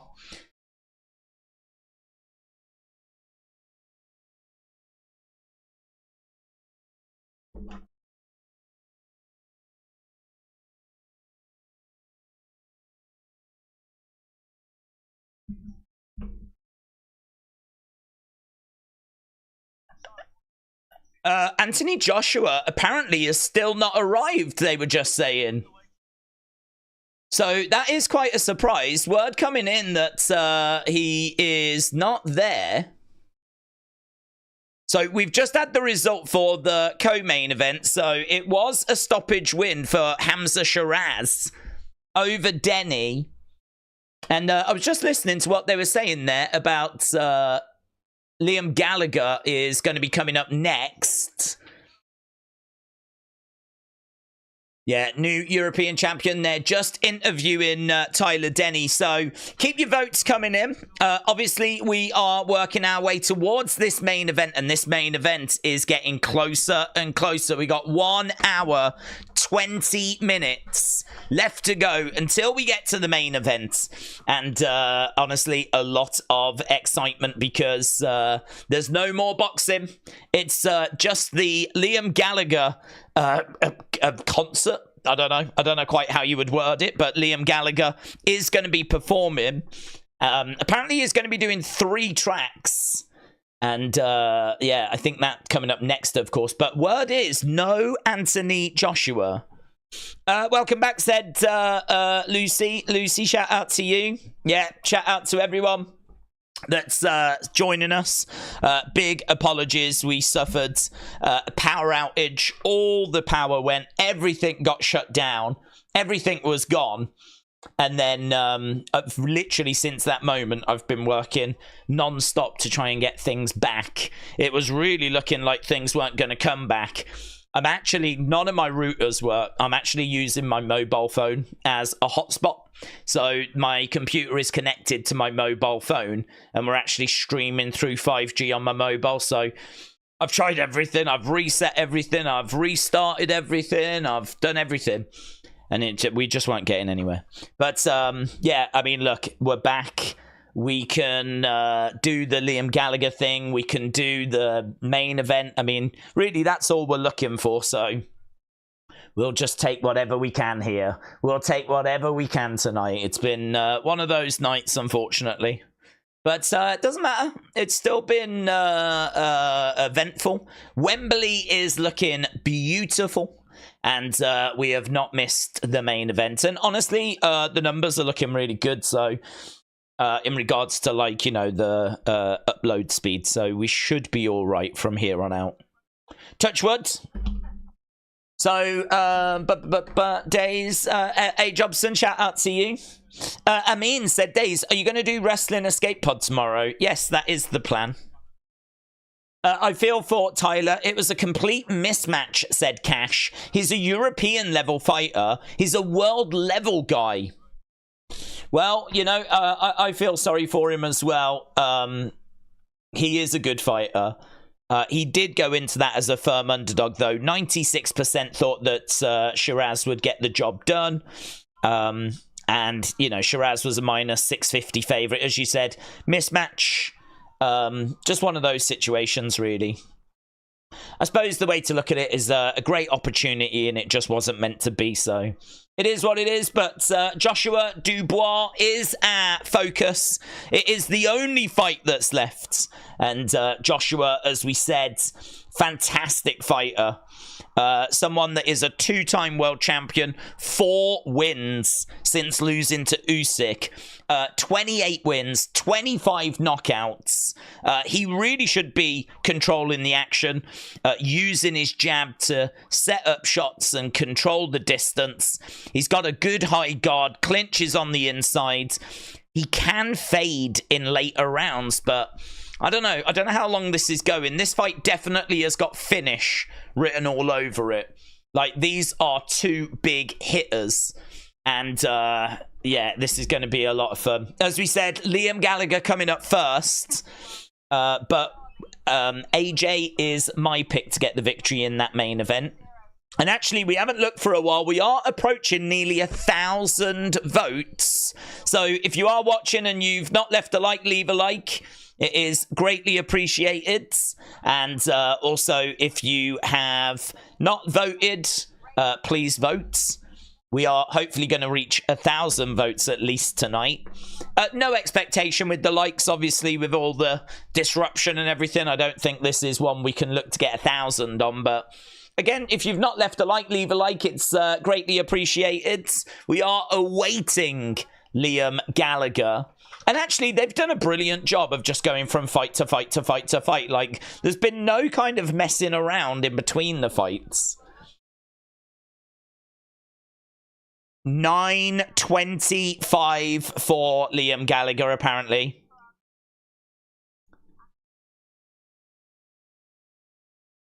So, okay, that looks like we've got a hell of a wait then. So they've done really well.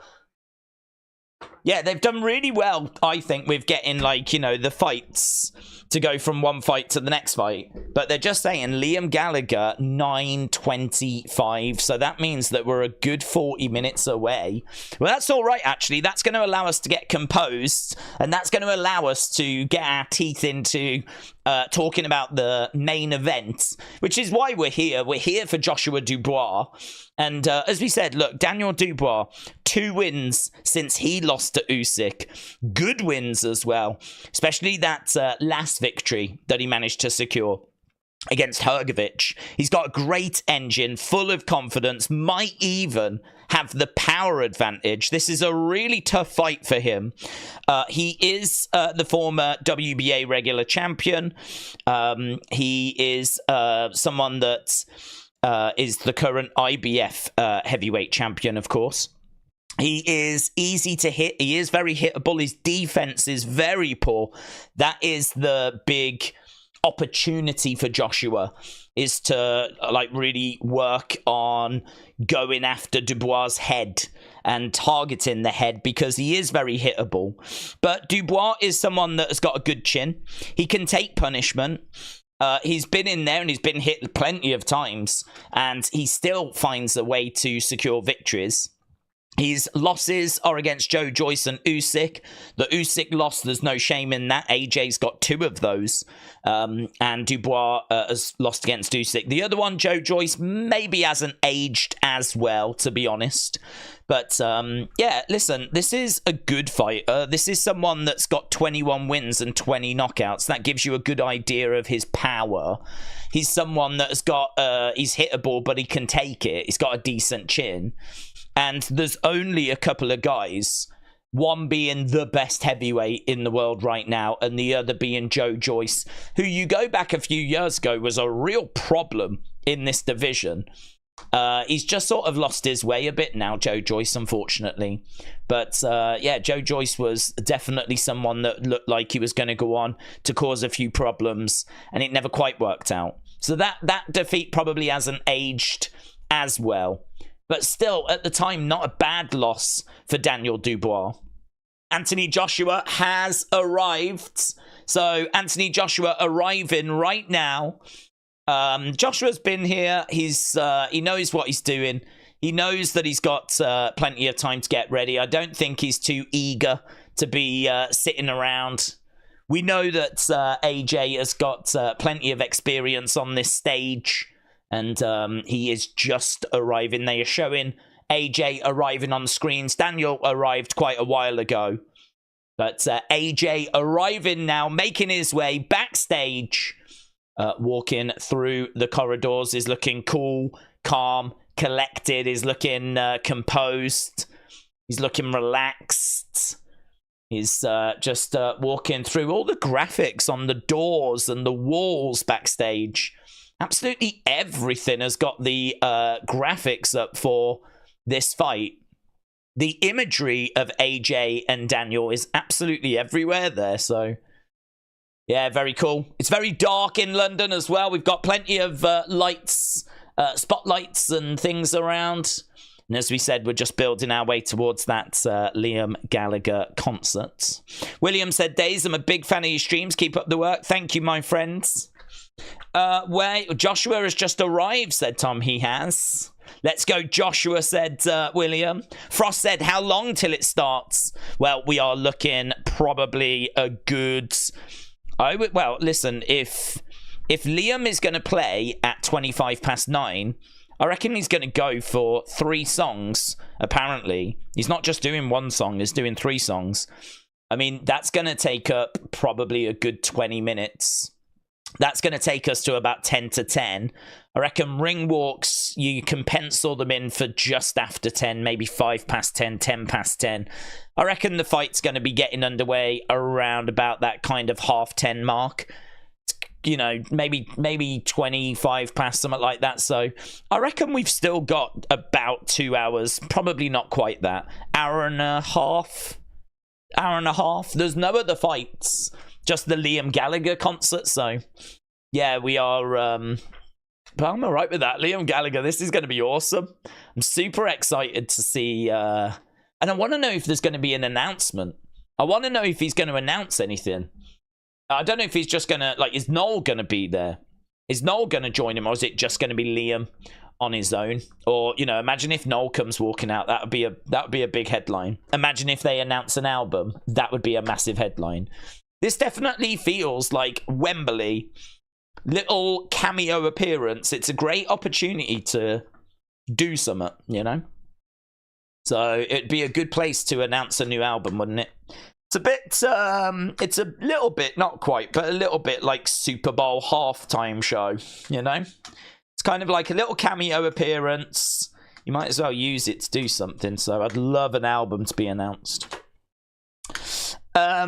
Joshua has just arrived. What's your prediction for AJ Dubois? Well, I can tell you that we've had 861 votes. 69% of people think Joshua wins by finish. 13% think it'll be Joshua by decision. So that means that 82% of people are thinking that Joshua's going to get the win. I'm in complete agreement. I feel very confident that Joshua wins this. I think that Joshua has got a massive experience advantage. I don't think that he is washed up. I actually think he's been showing some of his best recent performances. Conor McGregor has arrived. Conor McGregor is at Wembley. Former UFC featherweight and lightweight champion Conor McGregor. Good friend of Anthony Joshua, Conor McGregor. But yeah, I expect Joshua to get the win. I think he's got the experience advantage. I think that he has got an ability to find Dubois. I mean, finding him is not going to be hard. He's very hittable. And I think that Joshua has got the skills to get his shots through. We know that Joshua can take a shot. He definitely got rocked by Andy Ruiz, and that's what people point to as Joshua's chin maybe not being as good as we thought. But if you look at the shot, it kind of clips him round the back of the ear, which is perfectly legal and fine, but it's like this really specific area that can really shut your legs off. If you get hit in that part of the head, like, your legs go to jelly and you are pretty much done. So it's a very specific spot. It's not the chin, right? It's not like getting hit in the face. It's like a specific area just behind the ear. Now listen, if Dubois can catch him there, we know that can cause AJ trouble, but trying to hit a boxer in that specific area is very difficult. Andy Ruiz achieved it and got the reward, became world champion, but then couldn't do it again in the rematch. I don't think that Daniel's going to like target that area or anything. I think he's just going to try and use the power that he's got to try and get some big shots through and cause Joshua problems. And, you know, listen, if he can get Joshua up against the ropes and let his hands go, it could be very, very interesting. But it's so hard to picture anything other than an Anthony Joshua win. This really feels like the teacher and the student. It really feels like Joshua is been there, done it, got the t-shirt. It feels like he's at a different level. Feels like Daniel is trying to get to where Joshua is. I just can't see Daniel getting it done. He would have to overwhelm Joshua, and it's hard to see that happening. So his power is good, but I mean, listen, Joshua's been in there with big hitters. It's not been a problem before. So yeah, I'm going Joshua. I'm going finish. Right, let's go down. Oh, I don't think our chat is quite working, is it, on screen? I've only just noticed that. Let's see if we can get that. Because the chat is working. It just looks like it's still struggling on the actual stream. Let's see if we can redo that. Paste that in. Boom. Lovely. I wish this was Jones against Aspinall at a sold-out Wembley, said Pigeon Poo. That would be awesome, wouldn't it? Jones against Aspinall is the fight that people want to see. Yeah, and to be honest, I mean, John Jones against Aspinall is a better fight because I feel like Aspinall has got a chance there. We've seen Jon Jones once at heavyweight, and to be honest, it was a brilliant performance. So I think in a lot of people's minds, he should be able to get past the Tom Aspinall. But I just don't think we got a chance to see enough.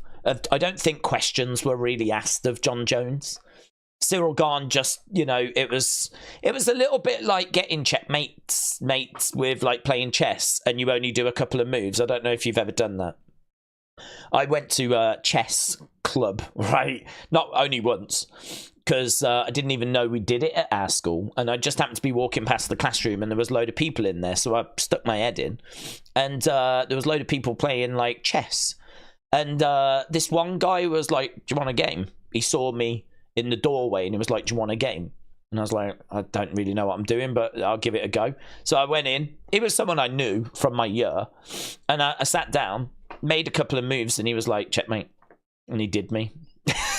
Like literally a couple of moves and I was done. And that put me off ever going again.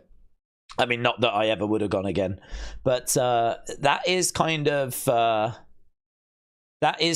like the situation that I think people are thinking that Jon Jones is going to do with Tom Aspinall, because that's what Jon Jones did to Cyril Gane. In that last fight, it was exactly the same as someone checkmating you in a couple of moves.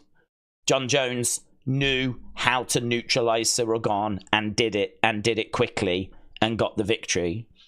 But we didn't learn anything as a result. We didn't learn what Jon Jones is like when he's being pushed at heavyweight. We didn't learn like what Jon Jones is like when he's having to dig deep at heavyweight. We didn't see him going into deep waters.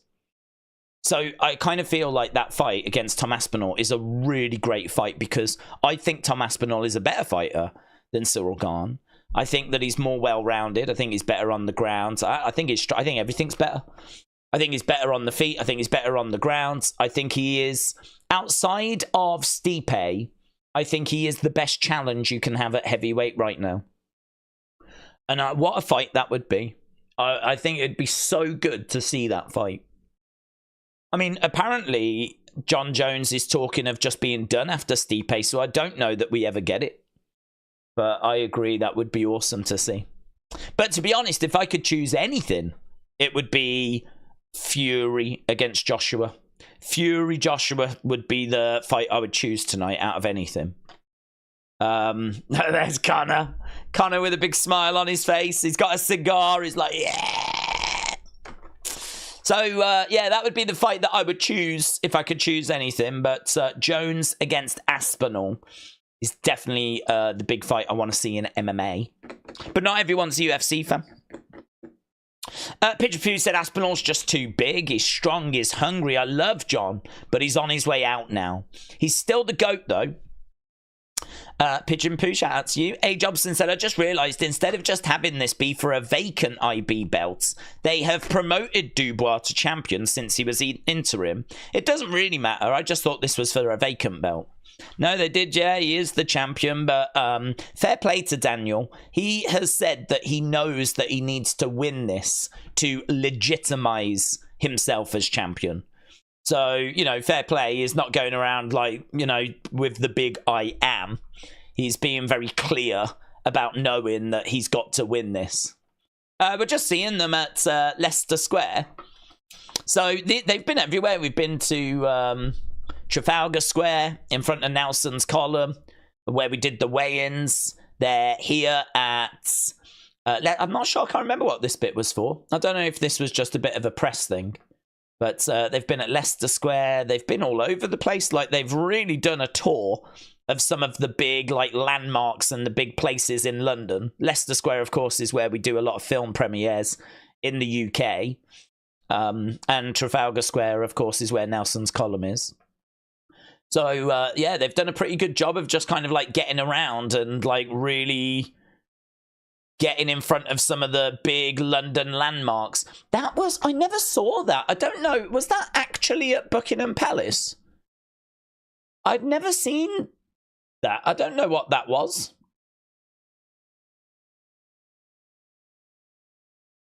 No. I never saw that. I don't even know what that was. It's pretty sick, isn't it? Buckingham Palace, like, set up in the background. Really fun. Really good. I don't know how you go bigger, to be honest. I don't know how you go bigger. Stipe's not a challenge. He's a pensioner. He's not fought anyone in the current top 10, said Cash. Well, I think he's a challenge in the sense of he's obviously recognised as the greatest heavyweight of all time. He is someone that has got a lot of experience. You know, he's been in there with Ngannou. He's been in there with Cormier, of course. He's someone that, as we said, is regarded as the best heavyweight of all time and has got a lot of very notable wins on his record. I agree with you that he's been very inactive, and I agree with you that where he is right now in his career is on the decline. And I don't think he is anywhere near the fighter that he was. In fact, it's hard to know what fighter he is. But the only thing I would say is that if you are moving into the heavyweight division and you want to test, I think we'd be doing Stipe dirty by saying that he's not a test. I think that his experience and his skill set, even if it has diminished, is still that of an elite heavyweight fighter. So I would say that he is still going to give you a good workout. I expect Jones to win that fight. I think John Jones wins it. I do agree that Stipe has declined.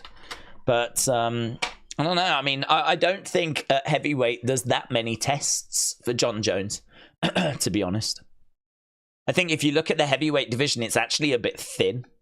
There's not loads of killers that are up there. You know, if you think that in his first fight he's already dispatched Cyril Gane, because Cyril Gane would be a name I would mention. I mean, I would say Stipe. Clearly, Ngannou, if he was still around, is the fight, but he's not. So, really, you're looking at Stipe, Aspinall, and I would say Gane. I mean, you could chuck in like a Pavlovich in there, but Pavlovich, I think Jones would deal with Pavlovich. I don't think there's that many challenges. I mean, we really are looking at Jones beating Stipe. And then, really, if he could get past Aspinall, I'd be at the point where I'm like, I think he's cleaned the division. It's not the deepest division. It's not like lightweight, where you've got loads of great talent. So, yeah, it's a real interesting one. I don't disagree there. I agree that Stipe is not the fighter that he was, but I think his name power, his experience, the skills that we know that he possessed, where they are now, I'm not sure, means that I'm still on board with saying that that is, you know, a notable win for Jones. I think he wins, though. Edward said, Days, AJ is going to make history. He'll be the first 3-time world champ since Lennox Lewis. Inside the distance. They said ring walks will be 10-10. Oh, that's earlier than I thought. If Liam's at 25 past and ring walks are at 10-10, that means that Liam gets 20 minutes, which is all right. And then literally 5 minutes later, we're doing the ring walks. That's quick, innit? No flipping messing around. So, fair play. Right, Kim Shane said, Paul Heyman, Jimmy Uso, Zilafatu, Hikaleo, are they coming out tonight? Not expected. William said Jones is past his prime, in my opinion. He looks stiff compared to how he was back in the day. Cash said, if he was to beat Aspinall, then he's cleaned the division, and he could go to the sunset. But if he ducks him, it'll haunt his legacy. That's a really interesting point. That's a really interesting point because I feel that way as well. I agree that I think Stipe is a name, and I think that he is someone that I expect Jones to beat. So to beat Stipe in 2024, I think is still a name. I think that's a great name to have on your records. And the win against Gane was very impressive. As I said, I would compare that to getting beaten at chess in like 2 moves. But Aspinall is the challenge. Aspinall is in his prime. Aspinall is the guy that everyone's looking at as really being the guy to take this division over. And yeah, that's the challenge. I mean, I don't know if Jones ducks. I mean, what's worse? What's worse? Is it worse that he ducks him, or is it worse that he faces and loses to him? I don't know what's worse. That might be... I wonder if that's something that you do have to weigh up if you're John Jones. If you're John Jones, do you have to try and figure that out? I don't know. I don't think he's thinking that way. I don't think he's thinking that way, but he might be wise to think that way. Is it better to just go off into the sunset saying, listen, there'll always be someone else. There will always be someone else. And just go off into the sunset and go, I've done my part. Or do you face Aspinall and really, really run the risk of losing? Because inactivity kills, and oh my god, John Jones has had like one fight since 2020. Do you know what I mean? Like, John Jones is like the most inactive fighter. And it kills. It absolutely kills. Even Dana has admitted that it kills. He loves John Jones, but he knows that Dana is... he knows that John has just not been active enough. Loads of big names around, sitting at ringside. Was that Devin Haney that we just saw? Days, who do you think's going to win out of AJ Fury? It's a really good question, that is, but I am really leaning in the direction of Fury, but not by much. Do you know, for the longest time, I thought AJ. And I would say I was thinking AJ probably up until around the second Wilder fight. I think the third Wilder fight, if my timelines match up, like, I think that's around the time AJ's losing to Andy Ruiz. And my mind is starting to shift to Fury then. And I'm starting to think that actually Fury would get it. So I was AJ, then I switched to Fury, and honestly now I am looking at AJ again. I think AJ's on a fantastic run. I think he's in a really good place. His confidence is so good right now. 4-fight win streak, and I know they're not against the names at the very top of the division. I don't think it massively matters, because they are still against really credible names. They're still against names that matter. They're still against names that you have to beat to get yourself in contention for the very best. AJ, for me, sits very comfortably at like number 3 in the division right now. I think in the heavyweight division, you know, listen, you might make an argument for like a Hrgovic, but Daniel Dubois just beat Hrgovic. So, and now Joshua's facing Dubois. Had Hrgovic beaten Dubois, this would probably be Joshua Hrgovic.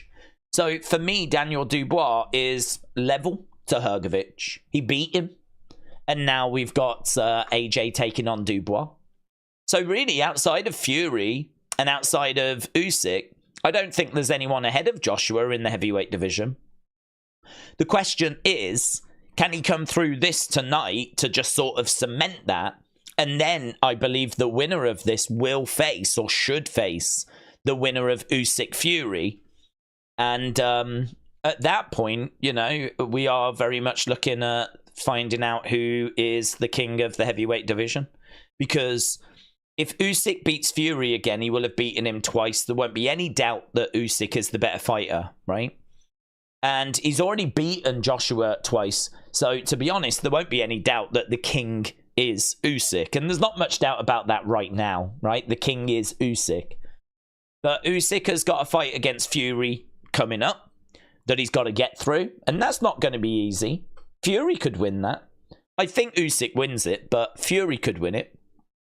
And then he's going to face AJ for a third time, right? Hopefully face AJ for a third and final time. And listen, if Usyk can beat Fury and beat Joshua, I think Usyk goes down as one of the greatest fighters of all time. I think he's in that conversation anyway. But if he can, like, absolutely clean this division out, like he's beaten Daniel Dubois, he's beaten Chisora, he's beaten AJ twice, maybe 3 times soon. He's beaten Fury, maybe twice soon. I mean, there is literally no one else for this man to beat. He cleaned out cruiserweight. He will have cleaned out heavyweight.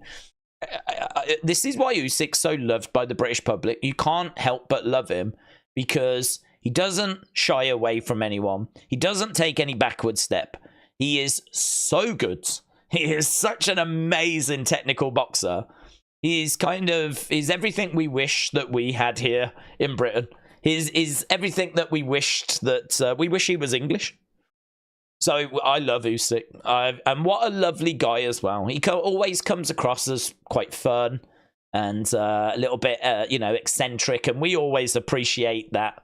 We've got plenty of eccentric superstars, and Usyk very much fits into that mold. So yeah, he's loved here, Usyk. And rightfully so. Even if he beats AJ and Fury, we'll still love him because he goes about it an honourable way, is a good guy. And I don't have much doubt, to be honest, that we'll be sat here in, I don't know, a year's time. And I think there's a good chance Usyk will have beaten Fury and will have beaten Joshua. Do you know what, though? If Joshua beats Usyk, let's say Usyk beats Fury, and then we get Joshua Usyk. If Joshua beats Usyk in that third fight, that will go down as one of the great British achievements. That will go down as a proper Rocky moment because Joshua will have lost twice. Then he will have had to have gone away. He will have had to have won 5 fights to get back to Usyk. And then he would have beaten someone that is unbeaten at heavyweight. He will have faced the king of the heavyweights. He will have faced one of the greatest fighters, one of the most technical boxers. And he will have beaten him at the third time of trying. And that will be, if he could do it, I mean, one of the greatest British sporting moments in history. So the heavyweight division is really setting itself up for something very, very special. And it starts tonight. It starts tonight because we get this fight. Later in the year, we get Fury in action against Usyk. And then, as we said, the plan I've heard is that the winners of these 2 fights then face each other and we get this sorted once and for all. If we're going to get Joshua Fury, I think it's going to have to be that way. I don't know that the 2 of them would face after that. I'm not sure. I think there would still be plenty of money on the table, but I don't know. I don't know. Maybe they would. Maybe that would be a good way of wrapping it all up if they don't face. Just do it. Just have them face at Wembley. Even if there's no belts involved, because Usyk's got them all. But Usyk said he's going to go to cruiserweight, so the heavyweight belts might become available. Don't know. Tricky. We'll have to see. Loads of... look at the shots. Look at the scenes. Wembley is absolutely dripping with people. I mean, it's like a load of ants on a piece of toast. I mean, it's just absolutely people everywhere as far as the eye can see. Backstage, there is Daniel Dubois. Days Connor was on screen, he was, yeah, we saw him arrive. William, hello, hope you are well. Usyk should retire after Fury, said Cash. There's nothing else to prove. Yeah, I don't disagree with you, actually. I think, though, I would love for him to give Joshua that fight because that's not really about Usyk having to prove anything. For me, that's just about... It's more for Joshua, isn't it? Which Usyk does not have to give Joshua that opportunity.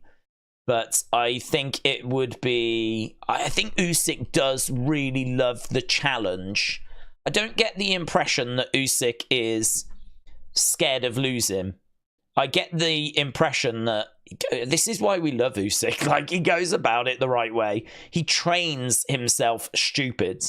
Like, really just has drilled himself into the warrior that he is, right? And into the amazing technical boxer that he is. And I think he just genuinely believes that he can go in there and he can dissect and, like, take apart anybody. And that belief that he's got has held him in good stead to the point where, you know, he's been able to go in there and get wins against Joshua, against Fury, against Daniel Dubois, against Chisora. And, you know, he's been amazing. He's been absolutely amazing. And so, yeah, he could go off and ride off into the sunset after Fury. There wouldn't be anything else left to prove. But there would be a nice payday for him against Joshua. And I think it would be nice to allow Joshua that one last opportunity to see if Joshua can get it done. Usyk does not have to do that. He doesn't need to do that. His legacy does not ride on that. And you can definitely make the argument it would be better for him to not take that fight, you know, because Joshua has been, you know, focused on his opponents, but working towards, like, undisputed and working towards being the guy in this division. Like, Joshua is a test. I mean, they fought twice and they went the distance twice. And, am I right in saying that that second time was a split decision? I think it was a split decision, not unanimous. I think one of the judges went for Joshua. I think we were all shocked. I don't think that was what anyone was expecting, but I think it was a split decision. So I can't say it was close. I mean, I can't make out that, like, oh, he's lucky he won. He wasn't. He deserved to win. But let's not paint it that it's not a test. Let's not paint the picture that it's a easy night at the office going up against Anthony Joshua, because it definitely isn't. It's definitely a challenge. There's definitely a lot of respect that Usyk has for Joshua. And actually, Usyk was asked about who's going to win this fight, and Usyk's answer was, I don't think Dubois will ever get to Joshua's level. And talking of the man, here he is. Alexander Usyk has arrived in Wembley. He is here. So Usyk is at Wembley. No shock there. But, yeah, great payday for him. And a real respect that he has for Joshua. He's picked Joshua to win this, and he says that he doesn't think Dubois will ever reach Joshua's level. He said, look, I'm not being disrespectful, I'm just being honest. I don't think Dubois will ever get to Joshua's level. And I just get the impression he enjoys testing himself against the best. And I think the Fury fight is one that he won't be worried about, this rematch. I think that's one that he will be, like, fine with. Like, it's a test, and I think he does kind of look forward to those. And I think he'll feel the same about another Joshua fight as well. I think the ones that he will struggle with are the ones where he just doesn't feel like it's going to be a problem. He still puts the work in and everything, but I suppose it doesn't help your legacy so much if you take those fights, does it really? If you take a fight against an opponent that you're meant to beat, it doesn't help your legacy. It doesn't really help you in, like, any way, because, like, you're meant to beat them. It just pads your record a little bit more. But really, your legacy is built on beating those opponents that people think it's 50-50 or the other person has a chance. And I think Usyk knows that. And I think he knows that his legacy is actually made by those wins, not by the wins of just beating, your Chizoras or whatever, It's made by beating the names where people are like, ooh, this is quite close. I don't know. I feel like the Joshua fight would still... I think people would have a little look at Joshua if he gets past Dubois. I think people would have a little look at... He's had a crack at him twice. He's got a new trainer. He seems very confident now. Good momentum. Bit more aggressive, which is what we wanted to see in the previous fights against Usyk, and he wasn't showing it. And now we're starting to see the Joshua we wanted in those fights. If he comes in as like a, I don't know, plus 300, plus 400 underdog, there'll be plenty of people that put money on Joshua in that fight with Usyk. Plenty of people. I'd have a little look, to be honest. I mean, I would expect Usyk to win, but give me good odds and I'll have a little look at Joshua. Because we're starting to see from Joshua now what we wanted to see. It's really exciting, this, So exciting. Right, I don't think we have fixed the flipping chat, have we? I mean, the chat's not moving, and I keep thinking, like, no one's talking to me, and I'm sure that's not true. Let's get rid of it, and let me reset it. If the chat was, like, moving, I could see it moving, then I'd be, like, jumping in there a bit more. But if I don't feel like the chat's moving and I feel like I've got to fill a bit of time, well, I'm an expert at that. That's me in my wheelhouse. Days, did you hear that Heyman directed the Roman Cody segment? Oh, did he? No, I didn't. Very good. I thought it was great. There was people that weren't quite as keen, but I thought it was great. Robert said, man's gonna go out and rob someone's house after the boxing match, says Robert. Is that you, Robert? Well, have fun. Stressed out, the wife is away on business, says William. William, shout out to you. Welcome back. Just woke up. Well, I hope you are well, my friends. Joshua is going to be champion again, says Matt. Well, Matt, I can tell you that we have now reached 1,000 votes.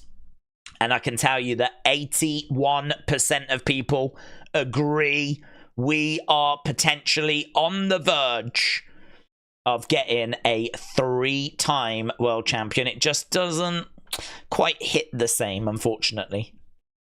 Because we know that this belt really should be Usyk's.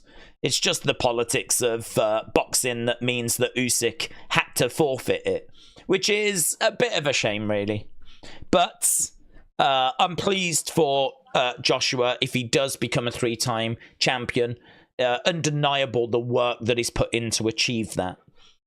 But listen, you got to get the results. Those 2 losses against Usyk really hurt his legacy, really hurt his career, but he has not allowed that to beat him.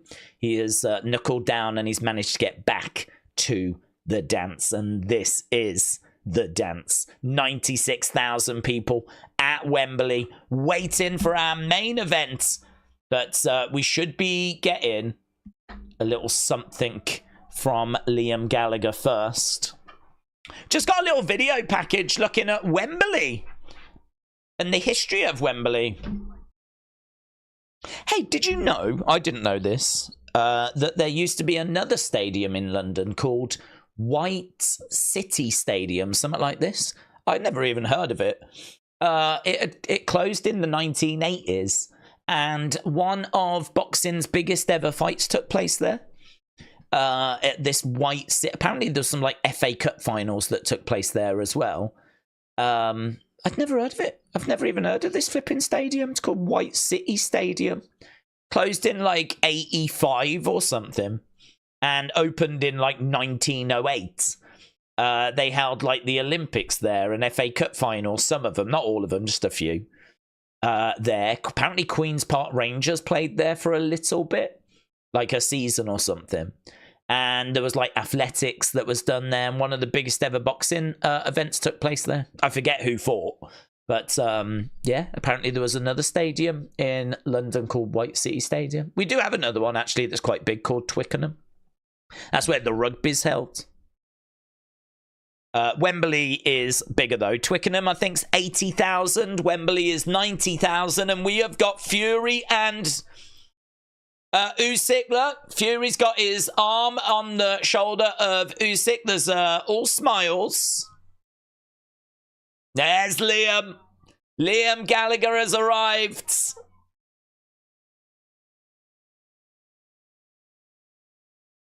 Yeah, Liam Gallagher's finally rocked up.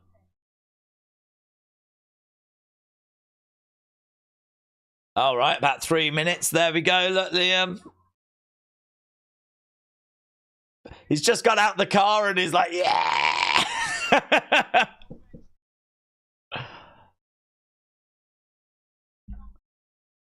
Let's go, man. I can't believe you didn't know of it. I totally did, of course, said Miss Clown. Yeah, I didn't. I've never even heard of it. I actually went on YouTube and looked at a little documentary about it. It was quite interesting.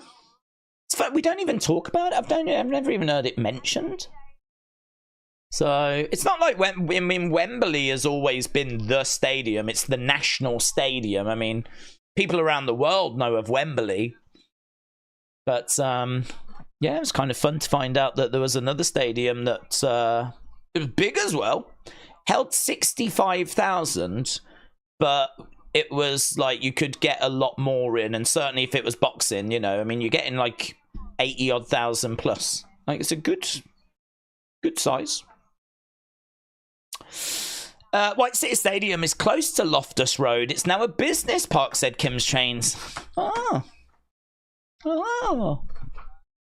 Yeah, QPR played there for a bit. I learnt that from that video. Moldy said, I think Liam does too, and then Noel for the last one. Well, I'd love Noel to come out. That would be amazing. I want an album to be announced, and I want it to be the album that I saw on TikTok.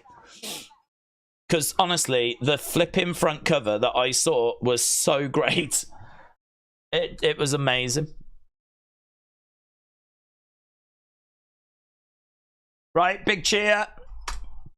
We got Bruce Buffer in the ring. There are stars. There are superstars. And then there are legends. The legendary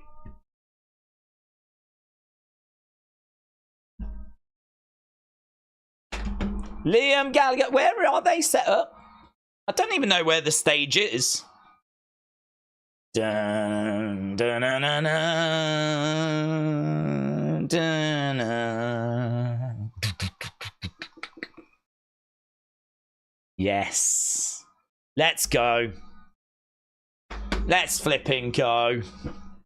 None of this stupid hippity-hoppity stuff.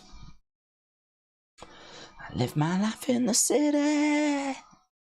There's no easy way out. It's moving just too fast for me. Time in the sunshine. There's going to be a lot of drinking, a lot of like, yeah! Moving just too fast for me. Come on, Barry! Whoa!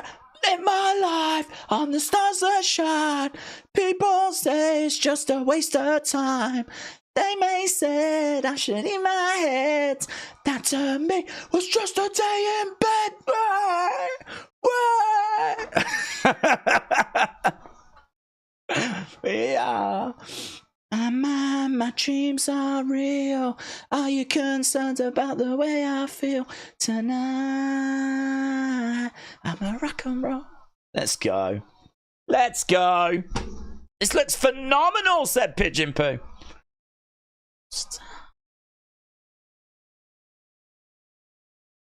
Looks great, doesn't it? I wish there was like a big screen, like with some graphics or something. He's just on a stage. There's no set or anything. But he's so charismatic. He doesn't really need anything.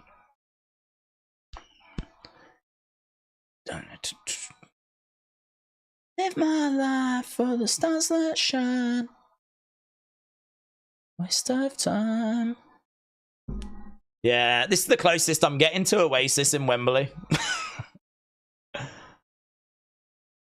Drive real far. Who was the athlete that went to the Olympics and they held it in Berlin? Oh, Jesse Owens. I'm a rock and roll star.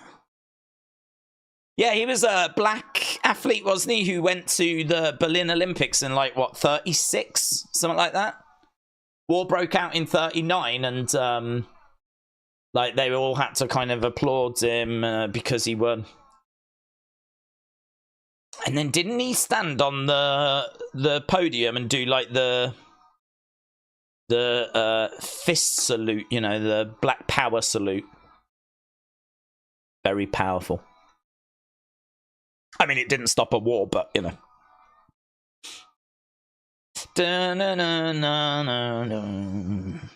This is awesome, innit? This is so good. Tonight, I'm a rock and roll star. I'm a rock and roll star.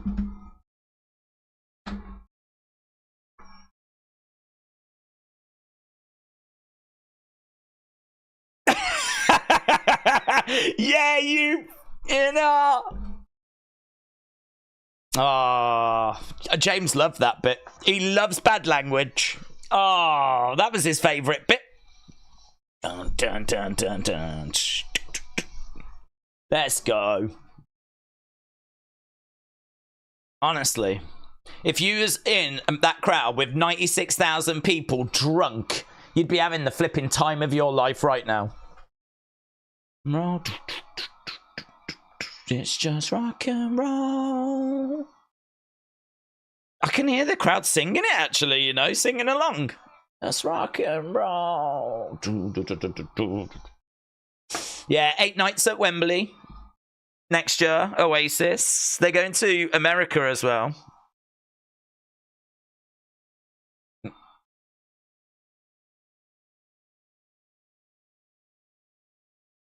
Yes, Wembley. Big cheer. Rock and Roll Star, track 1. I think it's Supersonic next. This was their first single.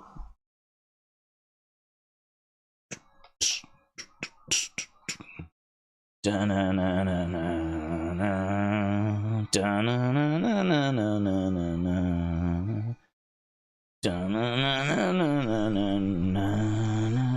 need to be myself. Let's go.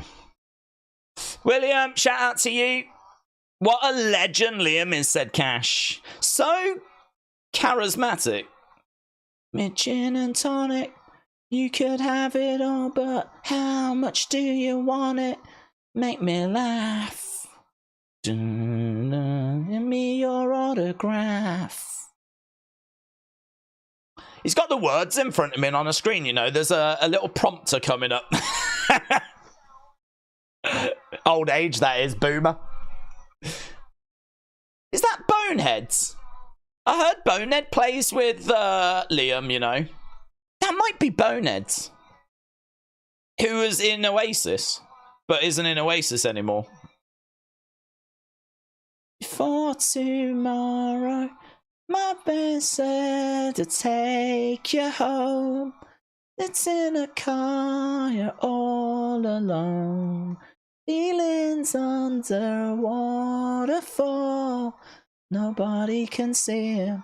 Nobody can ever hear him call. Hear him call. I'm way too sober for this. Honestly, we should all be smashed right now. We should all be smashed doing drugs. We'd be having the best time.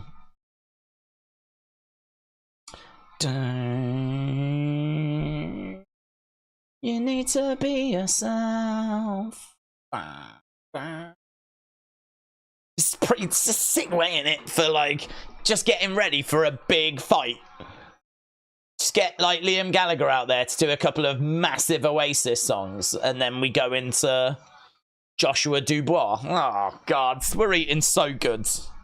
We're eating too good. Every Saturday's gonna suck after this. Helicopter sifted in a tissue. Sally mended the issue if she finds out. We want boxing, not karaoke, said Dork Knight. Oh, this is one of those classic boxing karaoke streams. Hey, I'll tell you what I do have, though. I might have found the alleged new Oasis album cover. All alone. Feelings under waterfall. Look at that! Nobody can ever hear him call. I flipping love that cover. I flipping love it. I don't even care if it's not meant to be the cover. I don't even care if they don't have an album recorded. Make one and make this the cover. I love it. I think it's brilliant. I'm not sure about the black text on the back because you can't quite read it. Like, that needs to be white, really. But that front cover with this dude sat in a chair, I don't know what's going on. I don't know what's happening. But I think it's brilliant.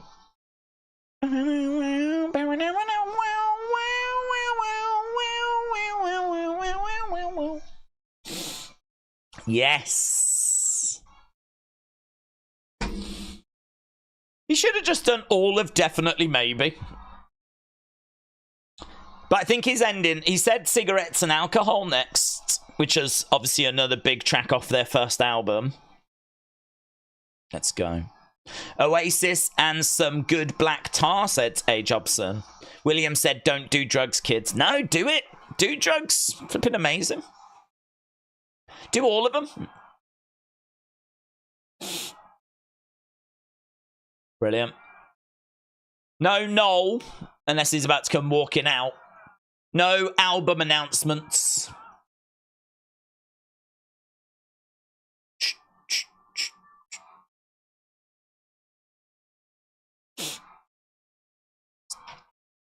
Dun dun dun dun. I'm so tired. So I feel drunk. Happy, said Willy. Well, that's good. Generation. Something worth living for. I wonder how much he's getting paid to do this. Imagine that. You get out. I mean, we literally saw him get out the car, walk to the stage, sing 3 songs that people love, have people just go crazy, and then, I don't know, probably stick around for the fight. Get paid a truckload of money. I mean, it's... God, we're all just living life wrong, aren't we? He's cracked it. He has cracked it. This is pretty good, said A. Jobson. Days, who has been cemented as the GOAT of boxing.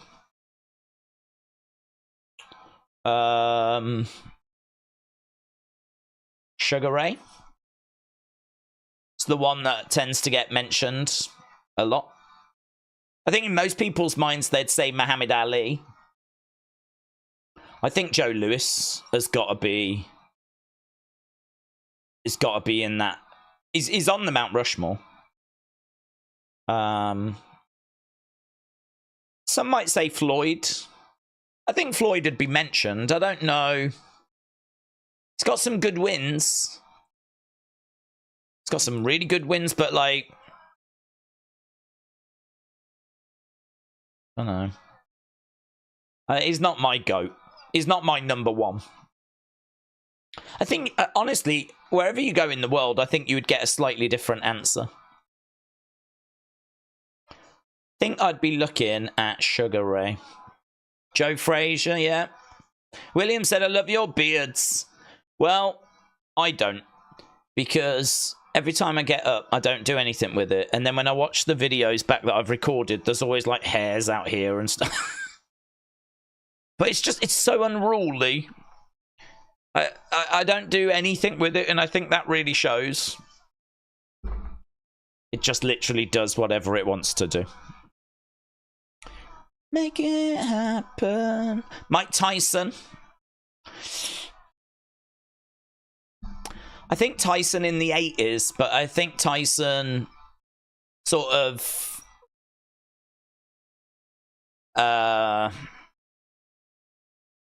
carried on a bit too long. I think Tyson in the 80s is about as good as it ever got. And if he was to kind of end there, I think yes. But I think the reason why, for me personally, he wouldn't be the GOAT, it would be because of, you know, can't kind of maintain the standard that he set himself, you know. But yeah, I would have no problem with... You know, I always think, like, if you sat down and did an hour-long conversation, and you did, like, a bit of a round-table conversation, yeah, I'd expect Tyson to get mentioned. There we go. Songs are done. Liam goes walking off the stage, blasts through those 3 songs. There is no Noel. There is no announcement. But it ticks every box that was required, and the Wembley crowd loved it. The Wembley crowds loved it. So there we go. Lights go out. Not that long, actually. About 15 minutes, weren't it? About 15 minutes. Lovely. Some might say, Floyd, was that a subliminal Oasis message? Yeah. Just got to roll with it. Cash said, Tyson lost to every major challenger. He had a ridiculously cherry-picked career. I've got a crotch beard that looks like Daisy's face beards. That's where I got it from, William, to be honest. Foreman was the best. Young guns ran away from him in his old age, said, oh yeah, the fact that he was able to come like back and achieve what he did in his old age, like Foreman's a good shout. Foreman's good shout. James said, Sonny, I blocked them ages ago. Matt said, Lennox, Hagler, Chavez. Chavez is a great shout as well. Right, we've just got, I don't know if you've seen this video package that's, or it's like a vignette. Isn't this done by, what's his name? The guy that did Snatch and everything, Guy Ritchie. I think I heard he put it. So weird. It's really weird. It is like a Snatch film, a Lock, Stock kind of film. I mean, it's epic. They've spent a lot of money on this, haven't they? A lot of money.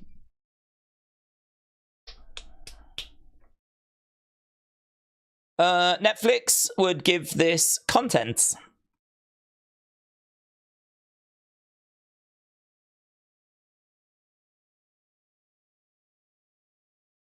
I always wanted Fort Braun to say, get these hands and pull out my penis, says William. Well, maybe when we go to Netflix, yeah. Tyson definitely fizzled out at the end, said A. Jobson. Yeah, I mean, all I would say, though, is his height is about as high as you can get, you know. Him in the 80s, when he is just murking people, that is, that's about as good as it gets. William said, did you say the GOAT is Sugar Ray Robinson or Sugar Ray Leonard? Oh, Robinson. Robinson was, I'm pretty sure that Robinson was the fighter that Muhammad Ali regarded as being the greatest of all time. I know that Muhammad Ali said he was the greatest, but when asked, Sugar Ray Robinson was the one that was mentioned. Incredible what he was able to achieve, and just the amount of fighters he was able to inspire as well. I think normally when you look at those kind of countdown lists, he is the name that tends to be on there. If you look at heavyweight countdown lists, Joe Louis is the name that gets mentioned quite a bit. Actually, just normally ahead of like Muhammad Ali, who's normally at 2 or 3. And Foreman's normally in that mix as well. Daisy, are you bald? Just like a baby. Daisy's 21. Believe that and you're a moron. It's true. I'm actually 20. I'm 21 in about a week. Sanchez was a great fighter, said Colin. Well, lots of great fighters. And we're about to see a couple. Look, he loves it, doesn't he? Look, Turkey Al Sheikh, he loves it. Pop, pop, pop. He flipping loves it. Right. Let's go. We are getting closer to the start of this thing. Is this Sweet Caroline? Are we playing Sweet Caroline just for the lols? Yeah, we are, you know. Yeah, you can hear the crowd are singing along. This is like catnip to British fans. Any kind of English, British sporting fans. If you play Sweet Caroline and we're drunk, I mean, we're just going to sing along. I feel like they do this because they think it'll be a good look around the world. Like, look how amazing this is. Like, look at all these people singing this song right now. Yeah, it looks amazing. Wembley, gotta give it to Wembley. It looks amazing. There's fighters getting their flipping phones out. Even I can't flip and help it. Hey, Caroline. Ba, ba, ba. Oh, God. Oh, God. Here we go. Jack Dempsey was undisputed champion for over a decade in a brutal era. Heavyweight champion. He was 10.5 stone. Absolutely nails. Jack Dempsey. OG. Yeah. I don't know enough about that era, really, to be honest, but definitely a name that has to be mentioned.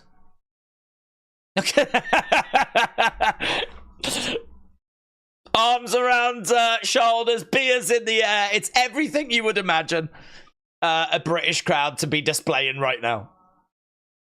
There's not enough fat beer bellies for me. There's too many people in, like, smart clothes. And, you know, where are all... They've been priced out, haven't they? The true Brit fans. There needs to be, like... Do you know what I mean? What happened to Jimmy Five Bellies and all them people? Caroline. No, he's loving it as well. He's loving it. So good. So good.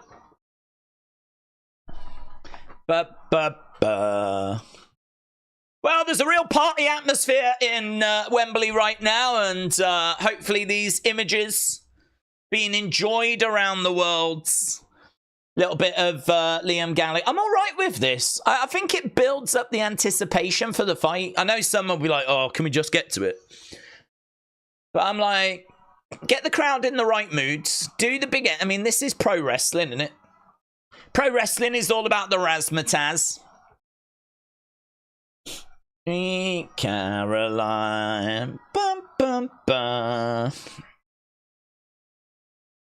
Big smile on Turkey Ali Sheikh's face. We have to keep our sugar daddy happy, because then he might give us more fights at Wembley. Because it's his money. Thank you. So, Sweet Caroline has been played.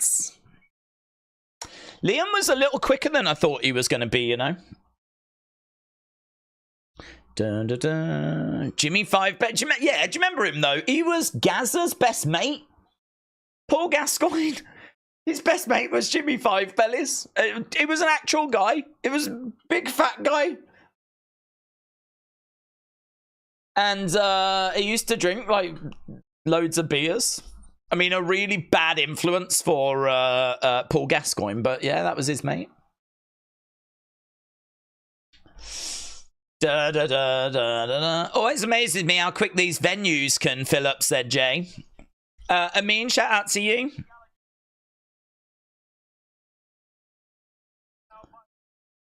Yeah. Now we wait.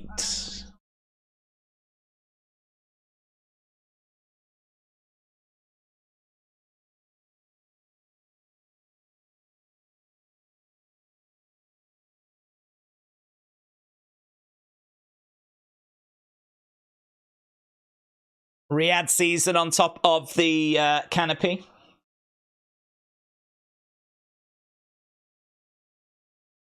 I'm surprised they didn't get Neil Diamond there. So we're just looking at the tail of the tape. Anthony Joshua, 80% knockout rates. Daniel Dubois, 86% knockout rate. So good, said Sam. I wonder if Usyk's singing along. I bet Fury is. Oh my God. I'm stunned he didn't get up and snatch the microphone off Liam. Look, there they are. There they are. There they are. We Caroline. Oh, even Bruce Buffer's having a go. Michael Buffer, sorry. Having a sing-along. Bum, bum, bum. It's so obvious what they're doing, but it so works as well. Oh, it's brilliant. It looks amazing. Lights, people have got their phones out. The music comes to an end. The crowds are definitely ready. Michael Buffer, I think, is ready, and we should be getting the announcements for our... Here we go. This is the moment we've all been waiting for. Are you ready?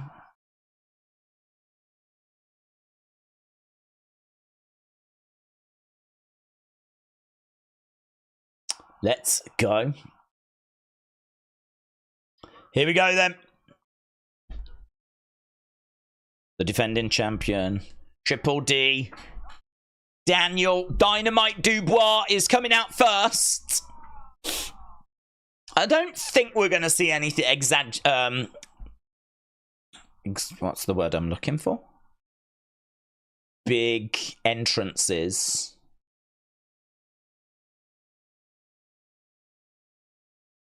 Although, we have got dancers. I mean, like, I'm not expecting...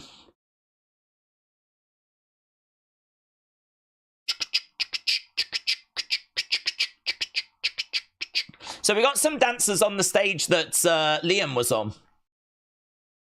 Oh, is it that stage? Oof. Jeez, they've gone all out for this, didn't they?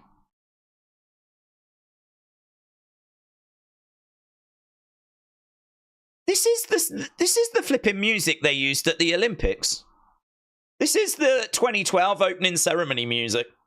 100%. I know, because I love it.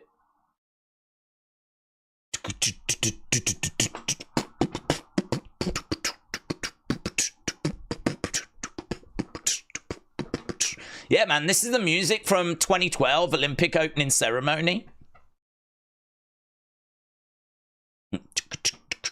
We've got boomers swinging fire around. It's just the best Saturday night.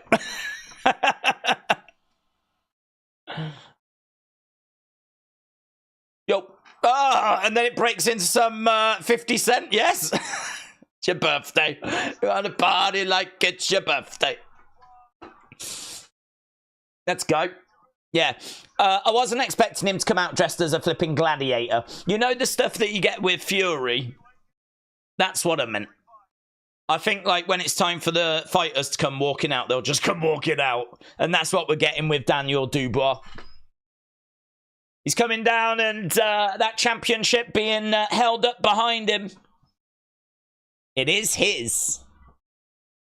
But he knows that he's got to get the win here to really make it his. Deja, still doing round 1, says Amin. It's been a long round. You want Jimmy 5 bellies, but say hello to James 3 bellies. Oh, James, you've got a bit of work to do then. You need to have a few more points. It's a long ring walk, this one, you know. They're making them go, like, all the way round. I don't know if they're going all the way round, but it's certainly not just a straight run to the ring. It's kind of good in a way, though, because if you've got tickets and you're in the stands, at least the fighters are kind of coming at least at some point close to you. It's a bit of a collage, this here, or a little bit of a montage of different bits of music. There's Daniel Dubois. He goes onto the stage as fireworks shoot into the sky from Wembley. I don't even know how you could make this bigger. I don't think you can. If this was Joshua Fury, what the hell would you do to make this bigger? Short of having Prince Charles or King Charles there twerking, I don't know what you could do.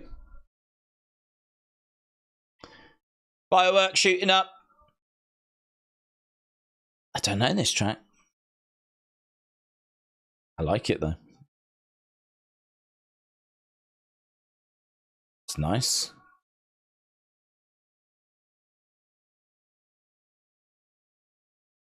Got a bit of reggae kicking in. Let's go. Anyone know what this track is?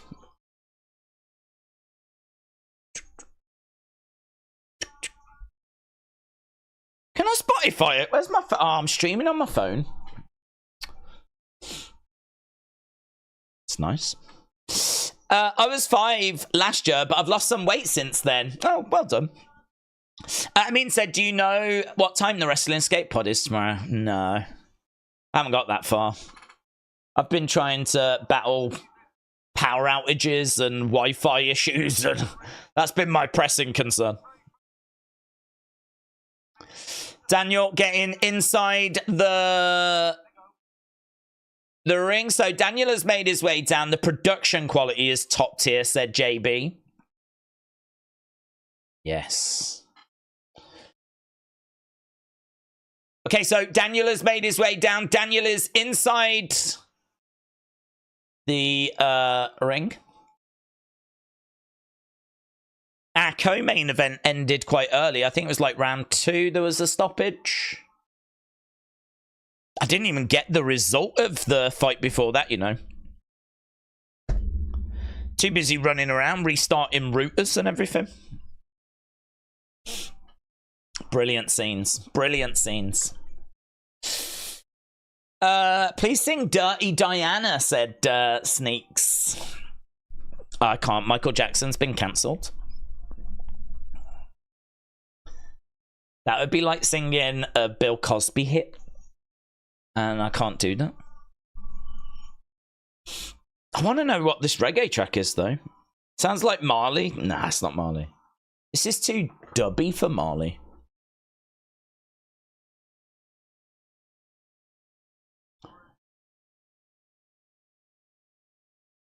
Okay, Anthony Joshua. Did they play? Well, we're just getting the ring walks right now. Oasis played. Well, no, Liam played. And I think Bonehead was his guitarist. I don't know what he's coming out to. Is he going to have some boomers swinging fire around? Anthony Joshua. Oh, Anthony Joshua. Oh, Anthony Joshua. Oh, Anthony Joshua. Are they playing that, or is the crowd just chanting it? We've got big AJ letters.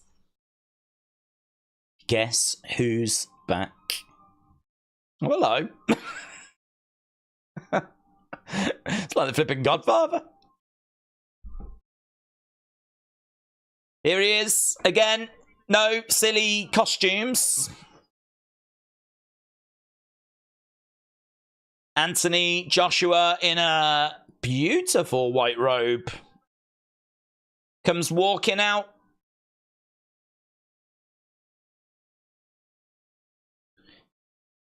Introduce myself. Nice. Nice. Are you going to talk about Rome and Cody Cinema tomorrow? I don't know, but you're asking me about a show that I have not even thought about. My focus right now is fully dialed in to Anthony Joshua, Daniel Dubois, as Anthony Joshua is making his ring walk. We got Jay-Z playing. And I tell you what, there's no smiles. There's nothing that AJ is giving away here. Very, very focused.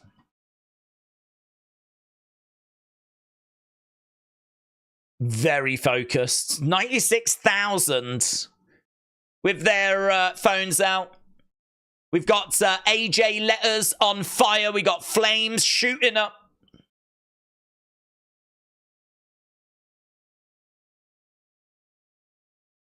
AJ stands on that stage. This must be a really cool moment, though. I mean, I wonder what he's thinking about. Be nice if he could just enjoy this for a second. There ain't too many boxers that get to stand on a stage in front of 96,000 people while their initials are burning. Giant initials burning away. There's AJ on fire. And they get to stand there as like 96,000 fellow countrymen are cheering them on. I mean, it's proper Rocky, isn't it? Proper Rocky vibes. Labori said, I Shazammed it. It's called Daniel in the Lion's Den by Prince. I'm going to write that down. Labori, thank you, my friends. I really appreciate that because that was exactly what I was going to do after this. That's interesting that it's called Daniel in it. And it was for his entrance theme. Anthony Joshua.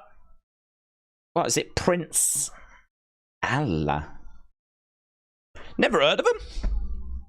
Never heard of him. Never heard of the song.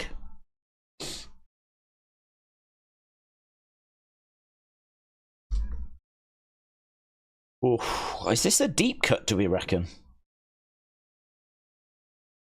1977. Tell you what, that looks a bit of a reggae deep cut. I'm loving that. I'm loving that. I'm all over that. There's one here that says 76. There's one that says 77. There's one that says 78. I mean, it's around that late 70s kind of ballpark. Oh, I'm into that. I'm onto that as soon as this stream ends. Love that. Thank you, my friend. Right. AJ has got into the ring. Yeah, thanks, Saudi Arabia. Nice one. A. Jobson said it was Daniel in the Lion's Den. It's Prince Allah and Junior Ross. Well, I give that a big thumbs up. I've never heard of them. I've never heard of it. But it was seemingly good enough for Daniel Dubois' entrance at Wembley, so it is good enough for me.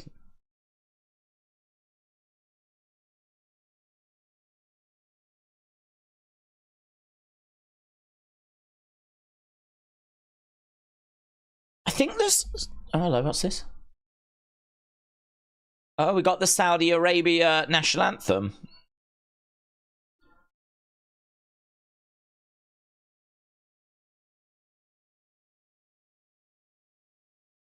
Oh, I don't like this. I mean, I'm all for respecting national anthems, but... Is this the compromise? We have to do this, do we? You know that Big John Fury's loving it. Big John Fury. That was the highlight of Big John's night, that was. Oh, I love Saudi. Oh, the Saudi. I love Saudi. Saudi. Well, in all fairness, they put up a lot of money. We can listen to their song.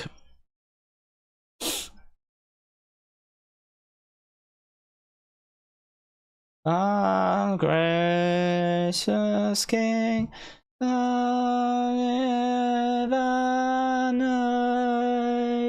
King, slain King.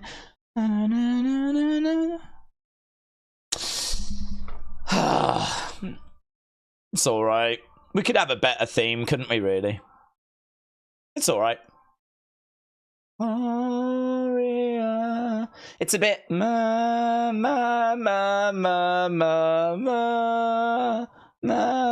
what I mean?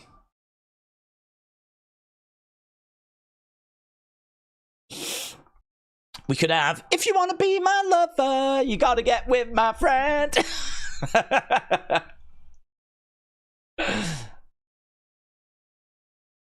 We could have Hey Jude. Na na na na na na na na. I think that's quite a long song though, actually. I think it's like 7 minutes in it. We could have Bohemian Rhapsody. Galileo, Galileo.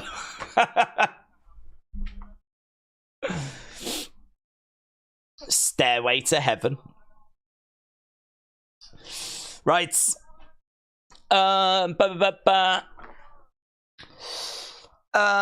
predict the fight is going to end in round 6. Oh, yeah, get in your predictions. That's probably a good shout, isn't it? Get in your final thoughts. Which way is this going to go? Who's winning? When are they winning? How are they winning? We've just got the intros right now. The announcements. We've had the national anthems. So,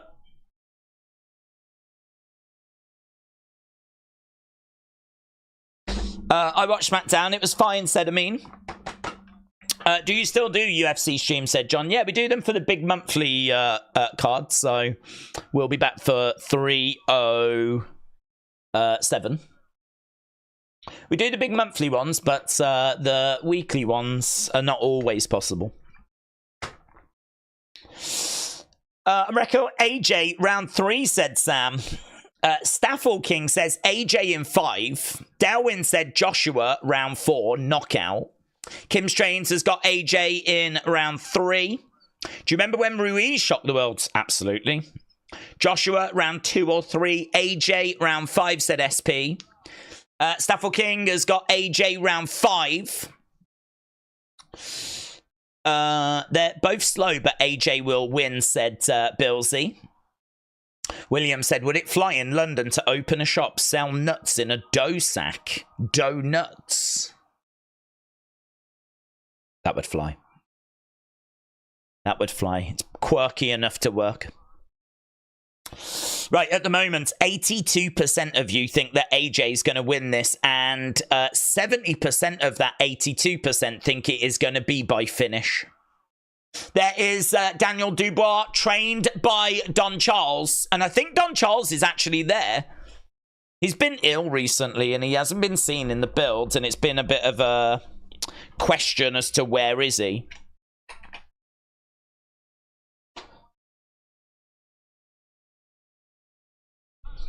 Daniel Dubois. Big pressure on his shoulders. Big pressure on AJ's shoulders, but AJ has been here. He's got the t-shirt. He has had these kinds of nights before. Daniel Dubois has not. Joshua, round 2. TKO said Carnage. Felix said Joshua, round 6. Dort Knight said it's going to end in the 6th round. You don't have to like it, but you will have to accept it. Days, do you still have your WWE collection? I do, yeah, I do. I haven't really added to it much, to be honest. I do still have it, though. Okay, Joshua getting his intro. Tunde has got AJ around 5. Anthony, Joshua. Oh. Let's go. Let's get underway, man. I just want to get this thing going. Whilst we're still all good and we've got power and everything, let's just get this done. Okay. Wembley Stadium is ready. We are ready. We're going to end our poll. Anthony Joshua in one corner. We've got Daniel Dubois in the other. Yeah, it is electric. Here we go. We're about to get underway.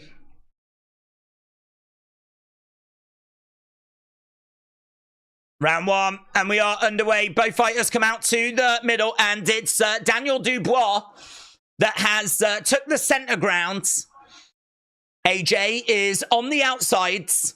AJ throwing in a jab. Daniel Dubois getting some shot, though, down the center. Lovely jab there by Daniel. Again, nice shot, jab coming in there by AJ. Oh, a couple of shots there by Daniel. AJ getting clipped. Daniel getting through on AJ. AJ weathering that, though. Yeah, I tell you what, Daniel is a good boxer. His offense is good. His defense is his weakness. Another jab coming in there by Daniel. AJ trying to clinch up there with Daniel. Daniel having the better of the early exchange here. First minute in. It's Daniel that's leading. AJ, again, just getting settled in. Nice 1-2 straight down the middle there by AJ.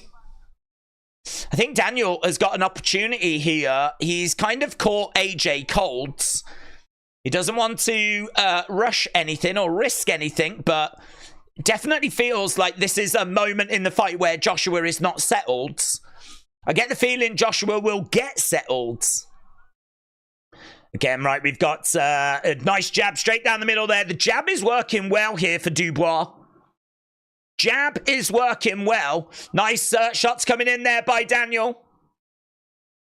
Yeah, he has come out fast. He's settled. He's in his groove. There's a lovely right hand there by AJ, but I think it just fell a touch short. Again, into a clinch. Referee coming in, separating both fighters. And again, we've got a jab coming in there by AJ. Nice jab coming back there by Daniel. AJ, jab coming in, and again, Daniel backing up. AJ coming forward. That's a lovely right hand there by AJ. I don't think it's enough to give him the round at the moment, but he got a nice right hand through. Jab coming in straight down the middle there by Daniel. He's got AJ up against the ropes. Referee has come in, separated both fighters. He's having a word there with Daniel. AJ's fine. So he's saying you're leaning in with your head. You can't be doing that. Jab again there by Daniel. AJ on the outsides. Jab coming back there by AJ. And again, there's only 20-odd seconds to go. Feels like AJ might be getting settled. Oh, that was lovely. Lovely uppercut there by AJ. So it was jab, jab, just having that hand out there. As soon as Daniel got in a little bit closer, bang! Oh, he catches AJ! Daniel catches AJ! AJ goes down and there's a count! There's a count in the first round! Yeah, Joshua is hurt. Look, Joshua is hurt. Oh, Joshua was hurt, you know. Joshua was hurt. Oh, my God. A knockdown in the first round for Daniel Dubois. And anyone that thought this was going to be an easy night's work for Anthony Joshua, you need to think again. We're having a look at the replay here. Daniel, oh my God, it's beautiful. It's a big overhand and it catches AJ right on the chin. AJ is, it's a massive shot, you know, and I'm telling you, AJ was not fully recovered. He was not fully recovered. He got up and he stood there, but you can see him walk and he was wobbling. Wow. Wow. Wow. I think he might be back now. He's back up, but AJ knows he's in one hell of a fight here. He's in one hell of a fight. Dubois, again, throwing and moving forward. AJ backing up. Wow, what a fight. What a fight. This is captivating. Look, as AJ's in trouble again. AJ getting smashed by Dubois. He's trying to get Dubois off of him. Dubois is all over AJ right now. It's all Dubois. AJ in big trouble. Wow. Wow. The commentators are saying Dubois feels like he's just a punch away. No, I don't. They're saying that I don't think. Look, he stumbles. That shot in the first round. I don't think he's recovered from it. Anthony Joshua in the middle of the ring. Dubois is looking absolutely electric tonight. This is Daniel Dubois putting everything together here. It is an absolute dream start for Daniel Dubois. It is an absolute dream start. Anthony Joshua is in big trouble. He's in a real hole. And it does feel like any big shot right now is going to put AJ down. AJ is a wounded animal right now. And Daniel Dubois is going to have a massive opportunity to put AJ away here. The longer this goes, though, the more AJ will get back into the fight. Jab, big jab there by Dubois. AJ trying to block it. This is another round for Dubois. First round is clearly a 10-8 Dubois round. This round is a big Dubois round as well. We got a minute to go here. A couple of jabs coming in there by AJ. Jabs coming back there by Daniel. Into a clinch. Referee coming in, separating both fighters. Big hook shot coming in there by AJ. Referee coming in, separating both fighters again. Daniel Dubois, is he on the verge of winning this fight? Fighting either the winner of Fury or Usyk. Daniel Dubois using that jab coming in. Oh my God, lovely shot there by Daniel. AJ pushing Daniel back. AJ, oh. Yeah, both trying to land at the same time. I feel like AJ just needs to get through these 15 seconds. He ain't going to win this round. He needs to get back to his corner and he needs to flip and try and get his head clear. Jab coming in there by AJ. Nice shot coming back there by Daniel. Daniel just looks faster, sharper. It's just electric from Dubois. It is just electric. 10-8 round 1. 10-9 round 2. Oh my God. AJ is going to get knocked out in round 3, said Staffel King. What a great fight, said Made You Look. Staffel King said, I had AJ. Well, I've got AJ. The only thing I would say is this is what we saw with Daniel when he was in there with Usyk. You know, there's times where Daniel is the better fighter and he needs that killer moment. He needs that moment where he puts fights away. And I hope, I don't know what I hope. I hope for Daniel's sake, he capitalizes. I hope for AJ's sake, he doesn't. But, you know, it kind of feels like AJ was there for the taking. Certainly in round 2. As this continues to go, though, if AJ is going to come back into it. It's a lovely shot there by Daniel, though. AJ pushing him back. Oh, that was a lovely shot by AJ.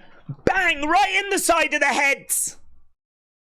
I mean, the thing is, we know that Daniel is hittable. AJ will get opportunity to land on Daniel. Nice jab coming in there.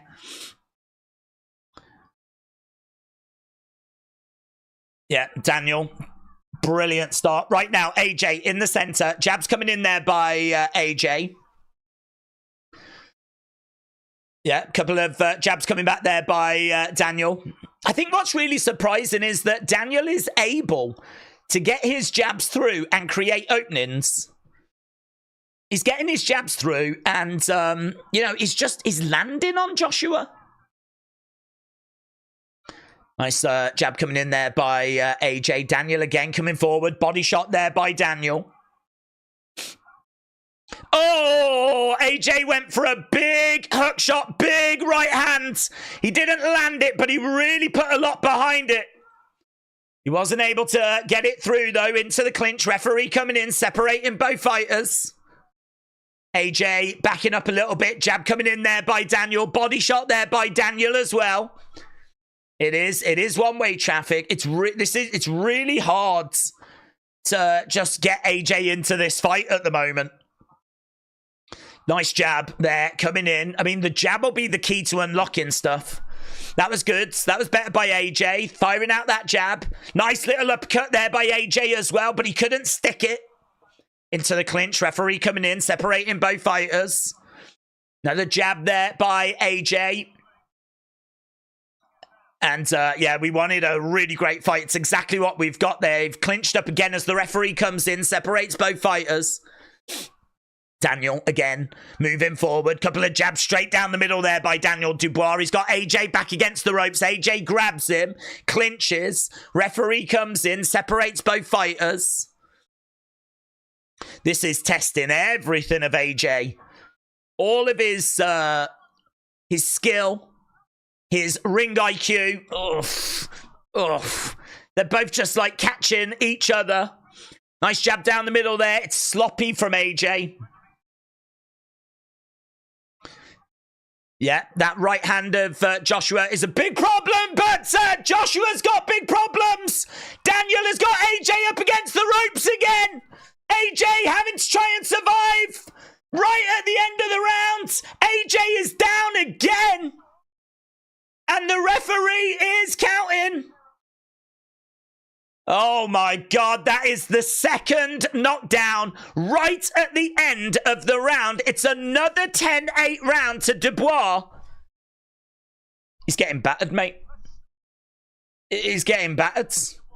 Anthony Joshua is getting battered. There's nothing else to say. He's getting battered. I think AJ will fade first, said Pigeon Poo. It's going to be a 4th round knockout now, said SMS. Pigeon Poo said, this is unbelievable. He's washed, said Callum. RIP, said Aubrey. Pigeon Poo said he's done. It reminds me a lot of the Ruiz fight where, do you remember we said about how Andy had caught AJ in the back of the head and he never really recovered from it? Yeah, I can't believe what we're seeing. No one can believe what we're seeing. Oh, and AJ's down again. Referee is counting right at the start of the foot. That is the 3rd knockdown. That is the 3rd knockdown. Ben Davidson has got the towel in his hand. I think AJ knows, and he goes down again. It's been called. AJ is back up. The referee has seen enough, has he? Yeah? No. He was saying no. Okay, he was saying no, knockdown. Listen, AJ, whatever you've got, you've got to dig deep. He grabs a hold of Daniel Dubois. It really feels like the finish to this one is coming. It really feels like Daniel Dubois is going to get a famous victory. Shot coming in there by Daniel. Referee coming in, separating both fighters. AJ never really recovering from that first round. It is absolutely unbelievable. Into the clinch again. Shot coming in there by Daniel. AJ trying to get out the way. He's got a smile on his face. Low blow there by Daniel Dubois. Low blow. AJ over in the corner. They're telling him, like, take a breath, like, and this is good for AJ because the referee is having a bit of a word with Daniel. This is allowing AJ just a few moments.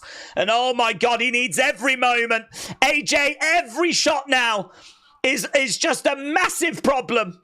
Every big shot that Daniel lands is just fight ending. Big blow again. AJ goes back against the ropes. They're asking, how is AJ still standing? Daniel is all over Anthony Joshua. I don't think this is even about AJ winning the fight. I think this is about how the flip is he going to get through the rounds. Jab coming in there by AJ. Daniel is looking fresh. He's looking motivated. He's looking dangerous. They do keep clinching up. AJ surviving by the absolute skin of his teeth. Looking for the uppercut. No joy. Referee coming in, separating both fighters. He does. He looks so tired. This is round number 4. He looks absolutely shattered. And you can't take your eyes off it because any flipping shot could absolutely end this. Jab coming in there by Joshua. 20-odd seconds. Oh, he tries that right hand.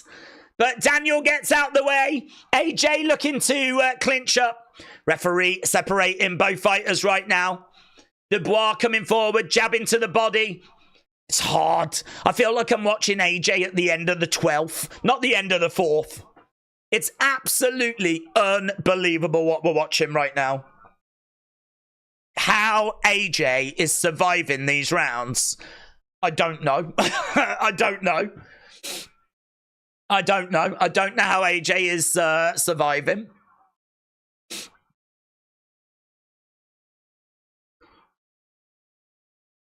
Warrior spirit. Be smart.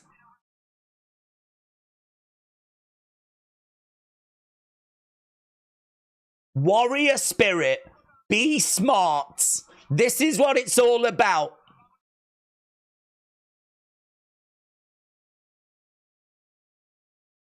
Slip and bring it up.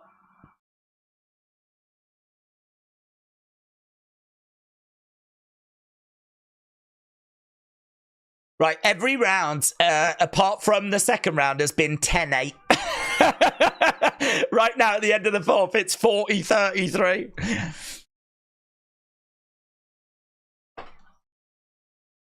Okay. Jabs coming in. Okay, AJ, is there a little bit more about him here? I think there might be a little bit more about AJ. AJ is in the center right now. I mean, listen, he hasn't been hit with anything. The problem AJ's got is when he gets hit by Daniel, it seems like the end of the flipping world. Oh, God, it's absolutely unbelievable what we're watching right now. Jab coming in there by AJ. Oh, big shot by AJ! Big shot! Daniel was wobbled! Oh, my God! AJ! Oh, but AJ's knocked out! Daniel knocks out AJ! AJ's down! He's not going to answer it! He's not going to answer it! Oh, my God, he can't get up! Oh my God, Daniel wins. Daniel Dubois has won, and what an ending to that fight. It's a knockout win. It's a knockout win. Oh my God, what a finish. AJ hits Daniel. Daniel is rocked. Daniel responds with a shot, and he drops AJ. He drops AJ. AJ is on the floor trying to get up. I mean, you can see that warrior spirit in AJ. He was down on the floor and he is like every fiber of his body is trying to get up and he just can't. He just can't. I mean, look at that shot there. Beautiful, but it's the Daniel Dubois. We're just about to see this shot that comes back. Oh, he just gets to AJ first. He literally beats him to the punch. He beats him to the punch. So Joshua tries for this shot on the chin, but the shot comes back first. And Daniel Dubois has got an amazing knockout win at Wembley Stadium. And I have no idea where this leaves Anthony Joshua. I have no idea where this leaves Anthony Joshua. Dubois smashed him from pillar to post, said Pigeon Poo. Wow. Poor AJ. It's time to admit his best days are behind him. Do you know, I just don't know. I don't know how that fight goes if AJ doesn't get hit with that big shot in the first. I know it's a silly thing to say. Boxing is cruel. If AJ wasn't clipped in the first by that big shot that he never seemingly really recovered from. I mean, I actually had optimistic... I was quite optimistic at the start of the fifth.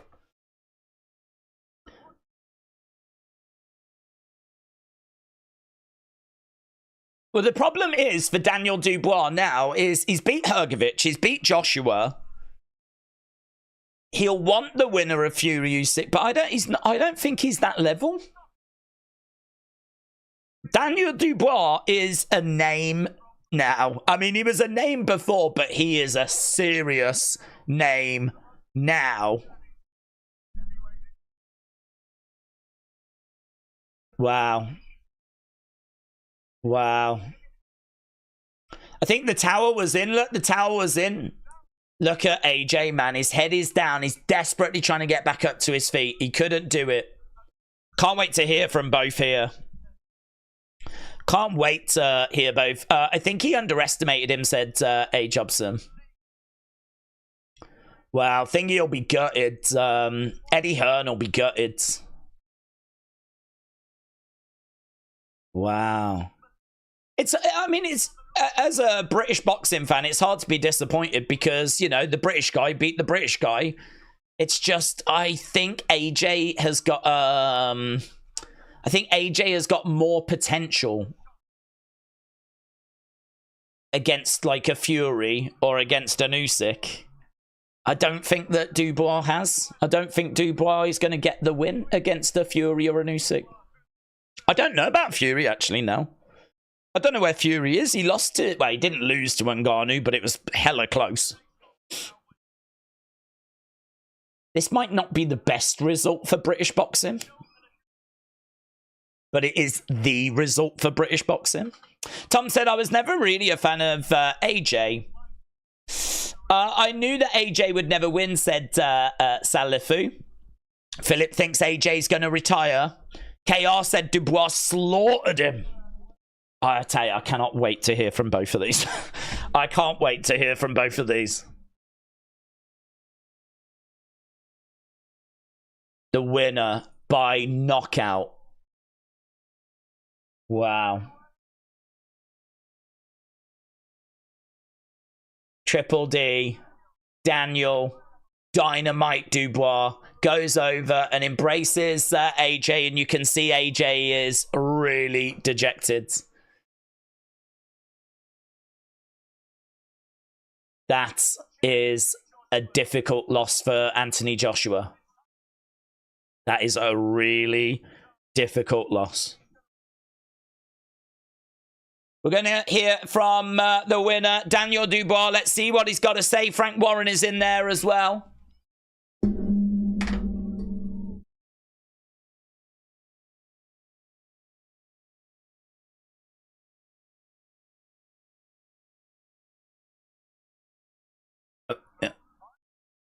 Are you not entertained, says Daniel Dubois. That was a great fight. Really fun fight.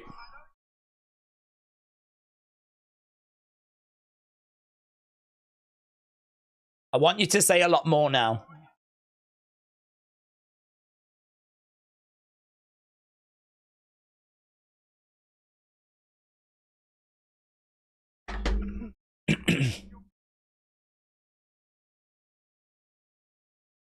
Yeah, Miller, Hrgovic, Joshua. It is an amazing record for 2024, isn't it?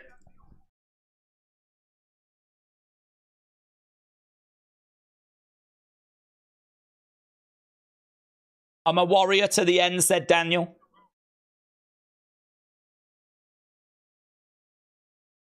I want to go to the top level. I want to reach my full potential, says Daniel.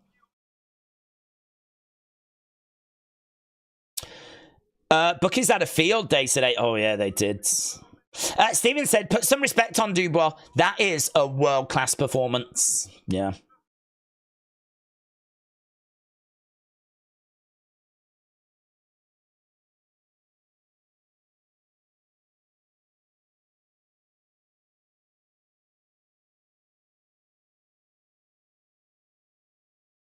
Well, Daniel will be the one now that will face the winner of Fury against Usyk. We've had Daniel Usyk before, and actually, it was, I wouldn't say competitive, but it was certainly not one-sided. Has he learnt from it?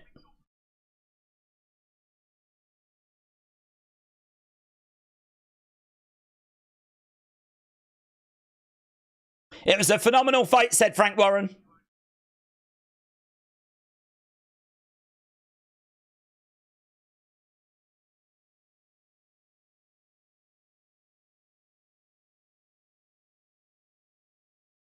AJ showed his heart to the end, said Frank.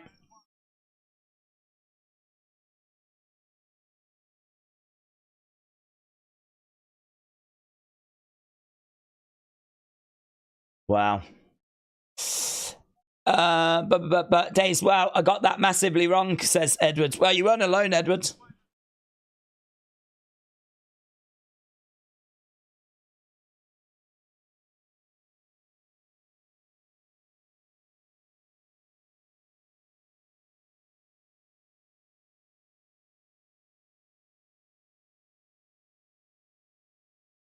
Usyk considered to be the best. And he gave him his toughest fight at that time.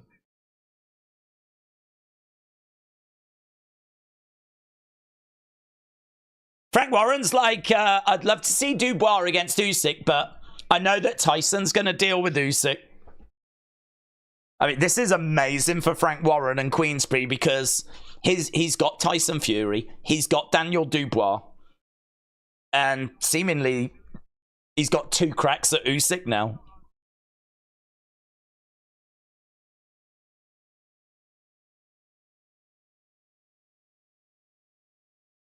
Yeah, counter shot, lovely.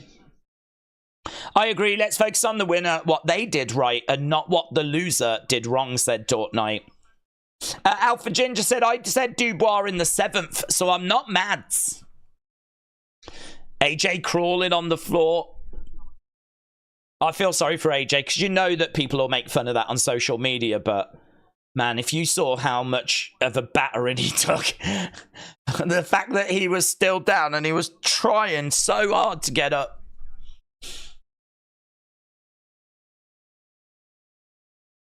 Frank Warren said, I think there's more to come from Daniel.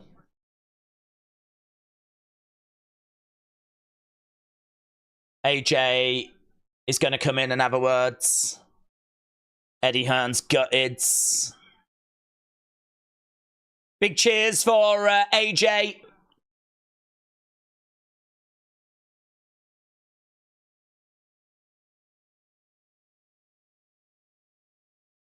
Credit to him.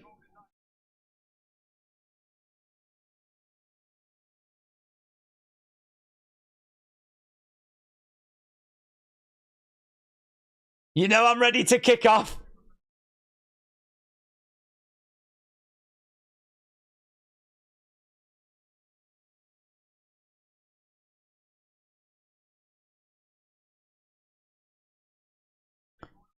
Are we going to see another?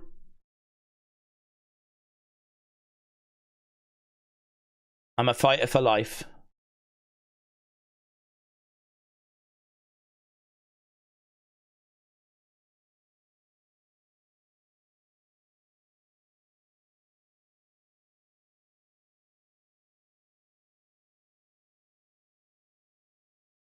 He said I had a sharp opponent. Had a sharp opponent, a fast opponent, and also I made a lot of mistakes.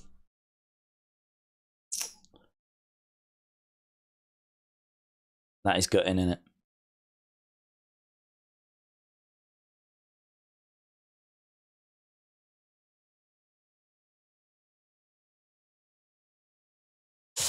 Surprised AJ isn't in the back of an ambulance, said Night Legacy. It's amazing. What a finish.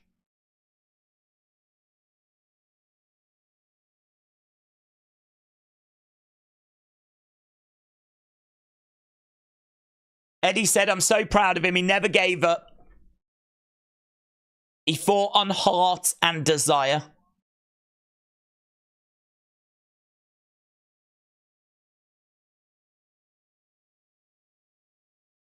He hurt Daniel, and he really hurt Daniel in the 5th, and he did.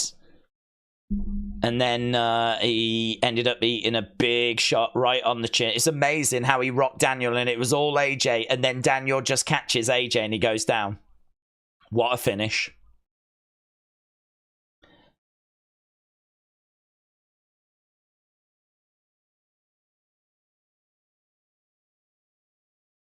Very proud of Anthony Joshua, who never gave up. Why didn't he just say I got battered, said Shane.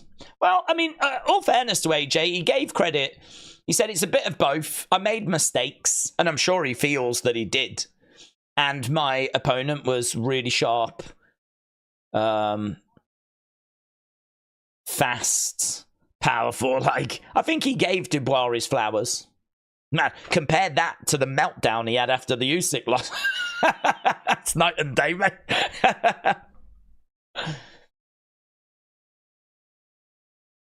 Who do you want to fight next? That's the question for Daniel.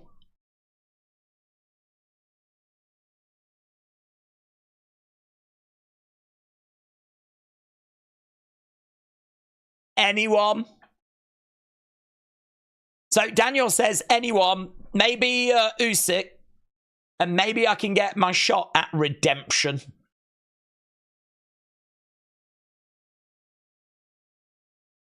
Is he likely, though, to get a win against Usyk? I don't think Daniel is. Or is it, or are we seeing a fighter really emerge now?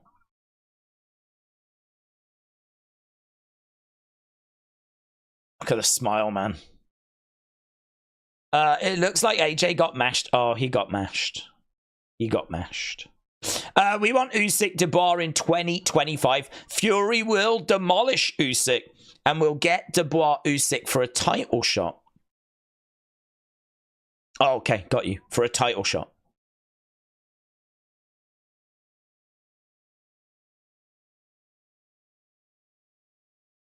He started so good.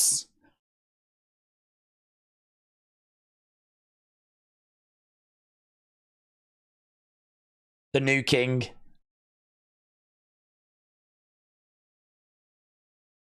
Amazing. Amazing.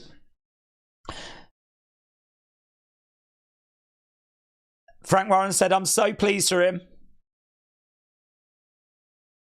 I believed in him from day one. That's Bob Marley. Yeah, I love how Frank Warren's giving AJ a lot of respect.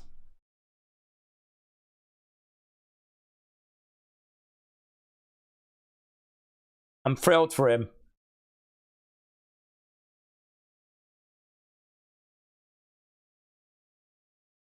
It was such a good fight. It was so good. We are looking for a punch drunk. Here comes Joshua, said Gary. I would love to know, though, if he never got caught with that shot in the first. But then you could make the argument, well, who knows? He might have just got caught with the similar shot in the second or the third. Or Daniel Dubois won this fight. No doubt about that, of course. And I don't think it's really fair to say, oh, if he just didn't get caught in the first. Because he did.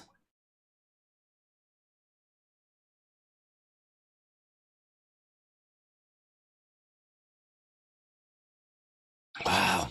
It's mind-blowing, isn't it, really? In my mind, you've got Fury and you've got Joshua. Those are the two big British heavyweights. And then you've got, like, some bubbling underneath, like Daniel, like we had Joe Joyce as well. It's just not that way now. This isn't the world we live in now. It's Fury and Dubois. And he's 27. He's 27, which for a heavyweight is nothing. Anthony Joshua tonight, 34.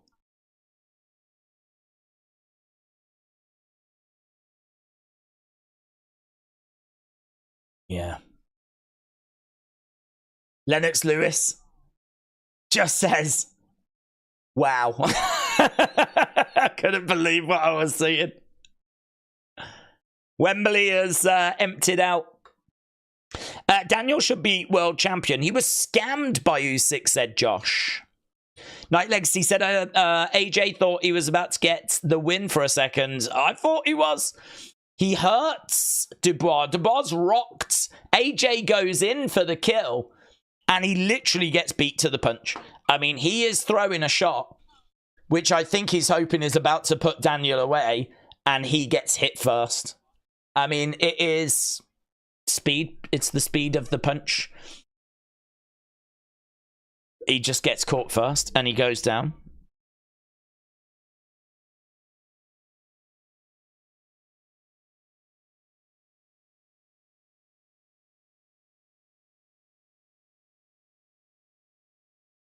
Dubois bullied him. That's a good comment, actually, talking about how AJ's chin was quite high up during the fight.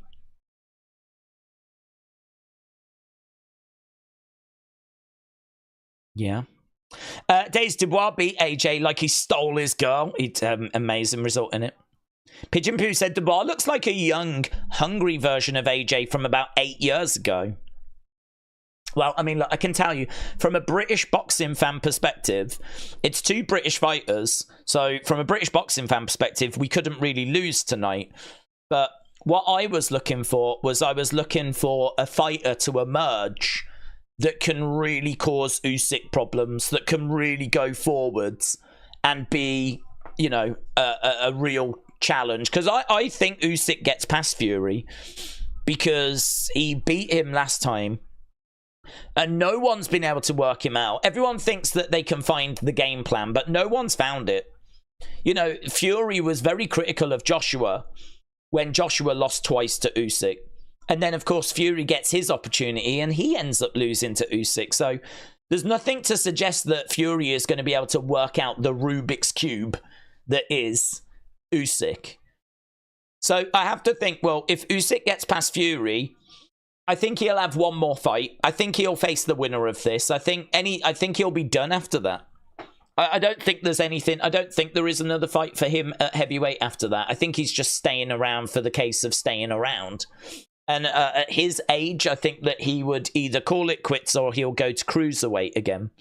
And because he has said about doing that. So I think there's 2 fights left for Usyk. And one of them is against Fury. And the other one was against the winner of tonight. That means that us Brits have got 2 more chances at Alexander Usyk. And I was looking for a fighter to emerge that could be a challenge. And I just don't know if that person is Daniel Dubois. It's not the result I was looking for. I was hoping AJ was going to look amazing tonight. He's looked so good recently. I was hoping he was going to look amazing tonight. Yeah, that shot, man. That shot. It's beautiful. It's it's right on the chin as well. It is beautiful. AJ went down to 1 knee and look at him on wobbly legs, man. I mean, it was digging deep. It was all heart.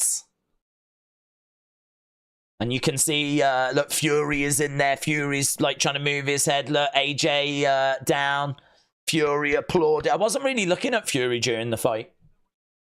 Oh, look at him. It is just survival in it. It's just absolute survival.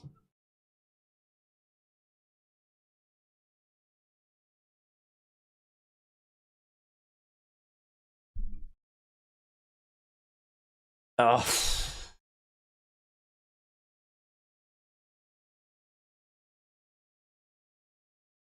Yeah, look, oh my God, look, the towel gets thrown in. You can see Connor's like trying to look at what's happening. Connor's reacting in the background.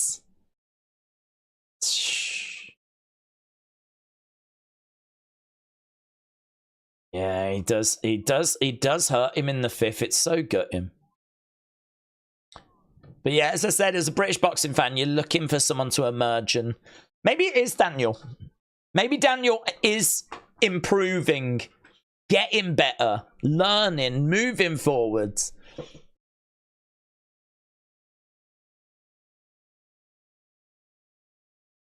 Those replays are crazy, said Pigeon Poo. I think Fury will win the 2nd time, said Joe. I think he will be more prepared. I just don't know. I don't think he will, personally, because what does more prepared mean? I mean, he in no way did he take him light the first time. He even said he hadn't took him light the first time.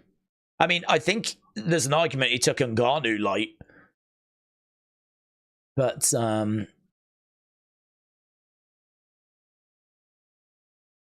I don't know. It's hard to know, isn't it? It's hard to know what he didn't do in the training camp that he'll do this time, or what adjustments he'll make. But the only thing is that I've seen so many people try and work out Alexander Usyk, and no one's been able to do it. No one's been able to work him out. No one's been able to beat him. Everyone thinks they've got a plan, and then they go up against him and they flipping lose. I'm very much at the point now where there's not a heavyweight around that I think I would say they're going to beat Alexander Usyk now. Usyk will be my pick for that fight against Fury. I hope Fury does it. I'll be right behind Fury to get the job done. I hope it is something in the preparation, but I ain't got, there's nothing I can prove. There's nothing I can hang my hat on with that. There's nothing I can say, yeah, he didn't do this, or he's going to do this next time, or he'll do more of this. Nothing seems to flip him work.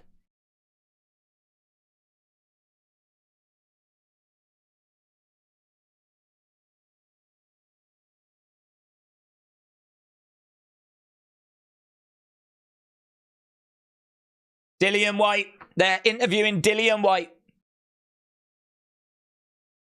He looked really strong tonight.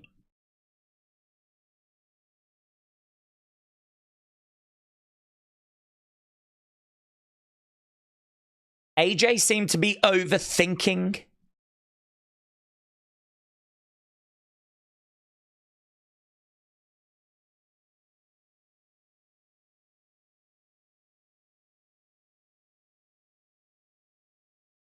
When I was facing a big puncher, I stayed behind my jab and I just kept moving.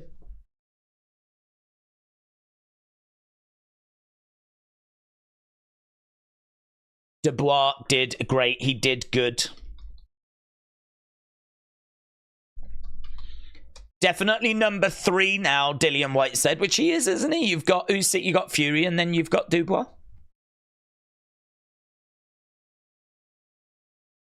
So just a quick chat there with White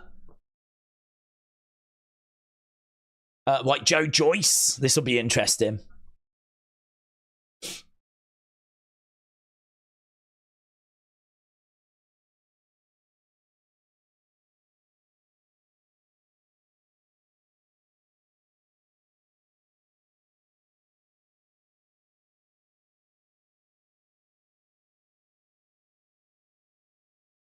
It was a bit troubled.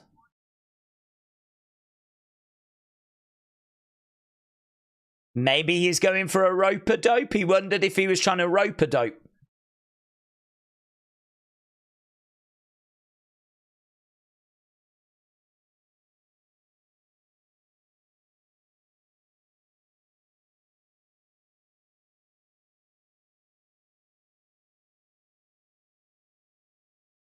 Joe said, I knew it wouldn't see the last bell because those guys can hit.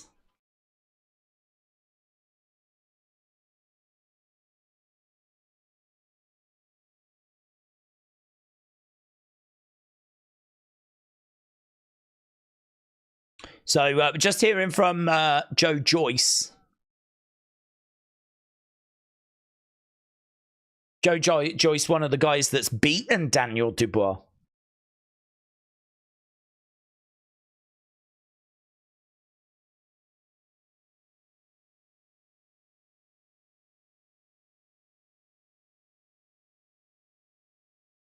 You think about what you did to Daniel, it must...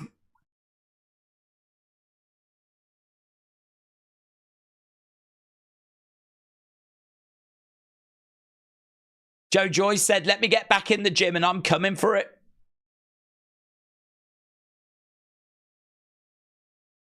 Joe just sort of shut down.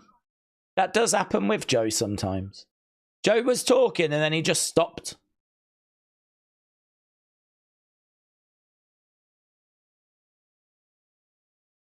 Yeah, I wonder how that fight would go. Joe Joyce broke Daniel Dubois' like orbital bone and everything, and Dubois couldn't continue. That would be a hell of a fight to run that one back. For him to avenge that loss with Joe Joyce. The only problem is, if you have a fight with Joe Joyce, it probably shortens your career by a good few years. That's the only problem. Wow. It's amazing. John Fury is a joke. He should be in jail, said Stephen. Where's that come from? I thought AJ was back, said A. Jobson. Dubois was rocked, and then boom. It's amazing, isn't it? I mean, it's took me a little while to kind of process it, to be honest.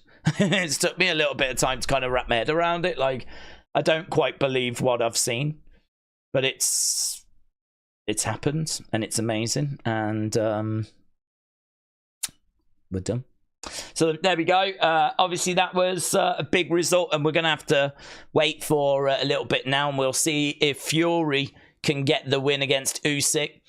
And then surely next is the winner of that for Dubois. I know that Joe Joyce might want to have a crack at Daniel, but Joe is not in a good place. I mean, he's lost a couple of fights, so he's going to need to get a couple of wins to get back to that level. But yeah, next will be Fury or Usyk, I'm sure. So, right, I'm done. I'm going to run away. It's been one of those streams. A big thank you to everyone that put up with all the drama. We were sadly lost power. We lost internet. We lost everything at times. But we managed to find a way through, and we managed to get back just at a good point, actually, where the co-main event was coming to an end. We covered all the Liam Gallagher stuff. We covered the ring walks. We covered the fights.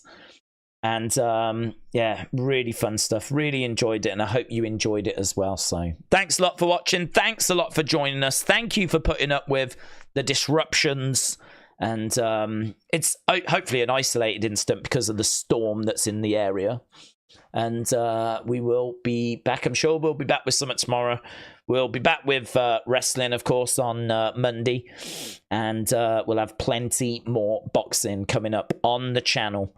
As those big boxing fights come through, we will be very much keeping an eye on them. Thanks for watching. Bye for now.